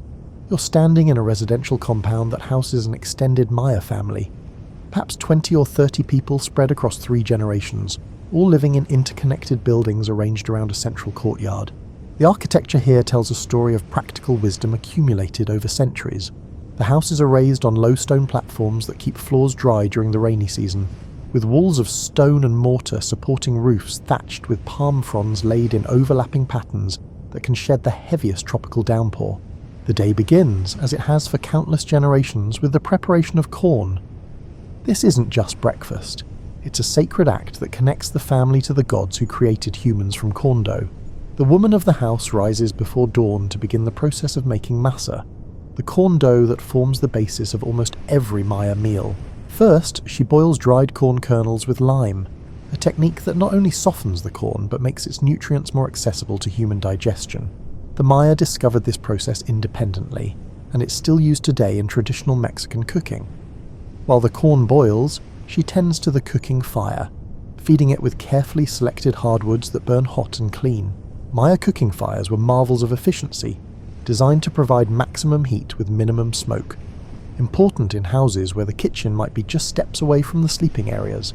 The hearth itself is typically composed of 3 stones arranged in a triangle, a design so practical that it's still used in rural Guatemala and Mexico today. As the corn cooks, other family members begin their daily routines. The men might head to the family's agricultural plots, which could be anywhere from a few hundred yards to several miles from the residential compound.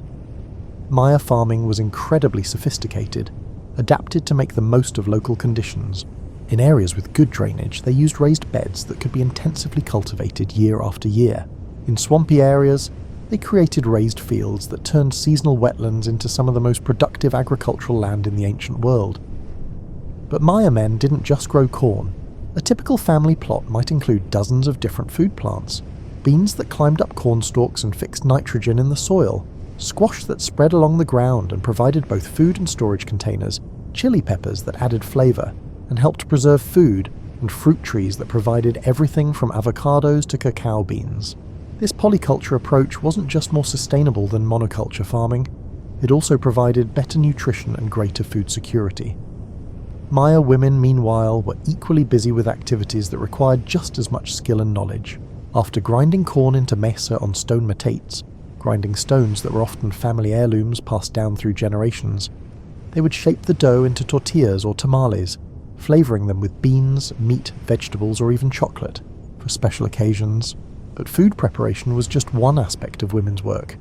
Maya women were also responsible for textile production, which in the ancient Maya world was both a practical necessity and a high art form. Using backstrap looms that could be set up anywhere, Maya weavers created textiles so fine that Spanish conquistadors compared them favourably to the best European silks. The cotton or agave fibres were often dyed with colours extracted from local plants, insects, and minerals, creating textiles that served as markers of social status, regional identity, and artistic achievement. Children in Maya households learned through participation rather than formal instruction. A 5-year-old might help sort beans or feed chickens, while older children gradually took on more complex responsibilities.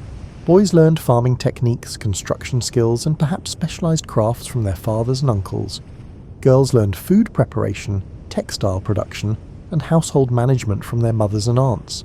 But both boys and girls learned the basics of Maya mathematics, astronomy, and calendar calculation, knowledge that was considered essential for proper participation in Maya society. Education also included learning to read at least some Maya glyphs, though full literacy was probably limited to scribes, priests, and nobles. Most Maya families would have known enough glyphs to read calendrical dates, recognize the names of gods and rulers, and understand basic religious and administrative texts. This level of literacy was actually quite remarkable for the ancient world, where reading and writing were often restricted to tiny educated elites. The Maya workday was structured around the natural rhythms of tropical life. People rose before dawn, when the air was cool and the forest was quiet. The most strenuous work was done in the morning and late afternoon, with a long rest period during the hottest part of the day. This wasn't laziness. It was intelligent adaptation to a climate where working through the midday heat could be genuinely dangerous. Markets were central to Maya daily life, serving not just as places to buy and sell goods, but as social centres where news was exchanged, marriages arranged, and community decisions discussed. A typical Maya market was a riot of colour, sound, and smell that would overwhelm most modern shoppers. Vendors displayed pyramids of chili peppers in every shade from deep red to bright yellow, baskets of cacao beans that served both as flavouring and currency, jade ornaments that caught the light like trapped sunbeams, and textiles whose intricate patterns told stories of gods, heroes, and cosmic events. The diversity of goods available in Maya markets testifies to the sophistication of their trade networks. Obsidian blades from Guatemala, jade from the mountains of Honduras, quetzal feathers from highland cloud forests, salt from coastal lagoons, and seashells from both Pacific and Caribbean coasts all found their way to markets hundreds of miles from their sources. Maya merchants travelled on foot along jungle paths and stone causeways, carrying goods in large baskets supported by tumplines across their foreheads, a carrying technique that distributed weight so efficiently that a single porter could transport loads that would challenge a pack mule. Evenings in Maya communities were times for social activities that reinforced community bonds and transmitted cultural knowledge. Extended families gathered around cooking fires to share meals and stories, with older relatives recounting traditional tales that preserved historical memory and moral instruction.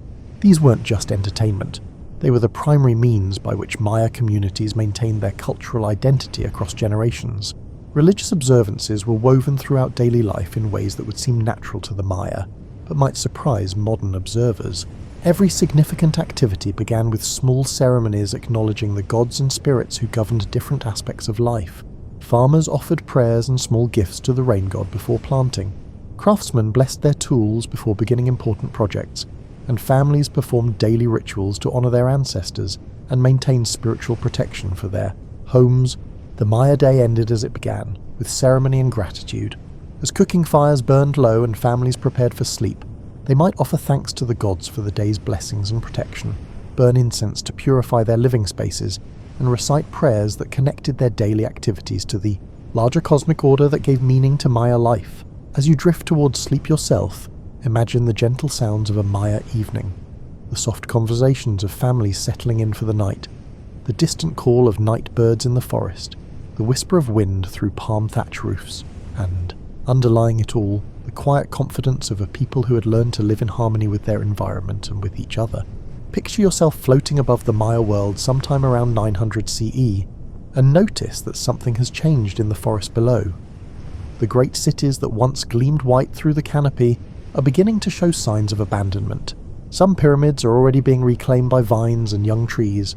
Plazas that once hosted thousands of people for religious ceremonies now stand empty except for the occasional deer or jaguar, picking its way carefully across ancient stone paving. This is one of archaeology's most fascinating mysteries, the so-called Maya collapse, though that word suggests something more dramatic and sudden than what actually occurred. The Maya didn't disappear overnight like characters in a fairy tale. Instead, their civilization underwent a gradual transformation that archaeologists are still trying to fully understand. The changes began subtly, like a symphony gradually shifting from major to minor key. In some cities, fewer new monuments were erected. In others, construction projects were left unfinished, as if the workers had simply put down their tools one day and walked away. Trade routes that had connected Maya cities for centuries began to show less traffic. The careful maintenance that had kept urban water systems functioning started to slack off. By around 900 CE, many of the great classic Maya cities had been largely abandoned, their populations scattered to smaller settlements or migrated to new regions entirely. It was as if the Maya had decided that urban life, which had served them so well for over 1,000 years, was no longer worth the effort it required. What caused this dramatic shift? Archaeologists have proposed numerous theories, and the truth probably involves a combination of factors rather than any single catastrophe. Climate data suggests that the Maya world experienced a series of severe droughts during the 8th and 9th centuries, some lasting for decades. For a civilization that depended on carefully managed water systems, these droughts would have posed enormous challenges. Imagine trying to maintain a city of 50,000 people when your reservoirs are running dry and the rains that usually refill them keep failing to arrive. Maya engineers had designed their urban water systems to handle normal variations in rainfall, but they hadn't planned for the kind of extended dry periods that apparently occurred during this time. As water became scarce, urban populations would have been forced to disperse to areas where smaller-scale farming and water collection were more viable. But climate change alone probably wouldn't have caused such widespread urban abandonment. Maya cities had survived droughts before and had developed sophisticated methods for water conservation and management. Something else must have made their urban centres less resilient than they had been in earlier centuries. One possibility is that Maya cities had simply grown too large and complex for their own good. By the 8th century, some Maya urban centres supported populations that strained even their sophisticated agricultural and water management systems. When environmental stresses occurred, these large concentrations of people may have become unsustainable. There's also evidence for increasing warfare between Maya city-states during this period. Earlier Maya conflicts had been relatively limited affairs, more like elaborate tournaments than wars of conquest. But by the late Classic period, Maya warfare seems to have become more destructive, with cities being attacked not just for prestige or tribute, but for complete conquest and destruction. This escalation in violence may have been both a cause and a consequence of the other stresses affecting Maya society. As resources became scarcer due to drought and overpopulation, competition between cities intensified. As warfare became more destructive, it became harder for cities to maintain the cooperative relationships that had allowed Maya civilization to flourish. Political factors also played a role. The elaborate royal courts that had governed Maya cities required enormous resources to maintain. Kings and nobles needed magnificent palaces, elaborate ceremonies, and costly trade goods to demonstrate their divine authority and maintain political legitimacy. As economic stress increased, these costs may have become increasingly burdensome for ordinary Maya farmers and craftsmen. Archaeological evidence suggests that during this period, the gap between Maya elites and commoners was growing wider. While nobles continued to build elaborate palaces and fill their tombs with jade and gold, ordinary Maya households show signs of economic stress and reduced access to luxury goods. This growing inequality may have undermined the social cohesion that had made large Maya cities possible. But perhaps most importantly, the environmental knowledge that had allowed the Maya to create sustainable urban centres in tropical forests was being forgotten or ignored. As cities grew larger and more complex, their inhabitants may have become increasingly disconnected from the natural systems that supported them. The careful balance between human needs and environmental capacity that had characterized earlier Maya civilization seems to have been disrupted. However, it's crucial to understand that what archaeologists call the Maya collapse wasn't the end of Maya civilization, it was a transformation. While the great cities of the Classic period were being abandoned, Maya communities were adapting and evolving in new directions. Some moved to areas that were less affected by drought. Others developed new forms of political organization that were more resilient to environmental stress, and many simply returned to the smaller scale, more sustainable ways of life that had characterized earlier periods of Maya history. In the northern Yucatan, Maya civilization experienced what archaeologists call a renaissance during the post-classic period. Cities like Chichen Itza and later Mayapan became major centers of trade, learning, and political power. These northern cities developed new architectural styles, new forms of political organization, and new relationships with other Mesoamerican civilizations. The Maya of the post-classic period were different from their classic predecessors, but they weren't lesser. They had learned from the experiences of the classic cities and developed more flexible, adaptable approaches to urban life. Instead of the highly centralized city-states of the classic period, post-classic Maya society was organized around looser confederations of cities and towns that could better weather political and environmental crises. Trade became increasingly important during this period, with Maya merchants establishing commercial networks that extended from central Mexico to Panama. Maya traders, traveling in large ocean-going canoes, carried goods along the Caribbean and Pacific coasts, connecting Maya communities with other Mesoamerican civilizations and adapting to new technologies and ideas from across the region. The Maya also continued their scientific and intellectual achievements during the post-classic period. Astronomers at Chichen Itza created new observatories and refined their understanding of celestial cycles. Scribes continued to develop Maya writing and created new types of books that preserved historical, astronomical, and religious knowledge. Artists developed new styles that combined traditional Maya themes with influences from central Mexico and other regions. Perhaps most importantly, Maya communities during this period developed a more decentralized, resilient approach to civilization that helped them survive challenges that might have destroyed more rigid societies. When Spanish conquistadors arrived in the 16th century, they found not a collapsed civilization but a diverse, adaptable collection of Maya communities that had been successfully managing the challenges of tropical life for over 3,000 years. The Spanish conquest was devastating for Maya communities, but it wasn't completely destructive. Many Maya communities retreated to remote areas where they maintained traditional ways of life, with minimal outside interference. Others adapted to colonial rule while preserving essential aspects of Maya culture, language, and identity. In the dense forests of the Petén region of Guatemala, some Maya communities remained effectively independent until the late 19th century. These communities maintained traditional agricultural practices, continued to use Maya calendars and writing systems, and preserved religious practices that connected them to their ancient heritage. The transformation of Maya civilization during the late Classic and post-Classic periods offers important lessons about resilience and adaptation. The Maya response to environmental and social stress wasn't to desperately cling to unsustainable practices, but to thoughtfully adapt their society to changing conditions. They demonstrated that civilizations, like living organisms, can survive by changing rather than by remaining static. This ability to adapt while maintaining cultural continuity helps explain why Maya civilization has persisted for over 4,000 years. Today, millions of people in Mexico, Guatemala, Belize, and Honduras continue to speak Maya languages, practice traditional agriculture, and maintain cultural practices that connect them to their ancient heritage. They are living proof that the Maya didn't disappear, they evolved. As you continue drifting towards sleep, imagine this great transformation.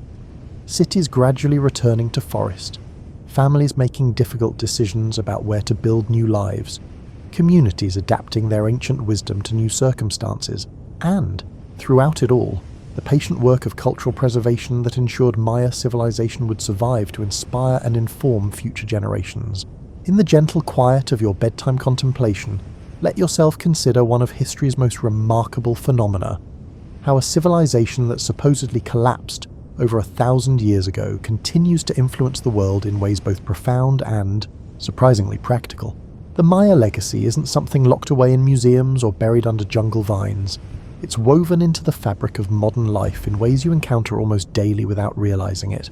Every time you bite into a piece of chocolate, you're participating in a tradition that the Maya perfected over 2,000 years ago. The cacao tree, which the Maya called the food of the gods, was first domesticated in the Maya world. But the Maya didn't just discover chocolate, they elevated it to an art form. They created dozens of different ways to prepare cacao, From bitter ceremonial drinks reserved for nobles and priests to sweet treats that were probably not too different from modern hot chocolate, Maya chocolate preparation was so sophisticated that Spanish conquistadors initially couldn't figure out how to recreate it. The Maya had learned to ferment cacao beans to develop their full flavour, to roast them at precisely the right temperature, and to combine them with vanilla, chili peppers, and other flavourings in proportions that created complex, nuanced beverages that were both delicious and nutritionally rich. When you see single-origin chocolate in upscale stores today, you're seeing a return to Maya principles of chocolate making that emphasize the unique characteristics of cacao from specific regions. The mathematical concepts the Maya developed continue to influence how we think about numbers and time. Their invention of zero as a placeholder and mathematical concept was one of the most important intellectual achievements in human history. This innovation, developed independently from similar discoveries in India, made possible the kind of complex calculations that underlie everything from computer programming to space exploration. Maya calendar systems, with their precise tracking of multiple overlapping cycles, provided intellectual frameworks that still influence how anthropologists, historians, and even computer scientists think about time and periodicity. The Maya understanding that time moves in cycles rather than straight lines has become increasingly relevant in an era when we're beginning to recognize that human activities follow cyclical patterns that need to be understood and managed sustainably. Modern agricultural science has rediscovered many Maya farming techniques and found them remarkably sophisticated. The raised field agriculture that the Maya used to farm in wetlands is now being studied as a model for sustainable farming in areas threatened by climate change and rising sea levels. Maya polyculture techniques, growing multiple crops together in mutually beneficial combinations, are being adapted by organic farmers and permaculture practitioners around the world. The Maya understanding of forest management has also proven remarkably prescient. Modern ecologists studying the forests of Central America have discovered that many areas that appeared to be virgin wilderness are actually the result of thousands of years of careful Maya forest management. The Maya had learned to enhance natural forest productivity by selectively encouraging useful species, creating forest gardens that were more productive and diverse than unmanaged natural forests. This knowledge is now being applied in conservation projects throughout the tropics. Instead of trying to preserve forests by keeping people out of them, conservationists are learning to work with indigenous communities who have maintained traditional ecological knowledge that can inform sustainable forest management. The Maya approach to living within natural systems rather than trying to dominate them has become a model for sustainable development in tropical regions around the world. Maya architectural techniques continue to inspire modern builders and architects. The corbel arch technique that the Maya perfected, creating arches and vaults by gradually projecting stones inward until they meet at the top, is being studied by architects interested in creating earthquake-resistant buildings using local materials. Maya understanding of how to construct large buildings that could withstand both tropical storms and seismic activity has applications in modern earthquake and hurricane engineering. The Maya approach to urban planning, which integrated cities with natural water management systems and maintained green spaces throughout urban areas, has become a model for sustainable city design. Urban planners studying Maya cities have been impressed by their sophistication in managing stormwater, providing public spaces, and creating neighborhoods that functioned as integrated communities rather than just collections of individual buildings. Maya astronomical knowledge continues to inform our understanding of ancient science and to provide alternative perspectives on humanity's relationship with the cosmos. Maya astronomers' precise observations of planetary cycles, their accurate predictions of eclipses, and their sophisticated understanding of calendar calculation demonstrate that scientific knowledge can develop along different paths than those followed by European traditions. This has implications beyond historical curiosity, as modern science increasingly recognizes the value of traditional ecological knowledge. Maya astronomical and mathematical traditions provide examples of how indigenous knowledge systems can complement and enhance Western scientific approaches. Maya calendar specialists working today in Guatemala and Mexico maintain knowledge that spans thousands of years and provides insights into long-term environmental and social cycles that short-term scientific observation might miss. The Maya writing system, once considered too complex to be fully deciphered, has become a model for understanding how human communication systems develop and change over time, transmitting information. Maya literature, as we've come to understand it through deciphered texts, has enriched our understanding of ancient American intellectual traditions. Maya poetry, historical narratives, and scientific texts demonstrate levels of literary sophistication that rival anything produced in the ancient world. The Popol Vuh, the Maya creation story that was preserved through the colonial period, has become recognized as one of the world's great mythological texts, offering insights into Maya philosophy and cosmology that continue to influence writers, artists, and thinkers around the world. Perhaps most importantly, Maya civilization provides a powerful example of how human societies can develop along pathways different from those we're familiar with in European and Asian civilizations. The Maya created urban centers without wheeled vehicles or large domesticated animals, developed sophisticated mathematics without a base 10 number system, and maintained complex societies for thousands of years using sustainable agricultural practices in tropical environments. This alternative model of civilization has become increasingly relevant as modern societies grapple with questions about sustainability, environmental management, and social organization. The Maya example demonstrates that high levels of cultural achievement, sophisticated technology, and complex social organization don't require the exploitation of natural resources or the domination of natural systems that characterized many other ancient civilizations. Today, over 6 million people in Mexico, Guatemala, Belize, and Honduras continue to speak Maya languages and maintain cultural practices that connect them directly to their ancient heritage. These modern Maya communities aren't living museums preserving ancient ways. They're dynamic cultures that continue to adapt traditional knowledge to contemporary circumstances. Maya communities today are leaders in sustainable agriculture, forest conservation, and cultural preservation. They maintain traditional calendar systems alongside modern timekeeping, practice traditional medicine alongside modern healthcare, and use traditional ecological knowledge to inform contemporary environmental management. They represent living proof that the Maya legacy isn't just historical, it's a continuing contribution to human knowledge and wisdom. As you settle into the final moments before sleep, consider that the Maya story isn't really finished. It's still being written by communities throughout Central America who maintain ancient traditions while adapting to contemporary challenges. The pyramids rising from jungle canopies, the sophisticated mathematics encoded in ancient calendars, and the sustainable agricultural practices developed over millennia all continue to offer insights and inspiration to anyone willing to listen to. The whispers of ancient wisdom that still echo through the forests of Maya country. In these quiet moments before sleep carries you away from the Maya world and back to your own time, let yourself rest in the knowledge that you've just completed a journey through one of humanity's most remarkable experiments in living. The Maya weren't just another ancient civilization that rose and fell like so many others.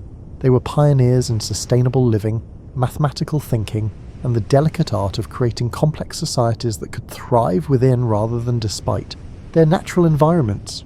Tonight, as you've traveled through time and jungle, you've witnessed the birth of cities that grew like magnificent trees from tropical soil, seen mathematical concepts develop that still influence how we understand the universe, and watched agricultural techniques emerge that modern science is only now beginning to fully appreciate. You've walked through markets filled with goods carried hundreds of miles through jungle paths, listened to astronomical observations that were more accurate than anything Europe would achieve for centuries, and observed daily life in communities that had learned to balance individual ambition with collective wisdom. The Maya story is ultimately about adaptation and resilience. When their great classic cities could no longer be sustained, the Maya didn't simply disappear, they evolved. They created new forms of social organization, developed new relationships with their environment, and maintained the essential elements of their culture through changes that would have destroyed less flexible civilizations. This capacity for thoughtful adaptation has allowed Maya culture to survive for over 4,000 years, making it one of the longest continuing civilizations in human history. The same intellectual traditions that produced the mathematical concept of zero and calculated the movements of planets with extraordinary precision continue today in Maya communities that maintain traditional calendars, practice sustainable. Perhaps this is the most important lesson the Maya offer to our contemporary world, that sustainability isn't about returning to some imagined simpler past, but about developing the wisdom to create complex societies that work in harmony with nature, systems rather than in opposition to them.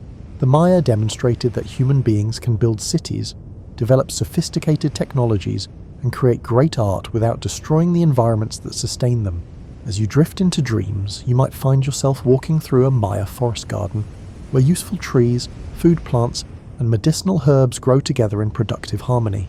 Or perhaps you'll dream of astronomers on pyramid tops, calculating the precise moment when Venus will next appear as the morning star. Maybe you'll find yourself in a Maya scriptorium, watching scribes carefully draw glyphs that encode both practical information and sacred stories.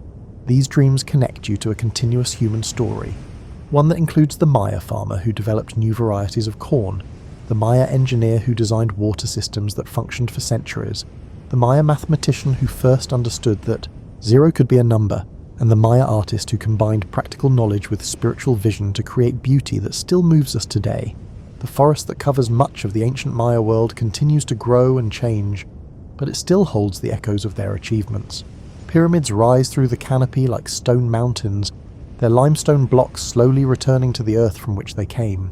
Raised agricultural fields, abandoned for centuries, have become unique ecosystems where ancient human wisdom continues to shape natural processes, and in communities throughout Central America, Maya languages continue to be spoken, Maya calendars continue to mark the passage of sacred time, and Maya knowledge continues to offer insights into sustainable ways of living. Tomorrow, when you wake and perhaps glance at your calendar to plan your day, remember that you're using a system refined by Maya mathematicians who understood that time moves in cycles rather than straight lines. When you enjoy chocolate with your breakfast, remember that you're participating in a tradition that the Maya elevated to high art. When you hear about sustainable agriculture or forest conservation, remember that you're encountering ideas that the Maya pioneered and perfected over thousands of years. The Maya legacy isn't something distant and historical. It's woven into the fabric of contemporary life in ways both obvious and subtle. Their mathematical innovations underlie computer systems, their agricultural techniques inform sustainable farming practices, their astronomical observations contribute to our understanding of ancient science, and their examples of sustainable urban design inspire modern city planners. Most importantly, Maya civilization demonstrates that there are many different ways to create complex, sophisticated societies. The paths they followed, emphasizing cyclical rather than linear thinking, developing technology that worked with rather than against natural systems, creating urban centers that enhanced rather than degraded their environments, offer alternative models for how human beings might organize themselves and their relationships with the natural world. Conversation between intelligence and environment, between individual ambition and collective wisdom, between the needs of the present and the requirements of a sustainable future. Rest well, knowing that the forests of Maya country continue to grow and change, that Maya communities continue to adapt ancient wisdom to contemporary challenges, and that the echoes of their achievements continue to whisper through time, offering guidance and inspiration to anyone thoughtful enough to listen.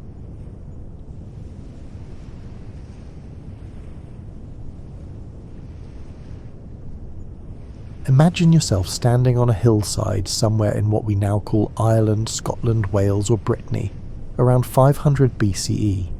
The landscape before you looks like someone took every romantic painting of the British countryside you've ever seen and dialed up the wildness by several notches. Rolling hills stretch toward horizons that seem impossibly distant, covered in grasses that shift from emerald to jade depending on how the wind touches them. The forests here aren't the tidy managed woodlands you might encounter on a modern nature trail. These are deep, ancient groves where oak trees have been growing since before your great-great-great-grandparents' great-great-great-grandparents were born. The canopy overhead creates a living cathedral, filtering sunlight into green-gold beams that make you feel like you've stepped into a place where the ordinary rules of the world don't quite apply. The Celtic peoples, and yes, we pronounce it Celtic when talking about these historical folks, not the basketball team pronunciation, occupied a vast swathe of Europe stretching from modern-day Turkey to the Atlantic Ocean. They weren't a single unified nation like we think of countries today, but rather a collection of tribes who shared similar languages, artistic styles, and ways of understanding the world. Think of them less like a political entity and more like a cultural family with lots of interesting cousins who didn't always get along at reunions. These people lived in a world where the boundary between the practical and the spiritual was about as distinct as morning mist. To them, everything had presence and meaning. Rivers weren't just water flowing downhill, but living entities with personalities. Trees weren't merely plants, but beings worthy of respect and sometimes consultation. The land itself breathed with them, and they arranged their lives according to its rhythms rather than trying to impose their will upon it. The climate in Celtic territories varied considerably depending on location, but much of it shared certain characteristics that would become important for our story about sleeping outdoors. The British Isles and northern France experienced what meteorologists politely call maritime temperate conditions, which is a fancy way of saying it was often cool, frequently damp, and occasionally downright inhospitable. Summers could be pleasant, with long twilights that stretched almost to midnight, but winters brought short days, long nights, and the kind of cold that settles into your bones like an unwelcome houseguest who won't take the hint to leave. Yet within this challenging environment, the Celtic people thrived. They raised cattle and sheep, grew crops, crafted objects of stunning beauty, and developed a sophisticated understanding of their world that allowed them to live comfortably in conditions that would send most modern people running for the nearest thermostat. Their relationship with sleep, night, and the outdoors reflected this deep connection to their environment. The Celtic year revolved around seasonal festivals that marked important transitions. Samhain in late October heralded the beginning of winter and the dark half of the year, when nights grew long and the veil between worlds grew thin. Imbolc in early February celebrated the first stirrings of spring and the lengthening of days. Beltane in May welcomed summer's arrival with bonfires and celebrations of fertility and growth. Lughnasadh in August marked the beginning of harvest season. These weren't just parties or religious observances, they were practical acknowledgements of the changing relationship between people and their environment. Each season brought different challenges and opportunities for sleeping arrangements, different considerations for staying warm and dry, and different relationships with the night sky and the darkness that fell like a heavy cloak across the land. The Celtic cosmos was structured differently from how we typically think of the universe today. There wasn't a clear separation between earth and sky, day and night, waking and sleeping, or living and dead. Everything existed on a continuum, with permeable boundaries that could be crossed under the right circumstances. Night wasn't simply the absence of day, but a different state of being, when different rules applied and different possibilities emerged. This worldview shaped everything about how Celtic people approached the act of sleeping, especially when sleeping outdoors. They didn't see nighttime exposure to the elements as something to be merely endured, or as a sign of poverty or hardship. Instead, sleeping beneath the stars could be a choice, a practice, or even a sacred act that connected them more deeply to the rhythms of the natural world and the movements of the cosmos above. As you settle deeper into your modern bed with its memory foam and climate control, consider how different your relationship with sleep might be if you understood night not as an interruption of productive daylight hours, but as its own valuable realm, with its own gifts to offer those brave or skilled enough to embrace it fully. Before we can understand how Celtic people slept outdoors without freezing, we need to appreciate the warm, secure bases they created for themselves when sleeping indoors. The Celtic roundhouse wasn't just a dwelling, it was a masterpiece of practical engineering disguised as a simple structure. Picture a building shaped like a large basket turned upside down, with walls made of wattle and daub, essentially woven branches covered with a mixture of mud, clay, straw, and sometimes animal dung. Before you wrinkle your nose at that last ingredient, understand that it was an excellent binding agent and when dried didn't smell like you might imagine. The walls rose to about the height of a modern single-story house, then curved inward to meet a peaked roof thatched with reeds, heather, or straw. The most distinctive feature of these homes was their circular shape, which wasn't merely an aesthetic choice but a brilliant practical decision. A round structure has no corners where cold air can pool and no walls that bear more wind stress than others. The design distributed weight and wind resistance evenly, making these homes remarkably sturdy against the storms that regularly swept across the landscape. At the centre of each roundhouse burned the heart of Celtic home life, the hearth fire. This wasn't a decorative fireplace like you might have in a modern living room, but a working fire that provided heat, light and cooking capability, and served as the social and spiritual centre of domestic life. The fire burned continuously, tended throughout the day and banked carefully at night to preserve coals for easy rekindling in the morning. The smoke from this central fire rose upward through the thatched roof, which acted as a natural filtering system. The thatch would absorb some of the smoke while allowing the rest to escape gradually, creating a natural ventilation system that kept the interior from becoming unbearably smoky while still retaining warmth. The smoke also had the beneficial side effect of helping to preserve meat hung in the rafters and deterring insects that might otherwise infest the thatch.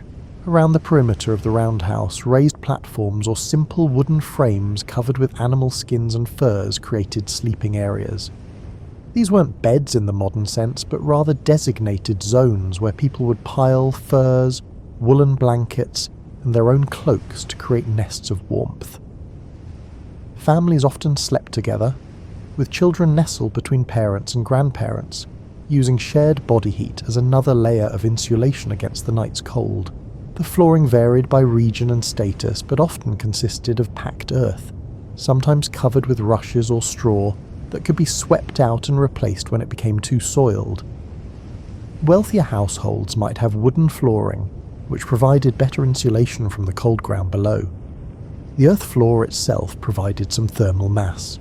It would absorb heat from the fire during the day and release it slowly throughout the night, creating a more stable interior temperature than you might expect. Celtic homes were typically arranged in small clusters or villages, positioned to take advantage of natural features that provided protection from weather and enemies. A settlement might nestle into the lee side of a hill to shelter from prevailing winds or occupy a defensible position near water sources. The homes faced various directions, but often the entrance was positioned to avoid the worst of winter storms, while allowing the morning sun to provide natural warmth and light. The size of a roundhouse varied depending on the wealth and status of its inhabitants, ranging from modest single-family dwellings about 20 feet in diameter to large communal structures that could accommodate extended families or serve as meeting halls. A typical family home might be 30 feet across, providing ample space for living, sleeping, cooking, and storing essential supplies. Inside these homes, the temperature could remain surprisingly comfortable even in winter. The combination of the central fire, good insulation from thick walls and thatch, the heat-retaining properties of the earth floor, and the shared warmth of multiple bodies created an environment that was certainly cooler than modern heated homes, but far warmer than the outdoor conditions. On a winter night when temperatures outside might drop to freezing or below, the interior of a well-maintained roundhouse could stay in the range that we'd consider comfortably cool, perhaps the temperature of a modern room in autumn before you've quite convinced yourself to turn on the heating. But here's what's important for our story about sleeping outdoors. The comfort of these homes wasn't taken for granted. Celtic people understood viscerally what it meant to be cold, wet, and exposed to the elements because they experienced these conditions regularly. When they chose to sleep outdoors, whether by necessity during travels or warfare or by choice during seasonal activities or spiritual practices, they brought with them knowledge gained from their relationship with both comfort and discomfort, warmth and cold. The roundhouse represented more than physical shelter. It embodied the Celtic understanding that survival in their environment required working with natural materials and natural principles, rather than trying to dominate or completely separate themselves from the world outside their walls. This philosophy would prove essential when circumstances required them to sleep beneath the stars without the protection of those sturdy walls and that warming central fire. Now we arrive at the practical heart of our story. How did the Celtic people actually prepare for nights spent outdoors without succumbing to hypothermia or simply being too miserable to function the next day? The answer involves a combination of materials, techniques, and knowledge that would impress modern survival experts. First, let's talk about clothing, because the Celtic wardrobe was essentially their portable shelter system. The foundation of their outdoor survival strategy started with wool, that miracle fibre that keeps you warm even when wet, which was a rather important feature in the damp Celtic climate. Sheep had been domesticated in Europe for thousands of years by the Celtic period, and these people had become masters at processing wool into various forms of protection against the elements. Celtic people wore multiple layers of woolen clothing. Against the skin, a wool or linen tunic provided the base layer. Over this, another longer tunic or woolen dress, then potentially a heavy woolen cloak that could serve multiple purposes. This cloak, called a brat in the Irish Celtic language, was the Swiss Army knife of Celtic outdoor equipment. It could be worn as a garment, wrapped as a blanket, used as a ground sheet, or even rigged as a simple tent shelter with some cordage and stakes. The weaving of these woolen textiles was remarkably sophisticated. Celtic weavers created fabrics with different weights and textures for different purposes. Some wool was woven loosely to trap more air for better insulation, while other cloth was woven tightly to resist water and wind. The natural lanolin in wool provided some water resistance, and wealthier individuals might have cloaks that were partially waterproof through treatment with additional fats or oils. Colour played a role too, though perhaps not the way you might expect. While we often imagine ancient people wearing drab browns and greys, Celtic peoples actually produced vibrant dyed fabrics using plants, lichens and minerals. However, for outdoor survival, darker colours had practical advantages. They absorbed more heat from whatever sunlight was available, and they showed less dirt and wear during extended periods without washing. Footwear deserves special mention because anyone who's tried sleeping with cold feet knows that temperature extremes in your extremities can make restful sleep nearly impossible. Celtic shoes range from simple leather moccasins to more elaborate boots that wrapped around the foot and lower leg. The leather was often lined with fur or stuffed with dried grass for insulation. Some people wore multiple pairs of socks made from wool or wrapped their feet in woolen cloth before putting on their shoes. When preparing for a night outdoors, a Celtic person's checklist would have included items that modern campers would recognise alongside some that might seem unusual. A leather bag or woven basket would carry supplies, dried meat or cheese, perhaps some oatcakes or other portable food. A fire-starting kit which might include iron and flint for striking sparks, char cloth for catching those sparks, and dry tinder carefully preserved in a waterproof container made from animal bladder or tightly woven fabric coated with beeswax. Water presented interesting challenges.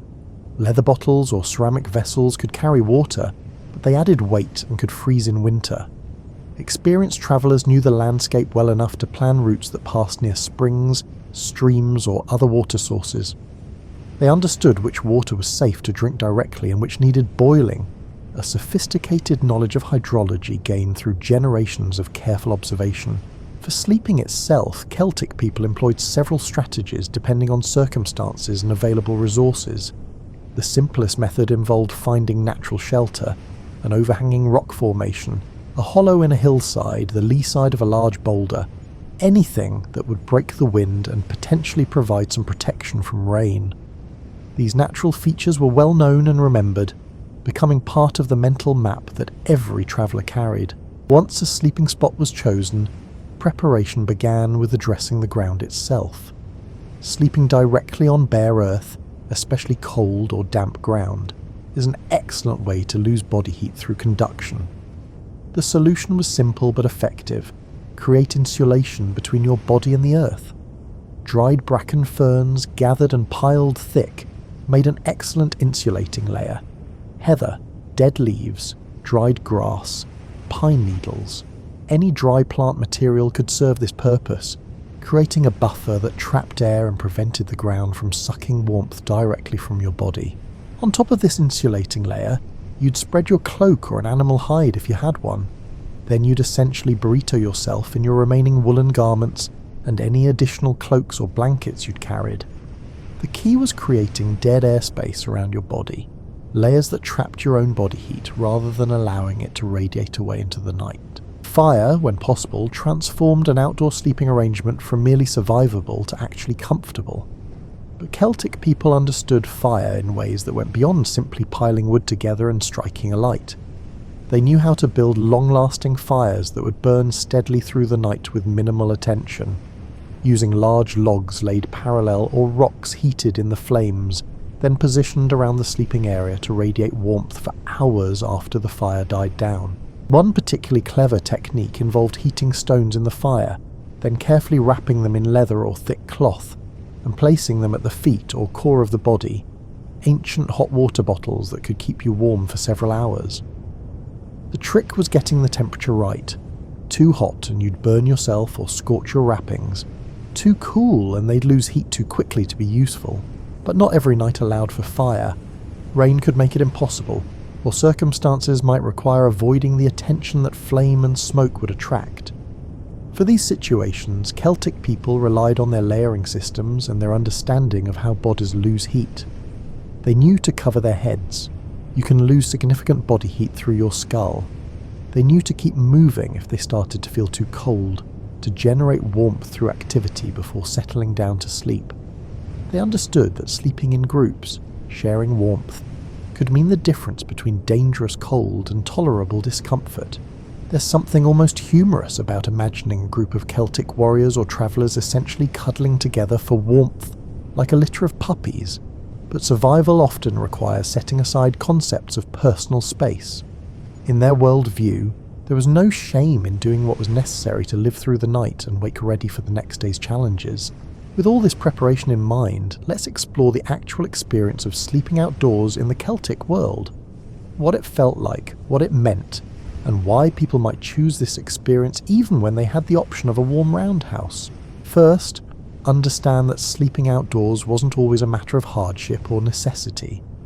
While travellers, traders, warriors, and shepherds certainly spent nights under the stars because their work demanded it, there were also cultural and spiritual reasons why someone might deliberately choose to sleep outside even when a comfortable indoor option was available. The Celtic relationship with the night sky was fundamentally different from ours. Without electric lights, the darkness after sunset was profound in a way that most modern people never experience. When the sun set on a clear night away from hearth fires, the darkness wasn't just an absence of light, but an almost tangible presence. Your eyes would adjust gradually, and what first appeared as absolute blackness would reveal itself as a canvas painted in countless shades of shadow. Then, after this adjustment, the stars would emerge with a brilliance that modern light pollution has stolen from most of us. On a clear night, away from settlements, the Milky Way would stretch across the sky like a river of light, so bright and detailed that you could almost believe you might fall upward into its depths if you stared too long. The ancient Celtic peoples saw not just points of light, but also stories, patterns, guides for navigation, and indicators of seasonal change. Imagine settling into your prepared sleeping spot on such a night. The ground beneath you, cushioned by your carefully gathered bracken and ferns, provides more support than modern people might expect. Not soft like a mattress, but firm and surprisingly comfortable once you find the right position and your body adapts to the surface. Your woolen layers envelop you like a cocoon, the fabric still holding some warmth from your body heat during the day's activities. The sounds of the night surround you, quite different from indoor sleeping, where thick walls muffle external noise. There's the whisper of wind through grass, or the more substantial rustle of wind through tree branches if you're camped near a forest. The occasional crack of a twig as some nocturnal animal goes about its business, which might make your heart rate increase momentarily until you identify it as a deer or rabbit, rather than something more threatening. If you're near water, perhaps the gentle murmur of a stream or the intermittent croaking of frogs. The scents, too, differ entirely from indoor sleeping. Instead of smoke-tinged interior air, you breathe the fresh, complex smell of the outdoors. Earth, grass, the faintly spicy scent of crushed bracken, the mineral smell of nearby rocks, perhaps the sweet decay of autumn leaves if the season is right. In spring, the night air might carry the perfume of blooming flowers. In summer, the rich green smell of growing things. In autumn, the sharp, clean scent of approaching cold. Temperature management during the night required constant minor adjustments. As the night deepened and temperatures dropped, you might pull your cloak tighter around yourself or curl into a more compact position to minimize heat loss. If you were sleeping near a fire, you might wake periodically to add more fuel or adjust your position relative to the warmth.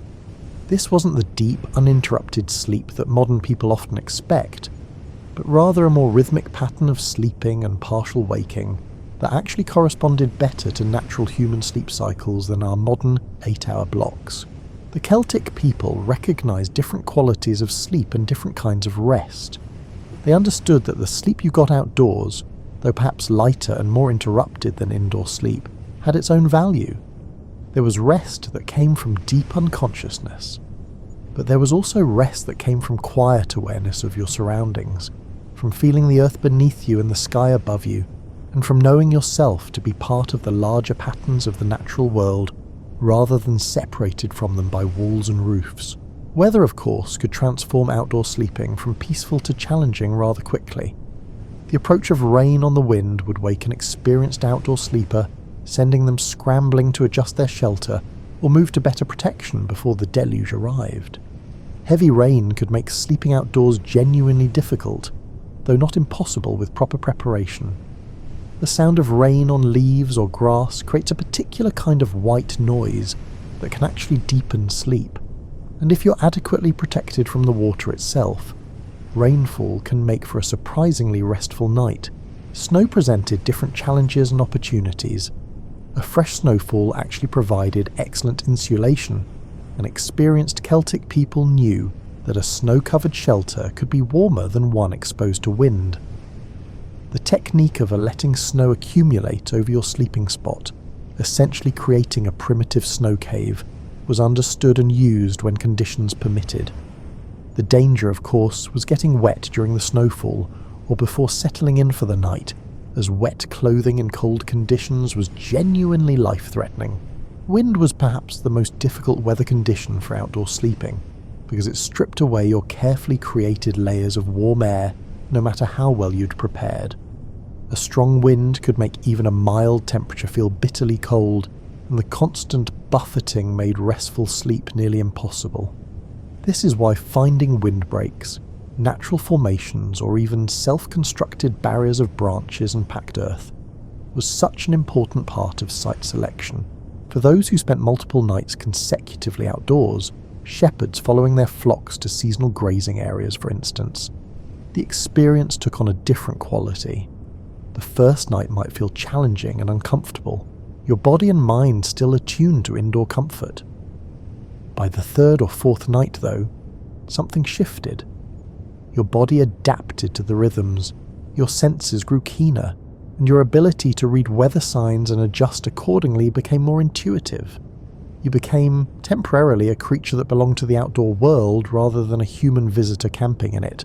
This state of adaptation was valued in Celtic culture, seen as a way of maintaining connection to the fundamental nature of existence that could be forgotten in the relative comfort and isolation of permanent dwellings. The person who could sleep soundly beneath the stars, wake refreshed, and function effectively the next day demonstrated a kind of competence that commanded respect. The spiritual dimension of Celtic nighttime practices adds another layer to understanding how and why these people slept outdoors. The Druids, the learned class that served as priests, judges, teachers, and advisors in Celtic society, had particular relationships with night, darkness, and the practices surrounding sleep that elevated outdoor sleeping beyond mere practical necessity. Druids underwent years of training that included memorizing vast amounts of traditional knowledge, poetry, lore, and spiritual teachings. Part of this training involved developing intimate familiarity with the natural world through direct experience, which necessarily included spending extensive time outdoors at all hours and in all seasons. A druid who couldn't comfortably sleep beneath the stars and who didn't understand the patterns of nocturnal animals and night-blooming plants would be considered incompletely trained. The Celtic spiritual worldview held that darkness and night weren't simply the absence of light and day, but rather their own positive states with distinct qualities and possibilities. Night was when the boundary between the ordinary world and the other world grew thinner, when communication with spirits and deities became easier, when dreams and visions carried prophetic weight, and when certain kinds of knowledge became accessible that remained hidden during daylight hours. For Druids and those pursuing spiritual development, sleeping outdoors could be a deliberate practice rather than a necessity imposed by travel or work, spending the night at a sacred site, a special grove, a spring believed to have healing properties, or a hilltop with particular spiritual significance, allowed for dreams and experiences that would be impossible in the ordinary domestic environment. These weren't casual overnight camping trips, but serious spiritual undertakings that required preparation both physical and mental. A person seeking a prophetic dream or divine guidance might spend days in preparation, fasting or eating only certain foods, performing ritual purifications and memorizing appropriate prayers or invocations. Then they would journey to the sacred site and sleep there, open to whatever the night might bring. The dreams that came during these sacred outdoor sleeps were considered qualitatively different from ordinary dreams. They were messages from the gods, communications from ancestors, glimpses of possible futures, or teachings about the fundamental nature of reality. Upon waking, the dreamer would carefully remember and interpret these experiences, often with the guidance of experienced druids who understood the language of sacred dreams. Stars held particular significance in this spiritual framework. The Celtic peoples recognized constellations and tracked the movements of celestial bodies with sophisticated precision. They understood the relationship between stellar positions and seasonal changes, using the night sky as a calendar and clock more reliable than any human-made timekeeping device. To sleep beneath the stars was to place yourself directly under this celestial calendar, to align yourself with cosmic rhythms that governed everything from planting schedules to spiritual practices. The moon, of course, commanded special attention. Its phases marked the passage of time and influenced decisions about when to plant, when to harvest, when to perform certain rituals, when to go to war, and when to make peace. Sleeping outdoors meant having direct, unfiltered exposure to moonlight, which was believed to carry its own form of power that could affect dreams, health, and spiritual state. There were specific nights considered particularly auspicious or powerful for outdoor sleeping. The night of the full moon in certain months, the longest night of the year at the winter solstice, the equinoxes when day and night achieved perfect balance, and the quarter days between solstices and equinoxes that marked major seasonal festivals. On these nights, druids and spiritually inclined individuals might deliberately sleep outdoors to maximize their exposure to the special energies and possibilities these times offered. Interestingly, the Celtic concept of day actually began at sunset rather than sunrise. A new day started when darkness fell, which meant that the first activity of any new day was sleeping. This reversed our modern understanding, where sleep concludes one day and waking begins another. In the Celtic framework, sleep was the foundation of the day, the opening act rather than the closing one, which elevated its importance and imbued it with significance we rarely attribute to sleep today. This spiritual dimension didn't make outdoor sleeping any physically warmer or more comfortable, but it provided a framework of meaning that could transform discomfort from something to be merely endured into something to be valued as part of a larger purpose. The cold, the hard ground, the vulnerability of sleeping exposed to the elements, these became not hardships, but essential elements of the experience, tests and teachers that shaped both body and spirit. The Druids understood something that modern sleep science is only recently confirming, that our sleeping environment profoundly affects not just whether we sleep, but the quality and nature of that sleep, including our dreams and the psychological processing that occurs during rest.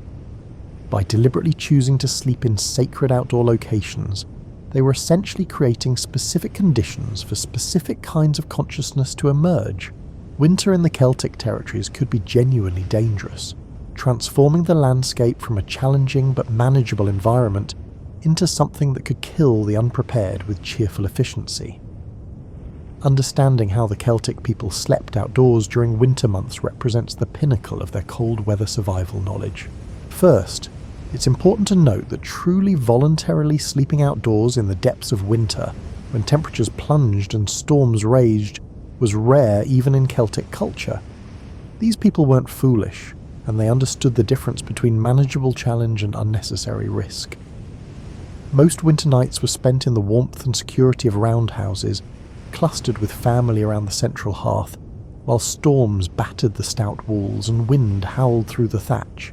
But circumstances didn't always offer choices. Warriors on campaign, messengers carrying urgent communications, herders whose animals had strayed, hunters caught far from home by an unexpected storm, travellers who miscalculated distance or weather. All these people might find themselves facing a winter night outdoors without adequate shelter. The key to surviving such situations was a combination of knowledge, preparation, and above all avoiding panic. Panic wastes energy, clouds judgment, and leads to poor decisions that compound rather than solve problems. Celtic people trained their children from young ages to stay calm in dangerous situations, to think clearly about available options, and to remember and apply traditional survival knowledge even when frightened or uncomfortable. Winter survival began with understanding that you were fighting a battle against multiple enemies simultaneously: cold, wind, wet, and exhaustion.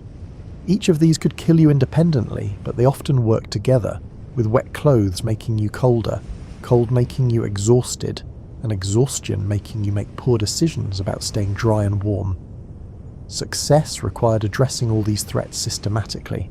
The first priority was always finding or creating shelter from wind. Wind chill could make a tolerable temperature lethal, stripping away your body's heat faster than you could generate it. Natural windbreaks, dense groves of evergreen trees, rock formations and hillsides provided the foundation for winter sleeping spots. If nature hadn't provided adequate wind protection, you created it, using whatever materials were available to construct barriers between yourself and the moving air. Snow, counterintuitively, became an ally if you understood how to work with it. Fresh snow is mostly trapped air, making it an excellent insulator. The technique of building snow shelters, ranging from simple snow walls to more elaborate snow caves, was well understood.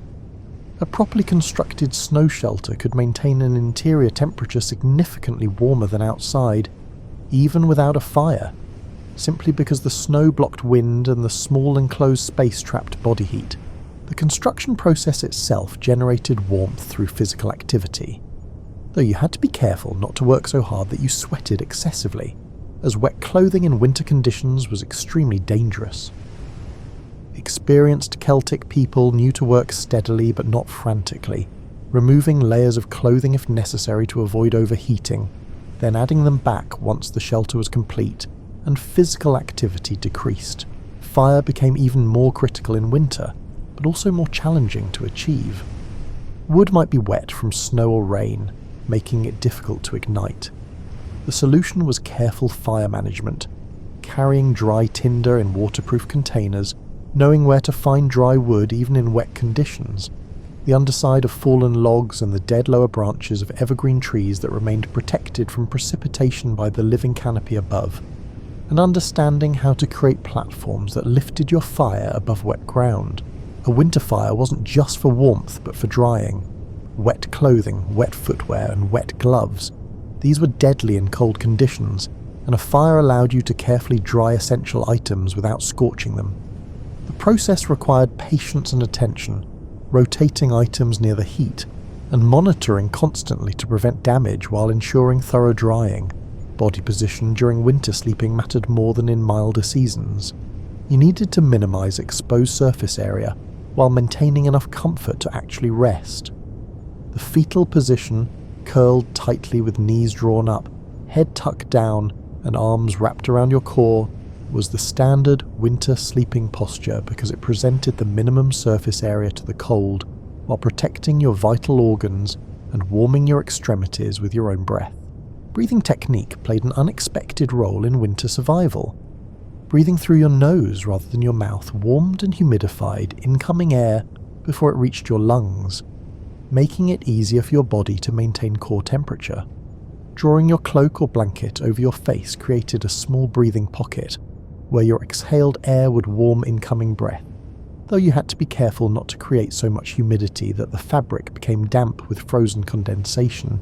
The placement of insulating materials beneath and around your body became even more critical in winter. Direct contact with frozen ground could pull heat from your body with frightening speed. Multiple layers of insulation, thick piles of any available plant material, multiple animal skins if you had them, even layers of clothing you weren't wearing, created barriers between your body and the heat-stealing earth. Groups had distinct advantages in winter survival. Multiple people could pool resources, share body heat, take turns maintaining fires, and provide psychological support that countered the despair that cold and exhaustion could produce. There's archaeological and textual evidence suggesting that Celtic warriors and travellers in winter often moved in groups partly for this survival benefit, knowing that collective warmth and shared labour increased everyone's chances of surviving difficult nights. The morning after a harsh winter night outdoors presented its own challenges.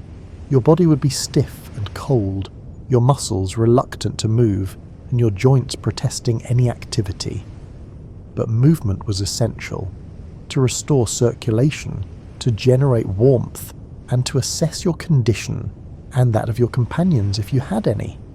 The Celtic practice was to rise before full dawn if possible, moving carefully at first but with increasing vigour, ideally toward a destination where proper warmth, dry clothing, and hot food could be found.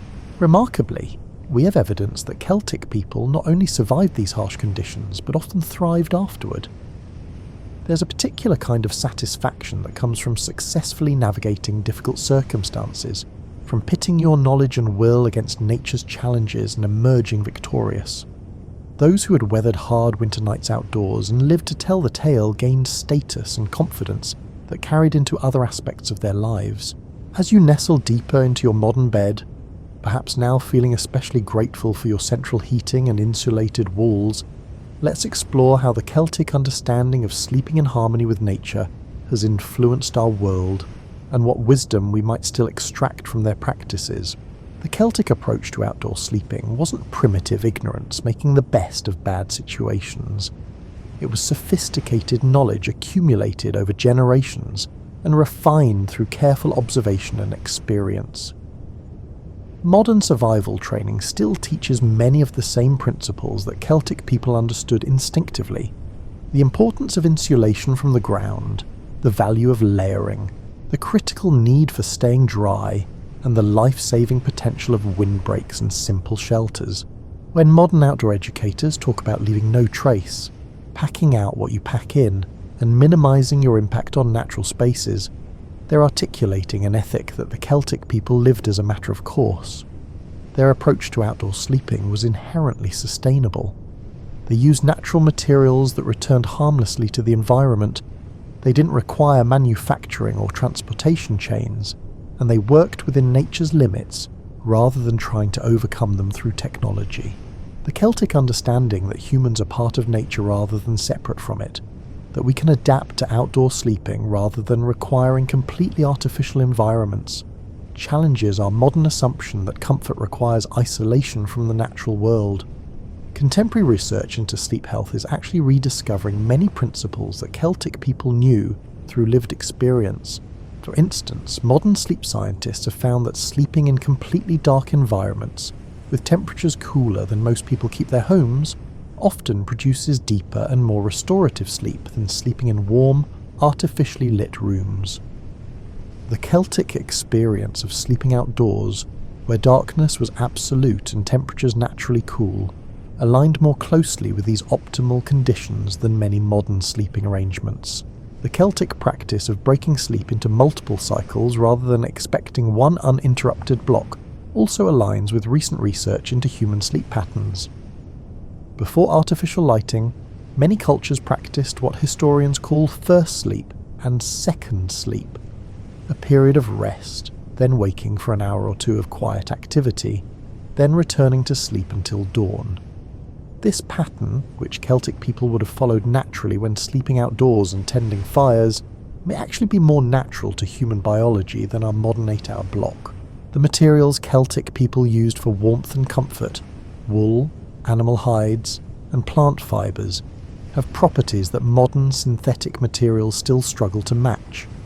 Wool's ability to insulate when wet, its natural temperature regulation, and its breathability. These features made it ideal for outdoor sleeping in unpredictable weather. The resurgence of interest in natural fibres for outdoor gear and bedding suggests that we're recognising the wisdom embedded in these traditional materials, Their roundhouse design principles have influenced sustainable architecture movements. The circular structure, the use of local materials, the passive solar heating and natural ventilation, and the integration with rather than domination of the surrounding landscape. All these concepts appear in modern eco-friendly building design. Architects looking for alternatives to energy-intensive conventional construction often find inspiration in structures that people like the Celtic peoples perfected thousands of years ago. The Celtic spiritual understanding of sleep as a valuable state of consciousness, rather than merely a biological necessity, offers wisdom that our productivity-obsessed culture needs. We tend to view sleep as dead time, unconsciousness to be minimized so we can maximize waking activities. The Celtic view that sleep was the foundation of the day, and that dreams and night consciousness had their own value, suggests a healthier relationship with this essential human need. Modern forest bathing practices, wilderness therapy, and outdoor recreation movements are essentially rediscovering what Celtic people knew, that spending time in natural settings, including sleeping outdoors, has profound benefits for physical and mental health. The reduction in stress hormones, the improved immune function, and the psychological restoration that comes from disconnecting from artificial environments and reconnecting with natural ones.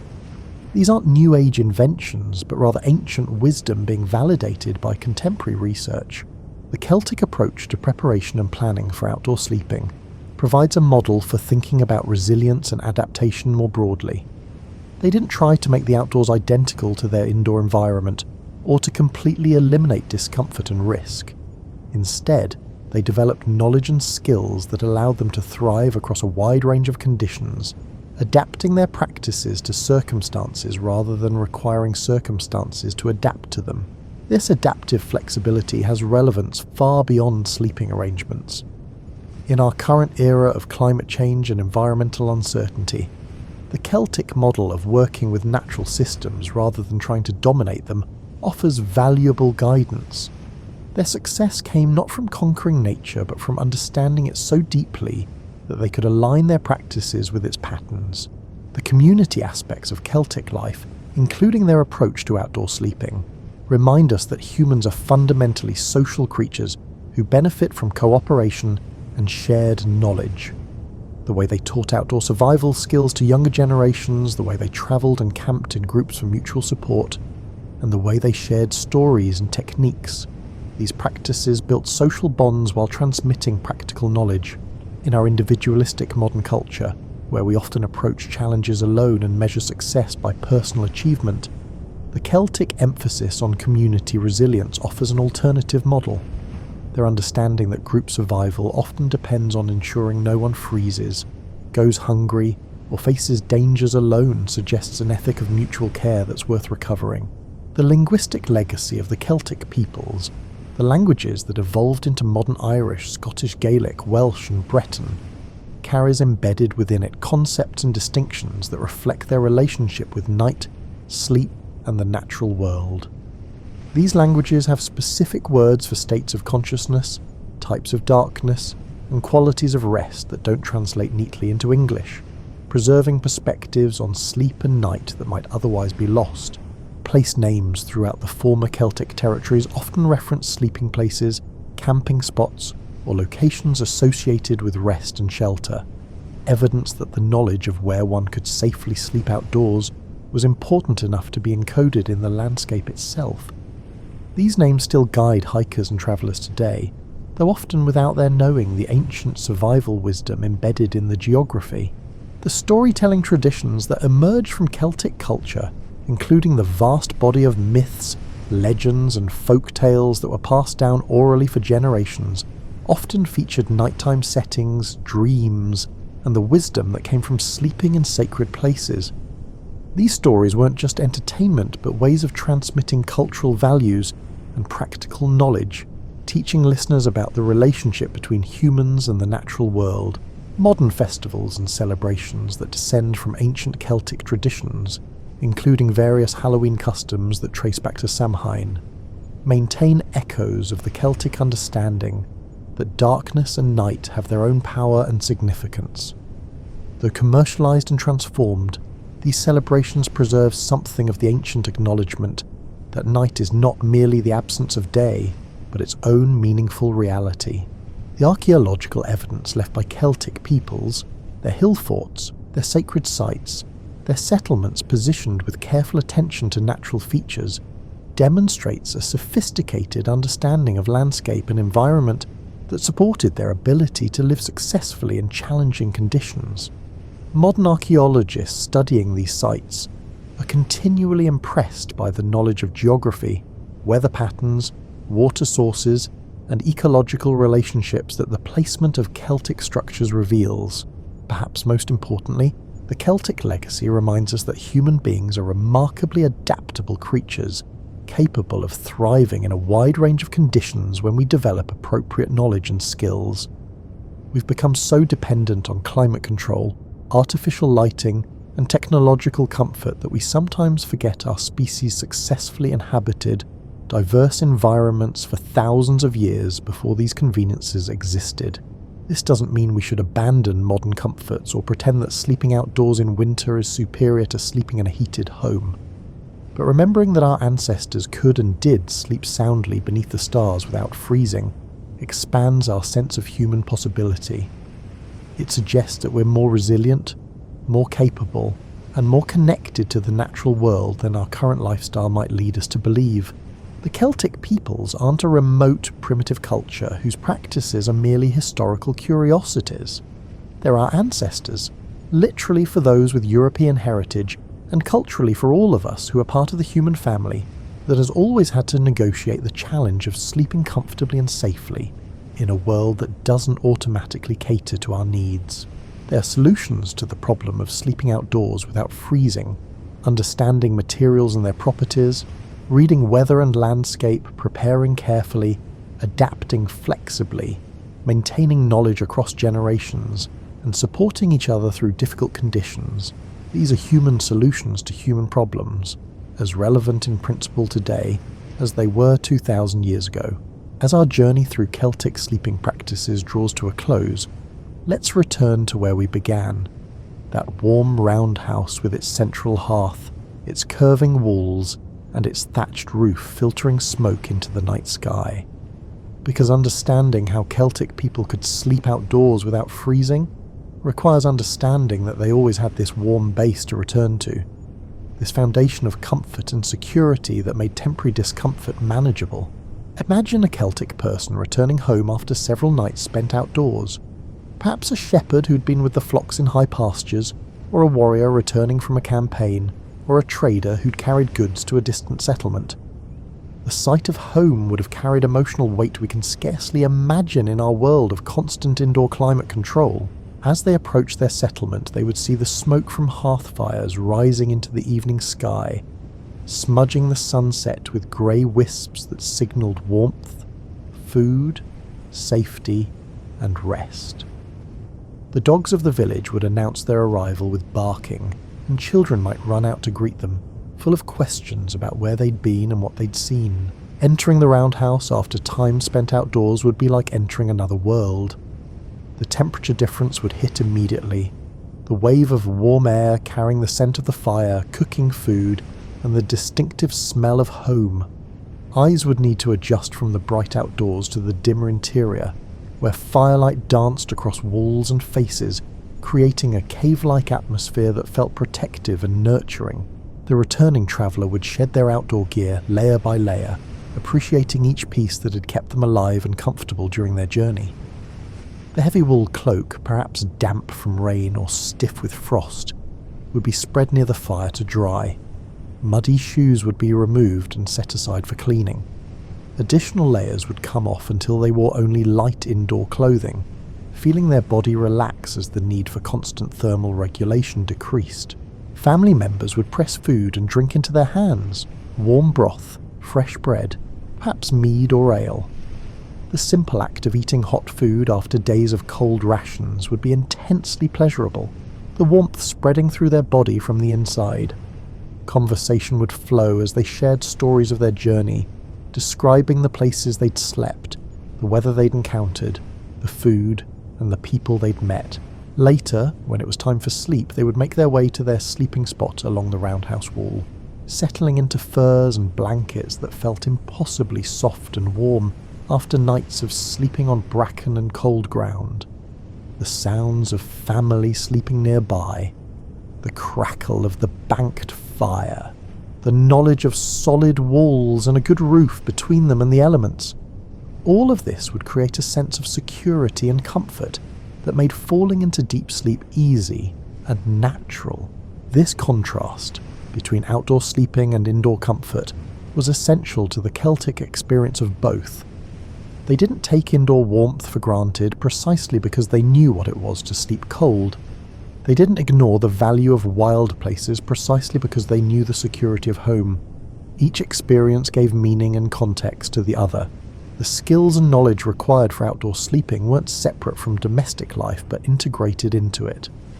Children learned about insulating materials by helping gather bracken for bedding, by watching their parents bank the fire for the night, and by listening to stories of journeys and adventures. The same wool that made their indoor blankets made their outdoor cloaks.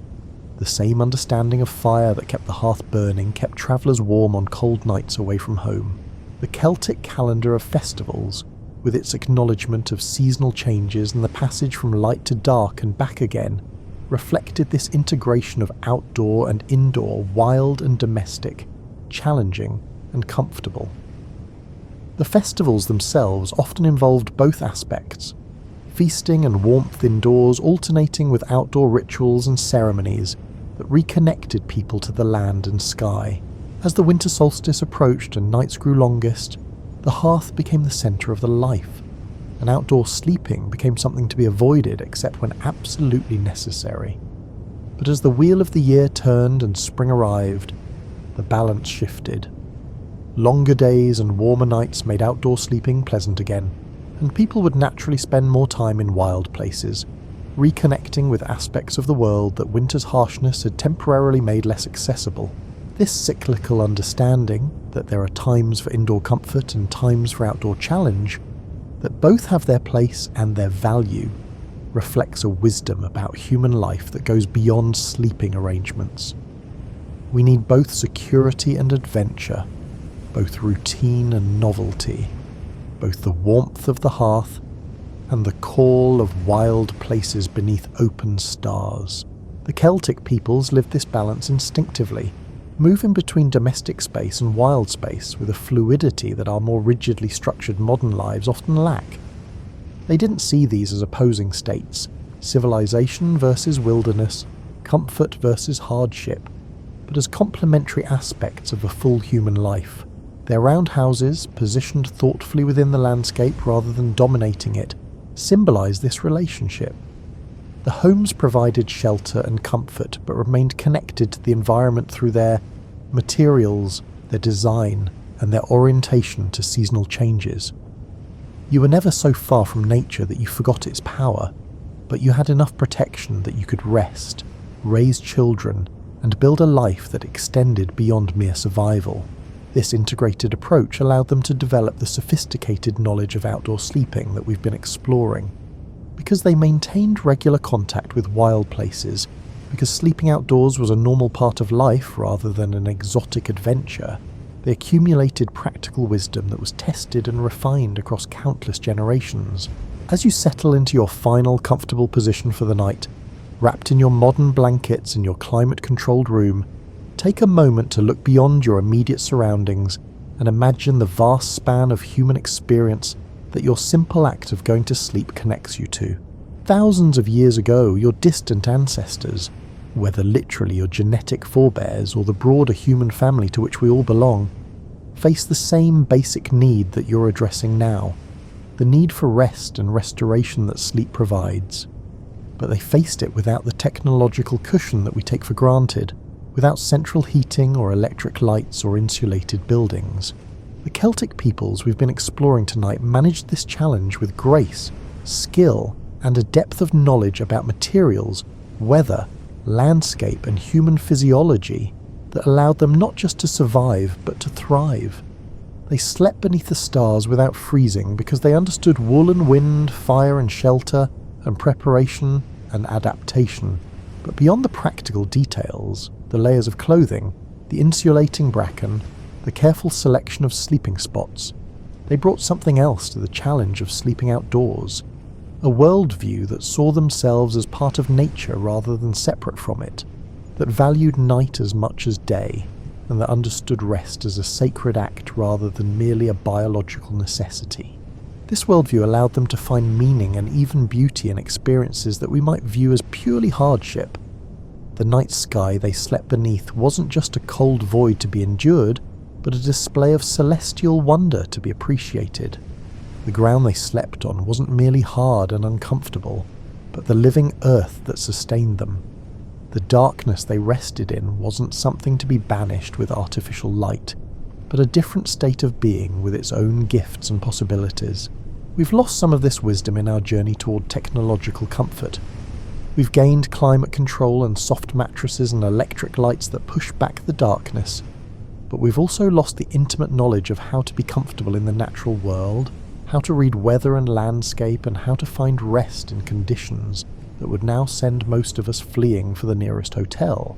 Yet this knowledge isn't completely lost. It lives on in the genetic memory of our adaptable human bodies, in the archaeological and linguistic traces left by Celtic culture, in the practical survival skills that outdoor educators teach, and in the spiritual practices that still recognize night and darkness as valuable, rather than merely frightening. More importantly, the fundamental truth that the Celtic peoples embodied remains valid. Human beings are remarkably capable of adaptation and resilience when we develop appropriate knowledge and maintain it across generations. We can sleep soundly beneath the stars without freezing. We can find rest in wild places. We can align ourselves with natural rhythms rather than fighting against them. This doesn't mean we should abandon our modern comforts or pretend that sleeping on the ground is superior to sleeping in a proper bed. Comfort is not a sin, and there's no virtue in unnecessary hardship. But remembering that we possess this capability, that our species developed these skills, and that they remain latent within us expands our sense of what's possible. It reminds us that we're not as fragile or as dependent on technology as we sometimes feel. It suggests that when circumstances require it, whether camping trips for fun or serious emergencies that force us outdoors, we can draw on reserves of knowledge and capability that we didn't know we possessed. The Celtic peoples have been gone for centuries. Their language evolved into new forms, their territories transformed by subsequent waves of history, and their specific practices adapted and changed beyond recognition. But the fundamental relationship they maintained with the natural world, their understanding of how to sleep comfortably in challenging conditions, their integration of practical skill with spiritual meaning, these gifts remain available to us if we choose to reclaim them. Tonight, as you drift off to sleep in your comfortable modern bed, you're connected to an unbroken chain of human sleepers stretching back through the Celtic peoples to the very origins of our species. Every single one of your ancestors, going back tens of thousands of years, successfully navigated the challenge of sleeping safely and restfully enough that they survived to reproduce and eventually create you. This chain of successful sleepers, this heritage of rest and resilience is yours to claim. The wool that kept Celtic travellers warm still keeps us warm. The stars they navigated by still wheel overhead. The human need for rest that they honoured we still feel. The basic relationship between our bodies and the natural world hasn't fundamentally changed, even if our immediate circumstances have. So as sleep takes you, perhaps your dreams will carry you back to that ancient landscape, to green hills and deep forests, to round houses with glowing hearths and star-filled skies above. Perhaps you'll walk for a moment in the experience of people who knew how to be truly at home in the world, who could find rest anywhere from the softest furs to the hardest ground, and who understood that sleeping beneath the stars without freezing wasn't a feat of endurance, but simply a skill to be learned and a gift to be appreciated. And when you wake tomorrow in your comfortable modern world, you'll carry with you the knowledge that somewhere in your human heritage lies the capability to rest peacefully beneath the open sky, wrapped in wool and wisdom, connected to the earth and stars, safe and warm despite the cold, sleeping soundly in the embrace of the natural world. Sweet dreams, and may the stars watch over you as they watched over countless generations before us.